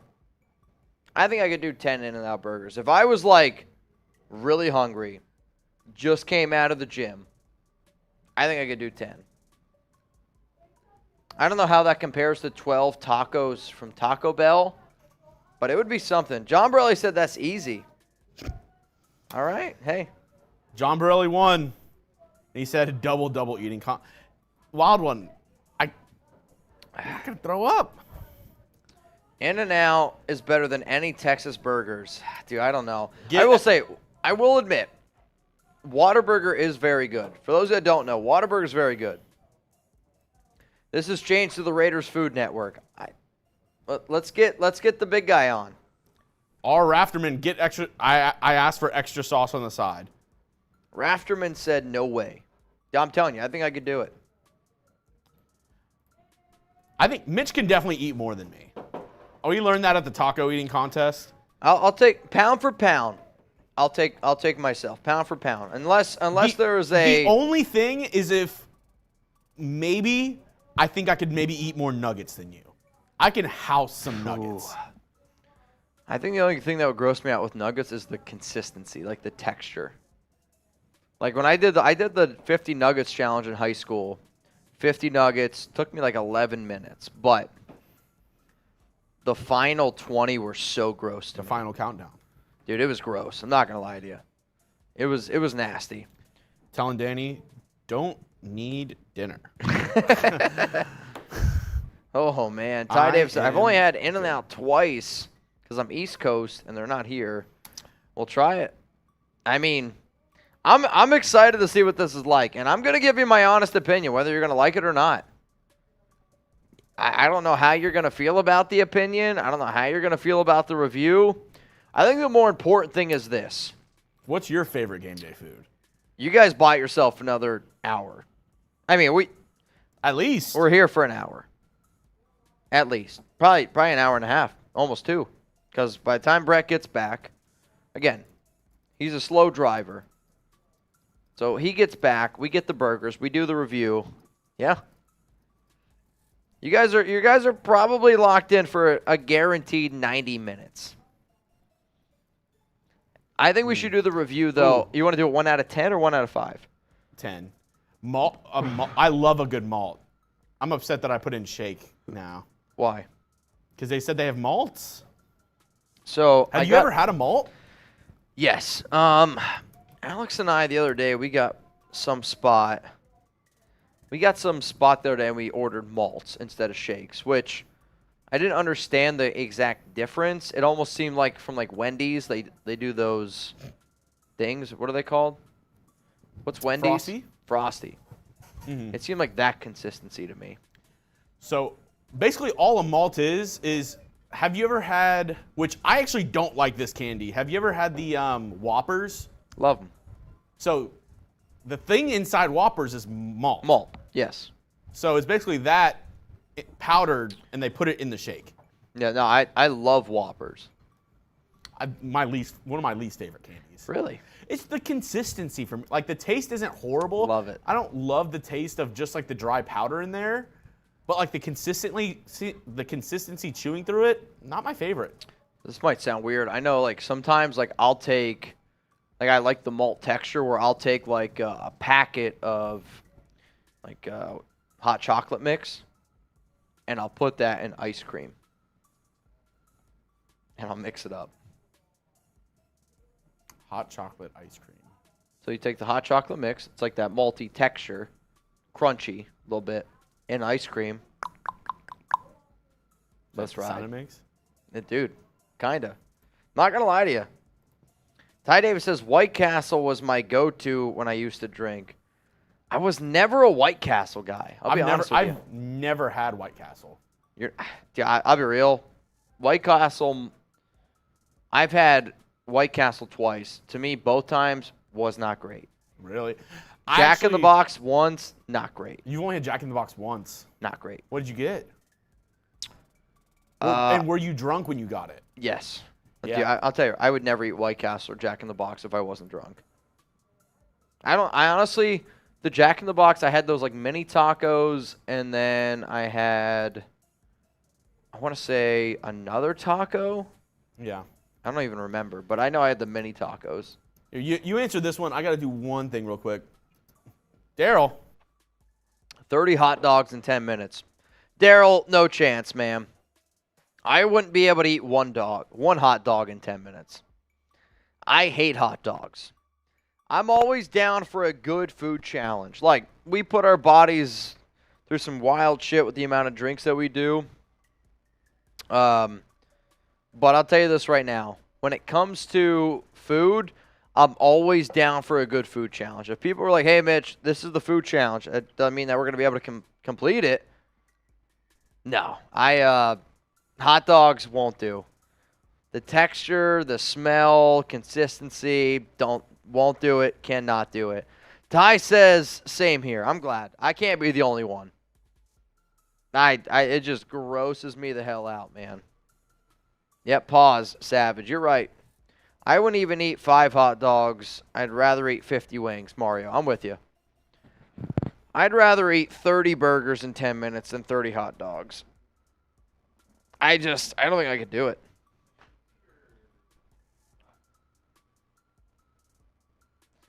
Looking left, looking left. All right, guys, we're trying to get some of the camera stuff set up here for Jeremy. That way when our in-and-out orders do finally come in here, we'll be able to do it. So that's what's going to happen. Jeremy's doing all sorts of wild shit behind the scenes, man. Malts are thicker from Keith. Correct. So if you like, when you drink a shake, if you want it to be like kind of, more liquidy, I guess, milkshake's your way to go. You want a malt, you want it to be thicker with 2 C's, malt's the way to go. Malt's the way to go. All right, fam. This is what we're going to do. We're sending our boss out to go get the In-N-Out. So we're going to do an In-N-Out review here live on the Raiders Report. For those that don't know, the Las Vegas Raiders signed Duke Shelley today, cornerback who played with the Minnesota Vikings last season and was incredible. When you look at the numbers, he was one of the best cornerbacks in the National Football League. We're going to wait for him to get back, and it's like a 15, 20-minute drive there. 15, 20-minute drive back. What? And we're going to have enough time to do our cut. So I got a segment that I have designed for everyone, and it is around a player that I believe the Raiders could target and potentially sign. Phil, hearing Tex-Mex boys talk about Mexican food is ridiculous. Hit a 24-hour Roberto's Taco after a Raider game and asked for fries. Shit'll change your life. Adobada fries? I mean, I'll tell you this. It's not that I disagree with you. I've had a lot more Tex-Mex. My girlfriend, who is Mexican, her family from Mexico City, I don't know, like, to me, like, when I think of Mexican food, that's what I think of. Like, the only Mexican food I ever had before I moved down here was the stuff we'd get in central Pennsylvania, which I'll tell you that ain't the same. That I know.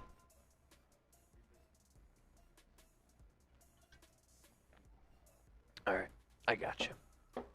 Smash Raider, probably a big fan of Smash Burger. Just order animal-style fries and animal-style burger. And another note, Mitch, you said try a... Alex might know what that is. I'm not falling for it. I'm sorry. This could be the nicest thing ever. I'm not going to go with it. So, I'm not going with it, man. All right, y'all. So we got a cut for you guys coming up here on the Raiders Report. And then after this, we will try to get something going here with some In-N-Out. Boss just went to go grab the food. They'll be back here in a little bit. So hopefully y'all are ready. I do need some water, though, real quick, so give me a sec. I still owe you guys some shots. I know. We'll do it at the end. Sound good? I sure hope so. So, first off, though, who's the sponsor here? Want to make sure I get it right. It is. All right. I got it. All right, here we go. You guys ready? When you watch this video on a later date, you're going to know what happened today. Malt is an additional flavor, nothing to do with the thickness from Robert. Philip says, I can't stop laughing. I'm white, but damn, that's white. Oh, that's white. All right, you guys ready? Chugs is ready. Hang on, I got to burp. Maybe not. All right, here we go. Show coming up here on the Raiders Report. Raider Nation, I got a game for you. Who's that player? One of the favorite shows I had growing up as a kid. I was a big Pokemon fan. Hell, I could probably name all 151 of the OGs. But my question to you is this. Who's that player? Because by the end of today's show, I'm going to tell you who that player is and why I think that the Las Vegas Raiders could potentially sign them.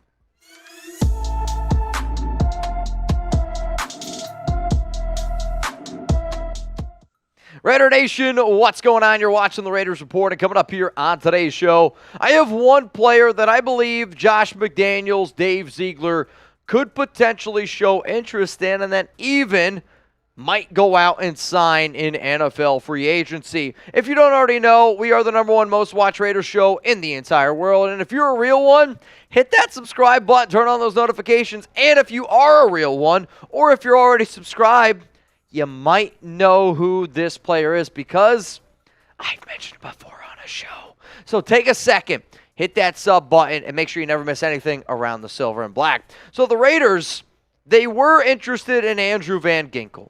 Ginkel had a visit with the silver and black, and then guess what? He ended up re-signing with the Miami Dolphins.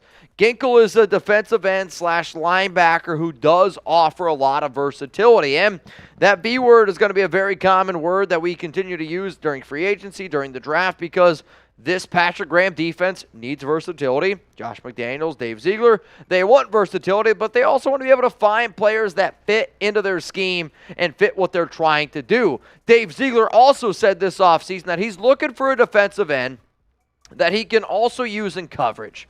So my mindset is like, all right, they brought in Van Ginkel in for a visit.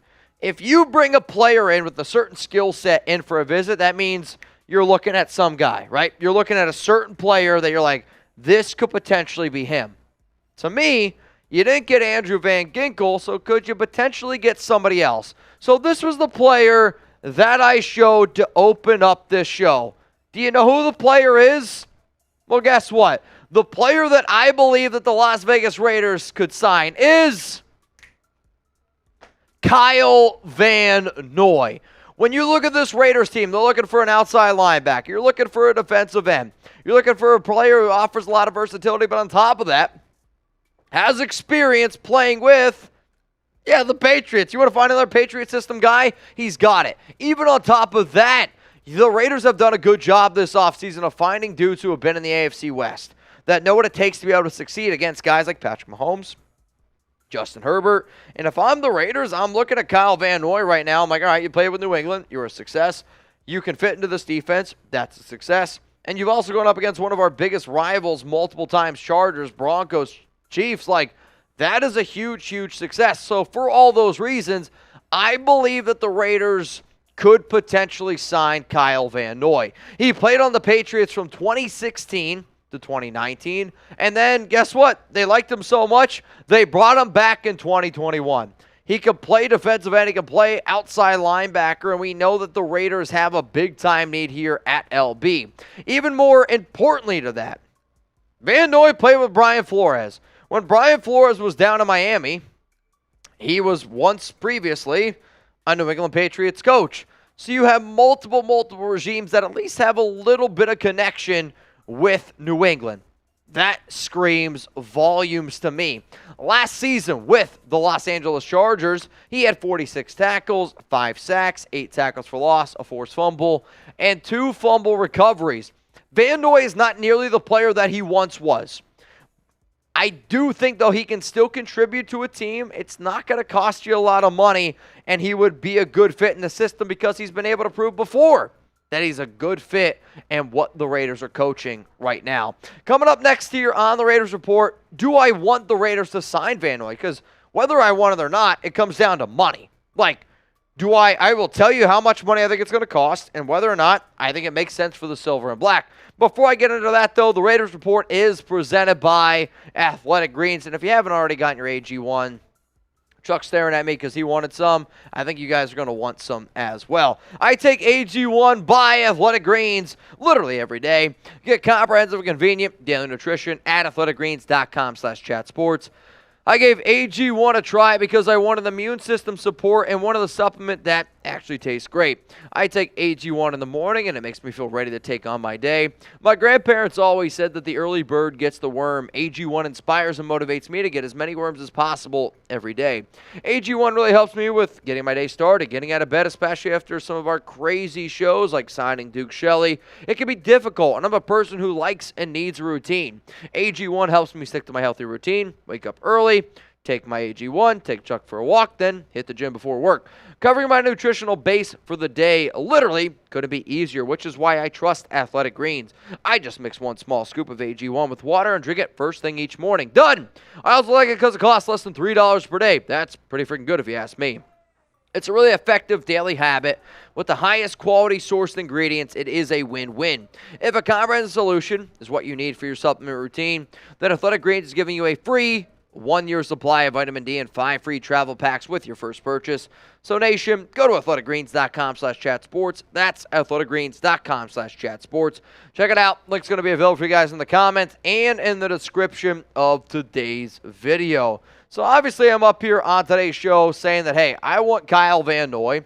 I think he's a good player. I think he'd be a good fit. But it does come down to dollar bills, y'all. So, do I want the Raiders to sign Van Noy? Because if it's going to cost too much money, then the way that this team is constructed right now, I don't know if it ultimately makes a lot of sense. So if you're watching live, shout out to you. If you watch this on a later date, hey, no, when big-time breaking news happens, like if the Raiders sign Van Noy, we're going to be going live. From a career standpoint, first we're going to show tackles, sacks, and then tackles for loss. The numbers that I really want to look at are realistically his last 3 seasons, right? Where in 2022, 46 tackles, 5 sacks, 8 tackles for loss. 2021, 66, 5-5. 2020, 69, 6-10. He has shown me in 3 totally different defensive schemes that he was able to play at a pretty damn good level and definitely outplay his contract. So knowing that, I'm like, guess what? I'm going to roll the dice again, considering the fact that he's played in essentially 2 Josh McDaniels, Dave Ziegler schemes before. So depending on how much you pay him, I think it's going to end up paying off. From a other positional standpoint, like those are the numbers that you're looking at right now from a defensive end linebacker. From a versatility, he can drop back. There are not many defensive players in the NFL right now that offer you what Van Noy offers you. And when he has the ability to drop back, that needs to be looked at. Last season, 1 PBU, 1 forced fumble. Back in 2021, 2 PBUs, a pick, 2 forced fumbles. There's not many defensive ends that drop back into coverage over 100 times a season. And Van Noy is going to give you that versatility, and he's going to be a player who I really think could be maybe like a Casey Hayward, maybe like a Deron Harmon, where they're up there, they're a veteran, but can teach the younger guys the way to properly run this defense. So let me know down in the comments section right now, do you want the Raiders to sign Kyle Van Noy? If you're like, yes, Mitch, this is a guy that we've been talking about for a long time on the show, give me a yes. If you're like, no, dude, I'm good. We have enough talent. I want to save the money. Then please go spam your no. To me, he's a good fit. The Raiders need a linebacker, and it's not going to cost a lot. Win, just win, baby. Go get yourself some Kyle Van Noy. Considering of how much it could potentially cost for him, his 2022 cap hit was $2.25 million. Did he play well? Yes. Does he continue to play at a high level? Sure he does. But to me, he's going to be no more than $4 million per year. And the Raiders right now are in a little bit of an interesting situation for salary cap because you still have to be able to pay your rookie, so they will have to eventually either renegotiate some contracts, restructure, or move on from some other players. But Van Noy fits. Like, the Raiders, they brought in Robert Spillane, who has 0 coverage ability, just a true middle linebacker. Divine Diablo, who's there, but then after that, your linebacker room is really bad. Like, it's probably one of the worst linebacker rooms in the NFL as it stands right now. Can you address it in the draft? Of course you can. But then you also look at defensive end. If it wasn't for Max Crosby, this might be the worst defensive end group in the NFL. Like, Chandler Jones hurt, huge question mark. Then you got Malcolm Kuntz. Then you got Willis, who the Raiders just signed. To me, he offers you a player who can do both. And if you don't want to spend that high draft pick out on an edge rusher, or you don't want to have to spend that high draft pick on a linebacker, luckily for y'all, I mean, it does. It gives you the ability to do, kind of kill 2 birds with 1 stone, which is what I think the Raiders are eventually going to need with this defense. He would fit in Patrick Graham's system. He would do a lot of good. According to PFF, last season, 624 snaps, a 63.4 overall grade, a 62.3 run defense grade, and a coverage grade of 60.6. Are those earth-shattering numbers? No. But I also know this. If I can get 624 snaps from Kyle Van Noy with this Las Vegas Raiders team, I'm going to be feeling pretty damn good. Also, Van Noy back in 2021, guess where he played? The New England Patriots. He led all linebackers with an 83.9 coverage grade. He's big like a defensive end.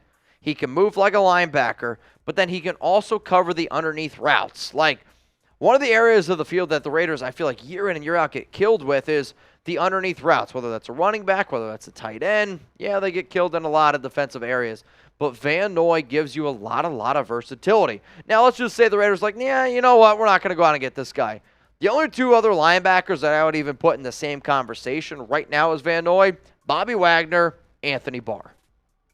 Could you look at Anthony Barr because you have connections there with Minnesota? Sure. Could you bring in Bobby Wagner? You'd probably have to overpay him. If you're like, no, we're not going to look at the linebacker position. We're going to look at the edge position. Besides Kyle Van Noy, here are the other top edges out there. You got Jadeveon Clowney, Leonard Floyd, Frank Clark, Yannick Ngakoue. The biggest names that I would say Raider Nation should keep an eye on are Trey Flowers, Bud Dupree, Melvin Ingram, and Justin Houston. Those would be the big names that I could see the Silver and Black having at least a little bit of interest in. So before I go today, I'm sitting up here saying that Van Noy fits this defensive scheme. He fits in with what the Raiders are trying to build for the long term, and I don't think it's going to be a lot of money. All those three reasons there is why I believe that the Las Vegas Raiders could potentially sign Kyle Van Noy. If you haven't already, hit me up on Twitter, Instagram. I'm at Mitchell Renz 365. You already know where to find me over on Locals. And if the Raiders do end up getting a deal done with Van Noy, you best believe that I'm going to be live here on the Raiders Report, so you better get those notifications turned on. All right, Raider Nation, do you want the Raiders to sign Kyle Van Noy? Type yes or type no. I don't know what's going on right now in the live chat. There's a lot of Dolphins people in there. What's happening? All right. Mario said, had the Finns made the playoffs? I don't really care about that. I care about the Dolphins thinking that they can take over the Raiders Report. So this is what's going to happen. I want y'all to go over to the Dolphins stream and start spamming Raiders. We're going to get you guys the link here in just a second. It works. All right, I'm going to go in there right now. We got Dolphins fans trying to... So they're a little bit salty because Jeremy helps out with Dolphins. I mean, they got 150 people over there right now. I'm going to spam Raiders, and I hope you guys have my back. On-field music, spamming Raiders. If you spam Raiders over on Dolphins, I'll give you a shout-out. John Borelli, Tyler Flair, Jimmy Butler. We got Travis B, Lost in Tins, Krusty, DeMokes, Enrique, Lost, Ant, Paul, 5486. Danny, what up, Danny? Annie Lokes, Jimmy Butler, Sherry May, Turlock, California. I mean, they don't want this smoke. They don't want this smoke. They don't want it. They can talk shit all they want. If Dolphins wants to go for a battle, I'm down to battle. You guys want to battle the Dolphins? You guys want to battle the Dolphins? We can do it. We can do it. Julian says yes. Hey. If we do the battle, it's got to be quick. What? All Raiders? Decon Raiders. I was going to super chat. Chad Jones sits when he pees. No, I'm not going to do that. Raider nukes. They are. Guys, use hashtag Dolphins. Hashtag Dolphins. The Raiders are better. Here, you want to really F them over? I'm going to send you something. So the way our graphic systems work is I just put something in the chat. Hashtag Dolphins, the Raiders are better. If you use that hashtag, their system's going to crash. Like, the way that their system works, they're not going to be able to handle it. Hashtag Raiders, or hashtag Dolphins, the Raiders are better. Hashtag Dolphins, the Raiders are better. That's all I need. You guys just spam that, and they're in trouble. Spam what I just put in the chat. They're going to be in shambles. Hashtag Dolphins, the Raiders are better from Moody. Hannah, F Miami, go Raiders. Ziz says hashtag Dolphins, Raiders are better. Shout out to Martin, Eric M. Keep them coming here. We got Danny Raider. Oh, dude, Will is flustered right now.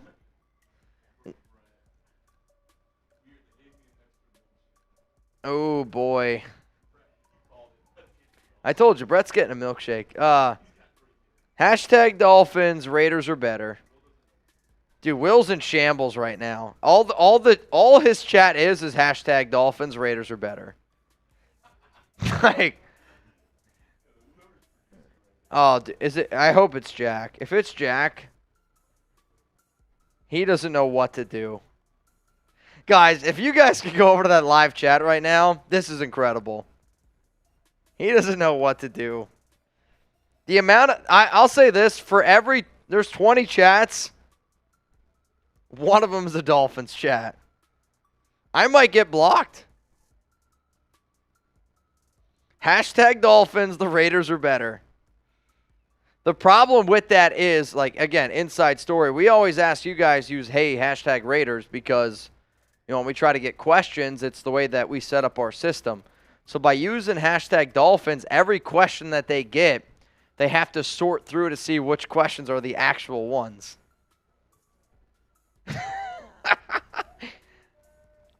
He just screamed Raiders. Is that Trace over there? I feel like I hear Trace. He doesn't know. He literally just yelled Raiders on his mailbag. I'll tell you what. That shows that he's flustered. He's flustered right now. I'm so happy. Sergio! Sergio just sent in a super. The Raiders are better F the Dolphins. I'm going to take a drink to that, Sergio. It's Jack?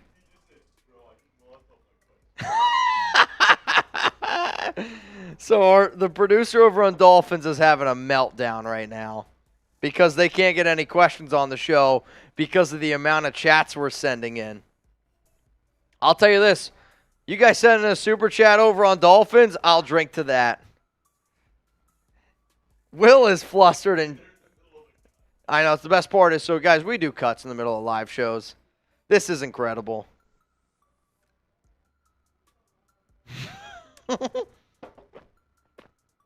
Oh, I'm so happy right now.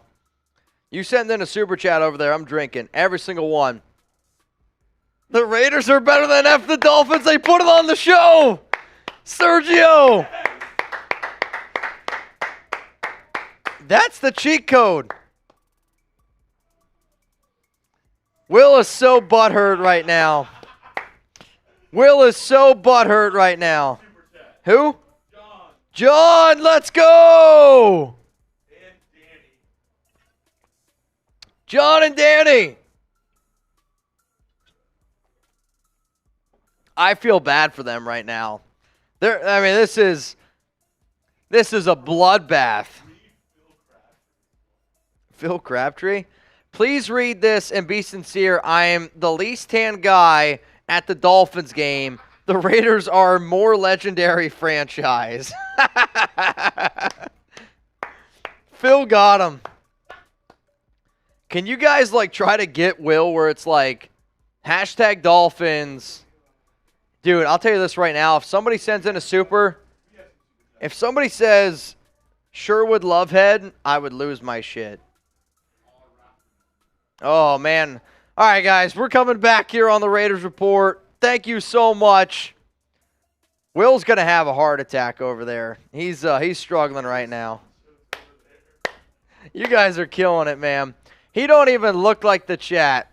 I'll tell you this. I think what we are able to do here on the Raiders Report is a little bit different, where Jeremy's been here a long time. I've been doing this for a long time, but our show is built on the backs of the nation, and I mean that. Let's go to Big Z. F the Dolphins.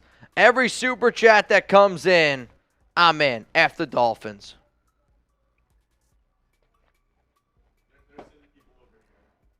Good. Good. Hope he comes on over. Bring it on, Will. Dolphins ain't got nothing.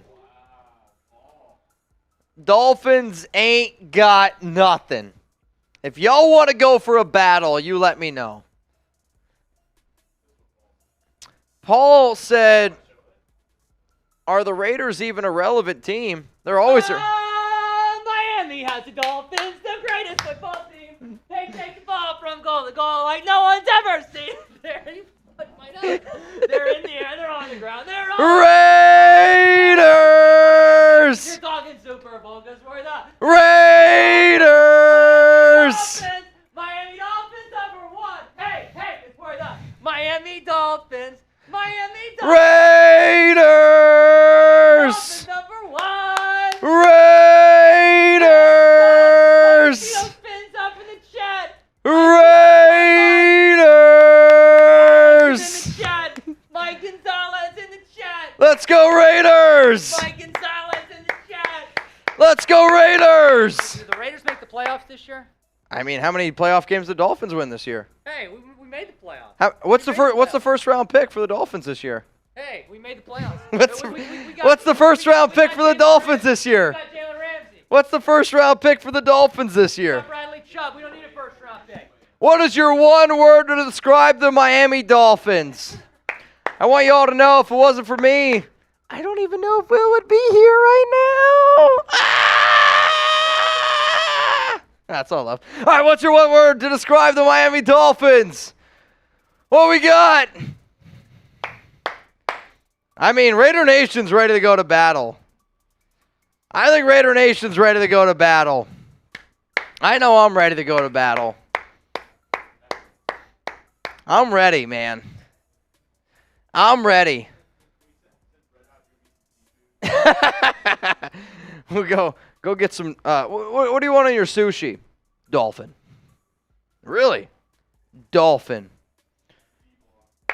What up, D Block? La fell out. Got you, Mitts. Let's battle. Go Raiders. Here's the thing, D Block. There's a reason why he doesn't want to battle. He knows. He knows, man. And Raider, like, everybody here at Chat Sports knows. You don't battle Raider Nation. I'll tell you this to all the Dolphin fans out there. Go tell Will to go to battle with Raider Nation. See what happens. Sergio, F the fish. F the Dolphins, man. Tua's better than Jimmy G. Is he? Who's going to play more games this season? That's I honestly, like, I could see both those guys not playing 10 games. Like, I think Tua's closer to retirement than Jimmy G. Raider Honcho, squish the fish. Squish the fish. Raiders. He looks like Quagmire. Oh, my God. Holy shit, podcast. You're right. Aaron Devandry said, Dolphins fans eat their corn the long way. You know what? I'm going to use hashtag Dolphins. Hashtag Dolphins. All right, guys. I got a favor to ask here, okay? I want you to go over to Dolphins, and I want you to spam this. Aaron, I'm glad you brought this up. I'm trying to... Hashtag Dolphins fans eat their corn the long way. Can we get that? Hashtag Dolphins fans eat their corn the long way. I'm going to go spam that.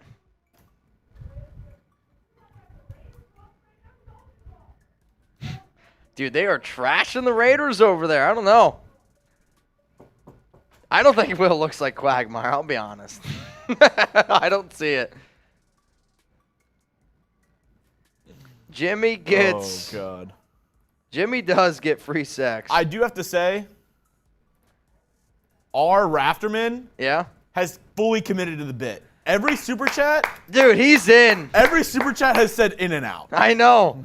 Rafterman's like, I just found this show today. I'm in. Get this, babe. This dude drinks every time I put in and out in the super chat. It could be any amount. You're not going to believe this. Dude, all I see Please is... go spam this over on Dolphins. All I see is Dolphins fans eating corn the long way. Dolphins fans eat corn the long way. Actually, yeah, add a few corn cobs in there. Add the corn cobs in. I love it. Love it. Hang on. Oh! What happened? First ever super chat from Annie Locks. What up, Annie Looks? Let's go. A lot of corn cobs over there. Annie, cheers to you. Oh my God. All right, I'm gonna ask them if they want to battle.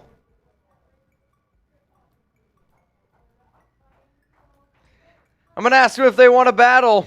Let's see. You want to battle the Miami Dolphins channel? Give me a Y for yes. Give me an N for no. I'm asking them.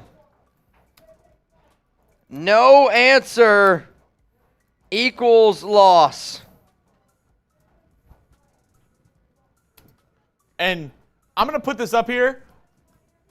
Give me all your answers. Right now, I hate the Dolphins more than any team. You can give me every team that you hate.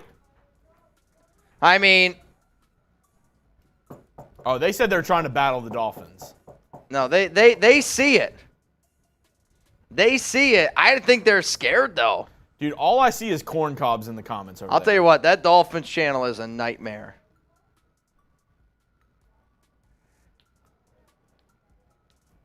Are they going to do one with us?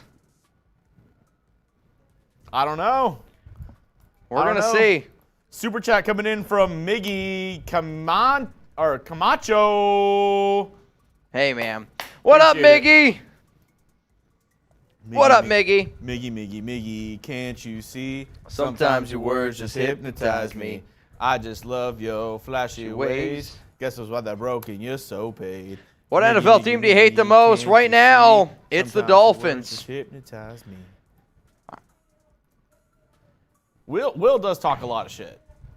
And I just love your flashy ways. Guess that's why they're broken. All right, You're this so is the paid. Dolphins channel. Caesar said, I will admit, when I first started working here at Chat Sports, I had to help get the Dolphins channel up and running. That's part of running the business. But I don't do it no more. Are they challenging us? What's the challenge over there? Here, I'm gonna go see what's up with Will. Okay. We're not declaring war yet, but I will admit we might need you guys soon. We might need you guys soon to go into battle. I'm gonna put my body on the line here. I'm gonna give you a deal. My vibrator. Battling the Dolphins channel is like fighting someone with no arms or legs. Holy shit. Jordan Ward, what does the Shelley pickup mean for our draft? Oh, yeah. You're still going to take a corner, probably two. Like, if I'm the Raiders, I still take two corners. Because Duke Shelley is an undersized corner. So the fact that he's an undersized corner, like, and then you also signed the guy that you signed yesterday, whose name's right now escaping me for the love of God, David Long, there you go, at 5'11". Like, those are two pretty undersized cornerbacks. Like, if I'm the Raiders, I go out and I look at a guy like Chris Gonzalez. If you can still get one of those top six dudes, you're going to do that. If you can get a Julius Brents, who's got insane length out of Kansas State, another player that I would 100% look at there, we'll see. Gerardo Mendoza says, Super Chat battle. F Miami tuna fish. I'll tell you this, man. I think a battle might end up going down. I know Chugs is over there right now. We're in negotiation of a battle. We're in negotiation right now of a battle.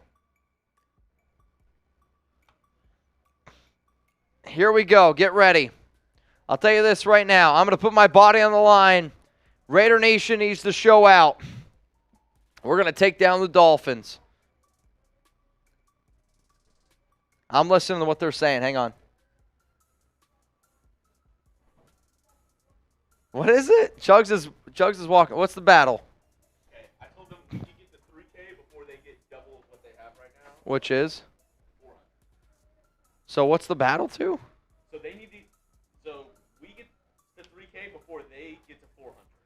All right, guys, here's the deal. Since we're the bigger channel, First channel to 500. We got to get 500 before they get 400. So we're giving them a 100 head start. This is the way it's going to go. Every super chat, I'm drinking. Every 20, I'm doing a shot. Every 100, I'm doing a beer bong. This is, I will say, the Dolphins have some heavy hitters over there. They got one guy who's kind of like their Raider Ron. He is in the chat. So, that's the deal right now. If you're ready to get this thing going, the battle is officially underway. My vibrator, battling the Dolphins channel is like fighting somebody with no arms and no legs. I need every person right now to the 500 people tuned in.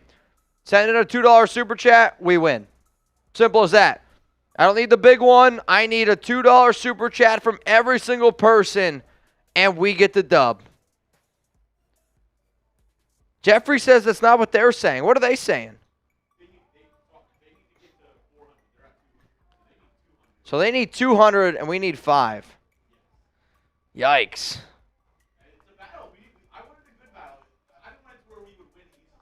I wanted to win. Here we go. So it's we got to get the 5. They got to get the 200. All right.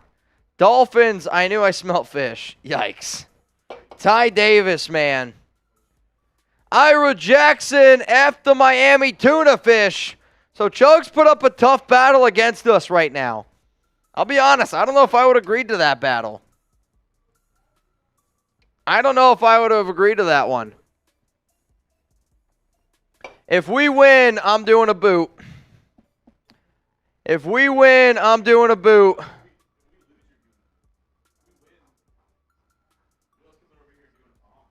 Will's got to do a beer bong. I'll tell you this, Will almost drowned the last time he did a beer bong. El Loco, F the Fins, Raider for life, John Borelli!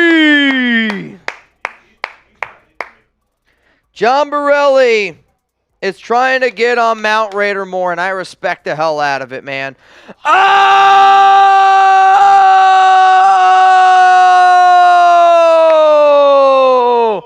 This one's coming in from our Rafterman!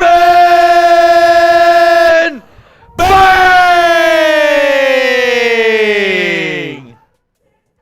We won. We just got a 200. Ah!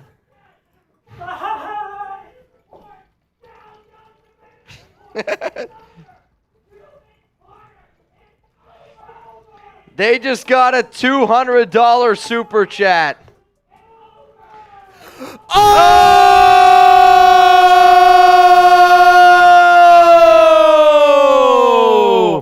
Marvin! Raiders podcast! Bang!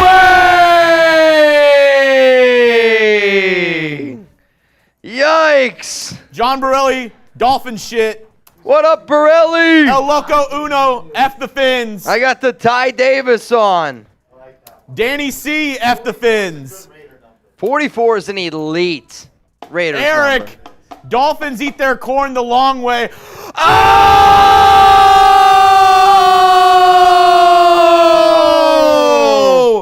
Sergio Orozco! Bang! Okay, we gotta concede something because.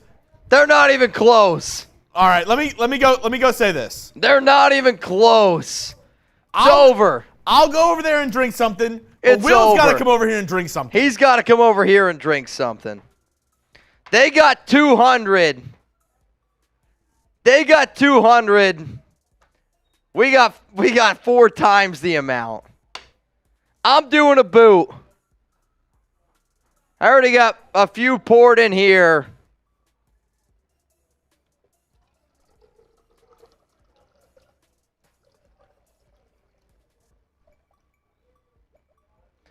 Sergio Orozco!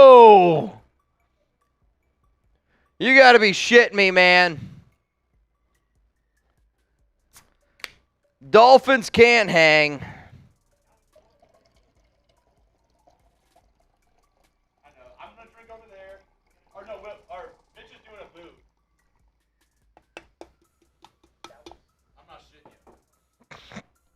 That was silly. But Raider Nation, yet again, I mean, Raider Nation yet again proven why we are undefeated. Also, I think one of these was a little bit lower. I think I poured a can that wasn't full. So I'm gonna top it off here. Hopefully you guys are okay with that. Raider Nation remains undefeated. I don't care what anybody says. Raider Nation remains undefeated. Raiders Report remains undefeated. I'll say this though, Chugs. No more making challenges. I made it to where they had at least a chance to win.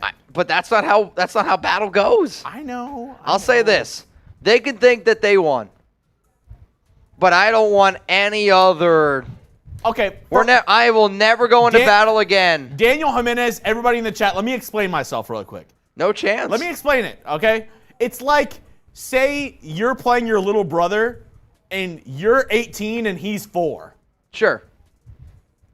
You're going to be like, oh, yeah, like, for sure, like, go up there and hit the layup. Yeah, you won.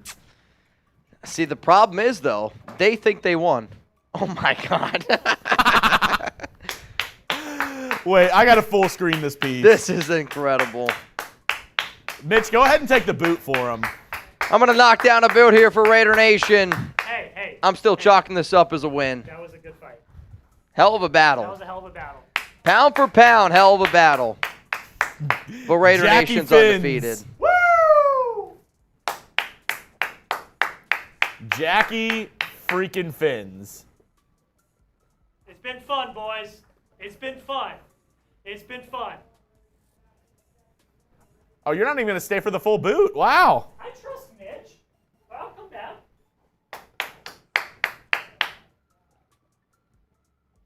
Let's go. Let's go. Oh, God. There you go. Good job, brother. And Mitch, you go ahead. I already know what's coming. You go ahead and go to the restroom. Great. The food is here. Oh, yeah? The food just got here. I'll get the food. So everybody, we're about to eat some In-N-Out. Aaron, yesterday was my first super chat. Here's my second. F the Fins, pathetic. Oh, shit, In-N-Out. You got me. You got me. D. Warren, Raider Nation, the nation that never dies. Yeah, I let the Dolphins fans have one. I let them think they won. It is what it is. Lost in Times, F the Fins. Will is going to come over here and do a beer bong. Will is going to come here.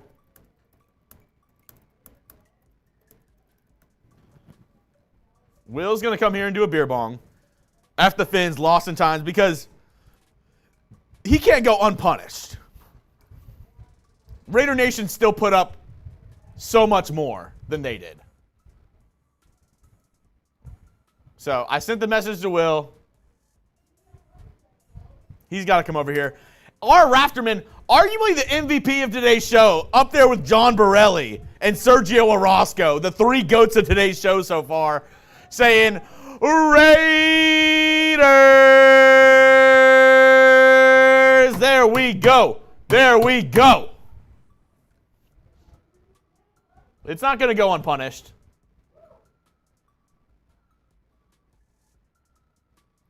Yeah. Dolphins.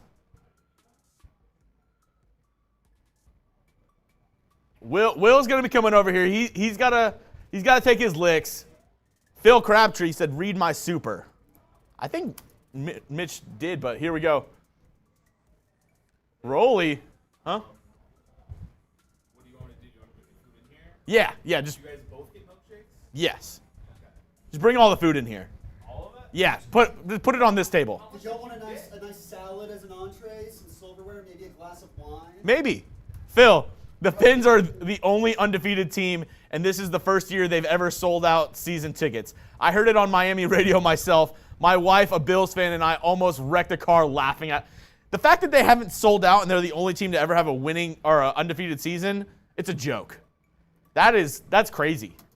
Phil, I read it for you. There you go. Yeah, I'm not a good negotiator. My bad.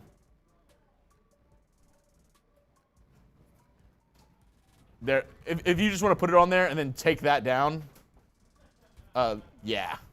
You just put that in the corner. It's not plugged into anything. You're good. That one. Did we get another shake? Yeah, I think it might get consumed out there. Oh no. I need to at least try it. Yeah, we'll bring it. All right, Mitch is setting up all the food. Mitch is setting it all up.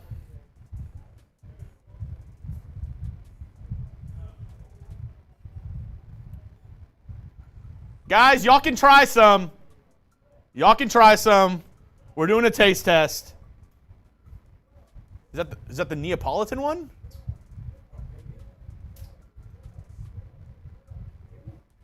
It should look crazy in there. It looks weird. Yeah. It looks like strawberry. Yeah. All right. Here we go. I'm gonna go get a plate. Mitch is getting a plate. I want to know right now, I'm changing the live poll.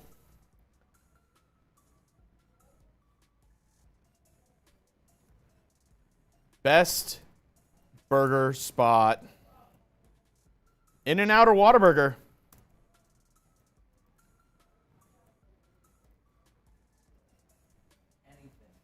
Here we go. Get a tan. Phil says Will needs to get a tan. That's funny. Also, Will is doing what am I about to say? Will is doing a beer bong over there because he deserves something. We won in total. We won in total. Will got to his mark before our mark. That's fine. But we won in total. Something happened with Chad Jones. All right, here we go. I think we're almost all set up. All right. What do you do?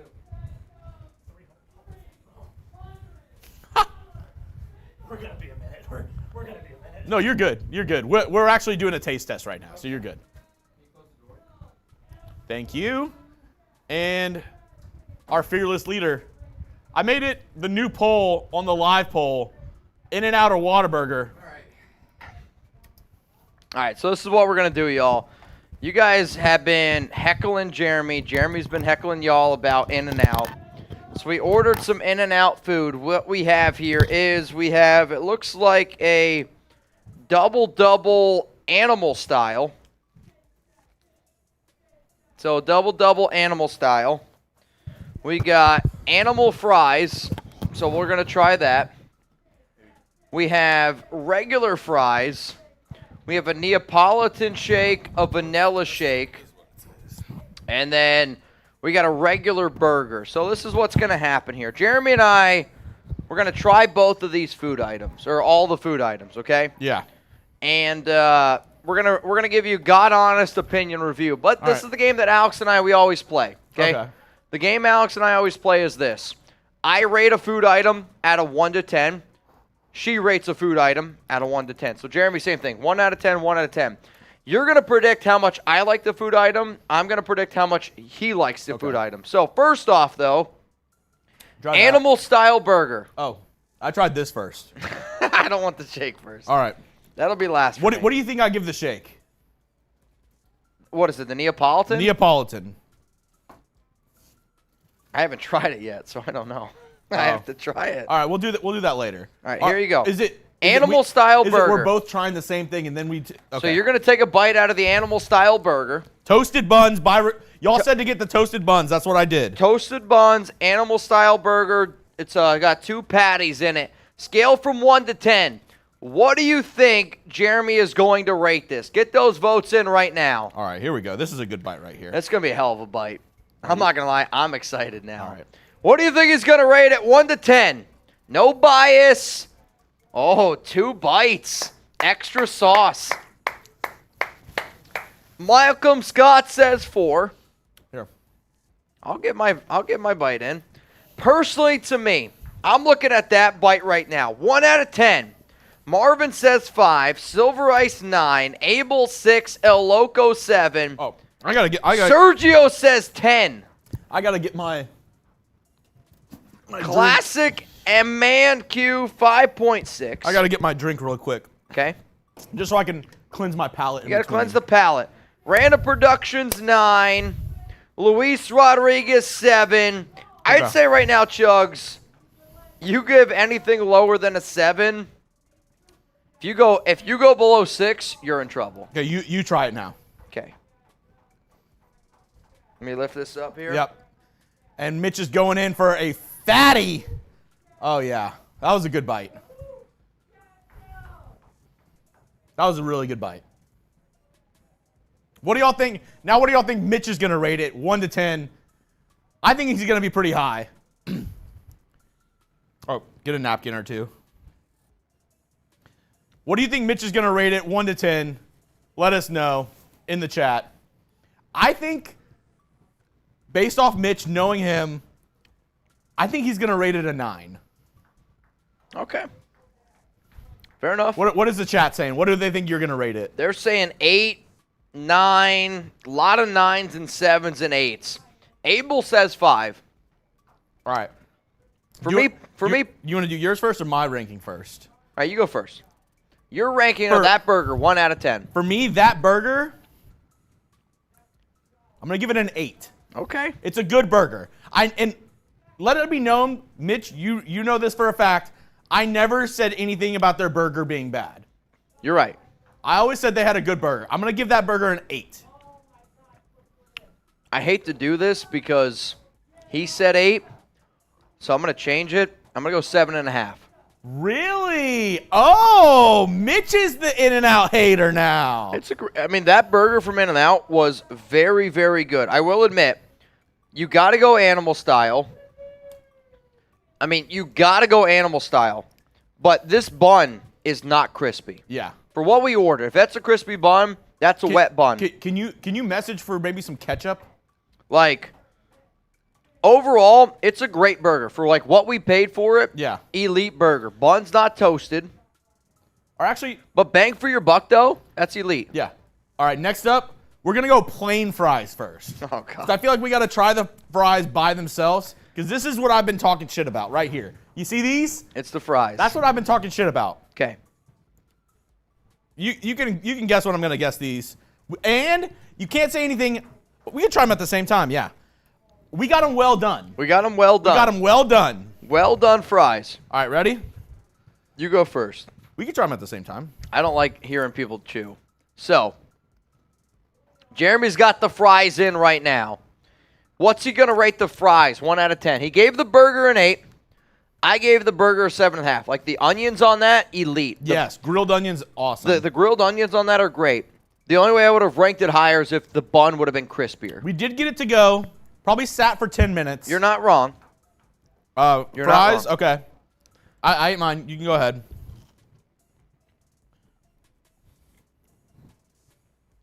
Normal fries. We also have animal style. Don't worry. These are just normal fries. I almost went and got ketchup, but then I was like, I feel like that'll mask it if we get the ketchup in there. I just wanted to try the fry by itself. Let me admit this. You got to get the fries well done. Yeah. I've had In-N-Out fries before.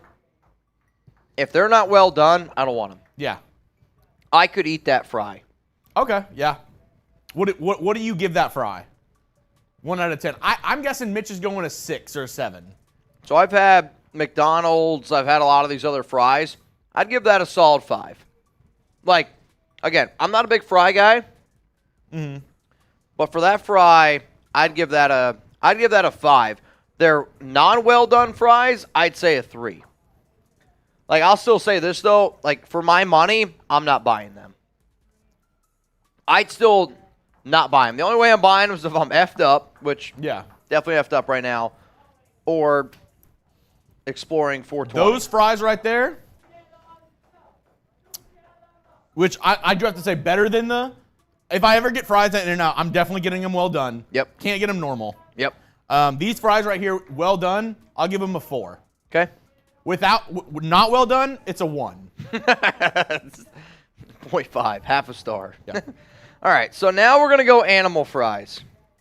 So I think the key to the animal fries here, Chugs, is you got to get some sauce. Mm-hmm. You got to get a few onions. Get your bite first, and you can go ahead. And then I'll get my bite ready. Mitch is taking down some animal-style fries right now. I'll try to get a little bit of everything. The grilled onions, the cheese. I'll tell you this. Animal fries are better, no doubt about it. Okay. However, though, because you went animal style, the fry itself gets soggier. So the fry itself does get a little bit soggier, but the grilled onion, love. Cheese, love it. Yeah. The combination, it is better. However, though, see, Chug just went in for seconds. Chug's a bigger fry guy than me, so I got my number. I have mine. I'm going to say Chug's thought the animal fries, if you gave the other ones a 4, these are going to be a 6. Yeah. Animal style. I was going to go 5.5, but the onions, I'm a killer for good grilled onions. Those are some good grilled onions. Mm-hmm. I'll give it a 6. With the well done, adding the animal style, they're a 6. I'll say this. I'm only eating the fries as long as there's onions on them. Yeah. Like, as soon as the onions and cheese are gone, Saying that to Mitch, I'll probably throw everything else away. he gave it a 5, but I don't think it swayed him that much. I think he's going the same as me. I think he's going 6. I'm a 6. Yeah. If I'm gonna eat a fry, I want a good crunch. They're still kind of right. mushy. They're good. They're good. Alex says new show, Mitch and Chug's food reviews. I'm in. All right, cool. So this is Cool, what? cool. Regular burger? This is a regular cheeseburger with chopped chilies, Hang on. which kind of got a little hosed on the amount of chopped chilies. So I'm going to make sure to kind of spread them out to make sure we both get a bite of chopped chilies. But It's more important for you. here's with the chopped chilies.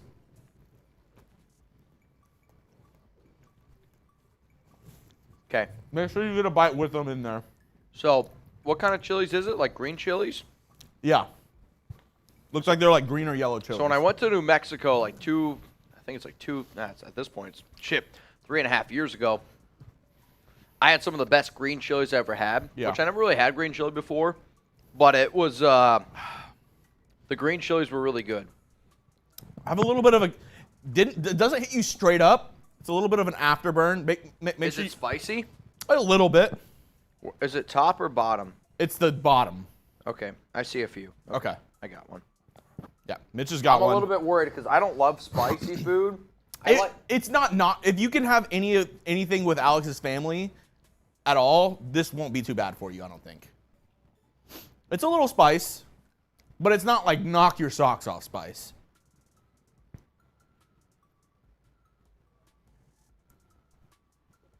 Yeah, what I like about that is a lot of times if I get fast food, it's hard to find spice. Yeah. Or like you get like a crispy chicken sandwich from Chick-fil-A. It's spicy, but that's a different kind of spice. Like that's a good heat. Yeah. I like that a lot actually. Yeah. All right, so I got my number. I think I have my number as well. I gave the animal style burger an 8. I gave it a 7.5. Okay. The chili burger, I think you're going to give it a 9. I'll say this. I'm going to give it a 7. Worse than the animal style. It's the grilled onion. Like the grilled onions, the Okay. extra sauce on the animal style burger, I like more. Okay. Like that's more my speed. All right. I like the heat of that though. Like yes. That's a good heat. Yeah. I would say for you on that burger, if you gave that an 8, I'm gonna say with that one you're gonna go a 6.5. Really? That's what I'm going with.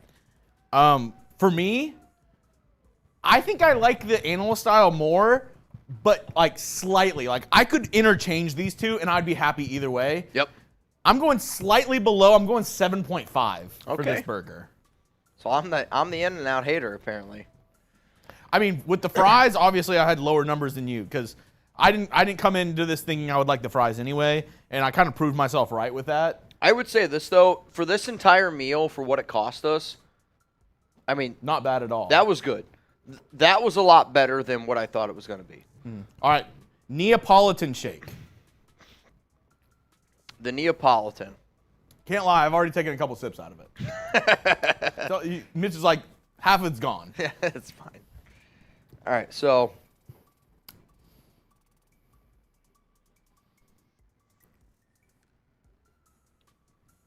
it's a good milkshake. Yeah. It's I'd say for that milkshake for you, it's a 5. I think for you, it's about a 6. Okay. What's your actual take? I went 5 because that's what it was for me. I'm going to probably give that milkshake, and maybe it was the one that I went to because I didn't like the milkshake before. That milkshake was bomb. I'm going to give it an 8.5. Ooh, okay. That milkshake was really good. Maybe I will admit, though, maybe I'm not a big vanilla guy. This one's just vanilla. I know. If I'm going to get a milkshake, I want chocolate. I would choose chocolate, strawberry, and then vanilla. Vanilla is like my least favorite flavor. I'm not a big Vanilla. Yeah, I think I might have just had a bad milkshake whenever I went.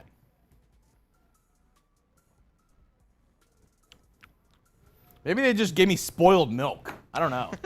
Last time I went, the milkshake was not good. Were you drunk the last time you went? No. That probably might do it as well. I'm not gonna lie to you. I think the plain vanilla is better. Yeah. I think the plain vanilla is actually better than, which makes me curious if I would like the chocolate more.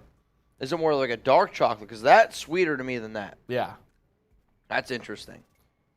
I think for this one, obviously, you just said you liked it better. I think you're going 7 for this. Yeah, I'd go 7. Yeah. I'm a 7. That vanilla shake is better than the Neapolitan one. I think I'm going same with you. I actually like the Neapolitan more. I think I'm going 7 for this. Okay. Well, then how about this? You can have this one. I'll take this one. Sounds good to me. That was the food review. You guys want, I'll tell you this. If you want more food reviews here on the Raiders Report with Chugs and I, we can do it. You want another bite of the chili or the In-N-Out? I mean, or the animal style? Do you want the chili or do you want the In-N-Out? I'll tell you this. How about this? Let's wrap up today's show. We'll get a little bit of grub in us. Yeah. And then we'll head home. I want to say this, man. Y'all have been incredible this entire free agency period. We're going to be back live tomorrow. We will be live again tomorrow. For our happy hour show, I'm going to be live at 4 p.m. Eastern time. Chugs and I are going to we're going to grab some grub. I think you guys can tell in my speech here. I need some grub. We're going to dab as dubs. Yeah, we got to get some food in us right now. I'll tell you this though, Sergio Roscoe, that super chat you sent in, man. I think a lot of the times, and again, I don't mean to speak for people, so please, if I'm speaking out of line, we're family here. Tell me if I'm speaking out of line. But I think a lot of times the reason why people send in super chats, the reason why people do the things that they do is because of Raider Nation. It's this fan base. It's about having a good time. And the fact that our Rafterman today, first time he's ever sent in a super chat, sends in 2 bombs. Then you got freaking Raiders Podcast who sends in an absolute bomb. Sergio Orozco sent in another. I mean, it's incredible to me. The commitment that you guys have, and I hope that y'all know that I see the commitment, and I hope that you appreciate the commitment that Chugs and I also show. We don't have many off days, if any. We give up a lot of time, but we do it because we like hanging out with y'all, right? We like having a good time, and I hope there's a day in my future where I have the financial ability to be able to bless somebody else's YouTube show the way that you guys bless ours. But more importantly, I think we do this because it's a good time. And it's a good time for me. It's a good time for Chugs. And hopefully it's a good time for all y'all out there. So our afterman says the vanilla shake is the best of all the shakes in In-N-Out. I kind of agree. Borelli, eat up, y'all. Great show. I'll tell you this, man. I love y'all from the world and back. I can't even begin to tell you how much I appreciate all y'all crazy mother effers. We took down the Dolphins today. That's a cold, hard fact. Rafterman, Raiders podcast, Sergio Barrasco. I'll say this, though. In the next month, we might be adding to our Raiders Hall of Fame with Sergio, who had another big day today. Another big day for Sergio. He's getting close. Ty Bones Davis, also close. But John Borelli. John Borelli is probably my next guy that I think ends up getting into the... Hey, you guys, Martin saying Borelli for Raider more. Borelli's got a real shot. Yeah, I'll talk to Wild One. I'll talk to the other guys here from Mount Raider more, and I wish I had the power to say I get the vote. And I think Wild One, the reason why Wild One takes so much pride in it is because he gets the votes, Ron gets the vote, Zahn, Trivan, Podcast, they all get the vote. We will all sit down. We will all talk about it. And if they want to nominate Borelli, then Borelli's got a shot. But Borelli, as far as I'm concerned, you're on my radar. Sergio, you're on my radar. And hopefully you all enjoy the rest of today. Have a hell of a day. And Jeremy Chugs and I, we will see you again tomorrow for our live happy hour show. Live here on the Raider Sport, 4 p.m. Eastern Time, 1 p.m. Pacific. But with that note, let's get out of here.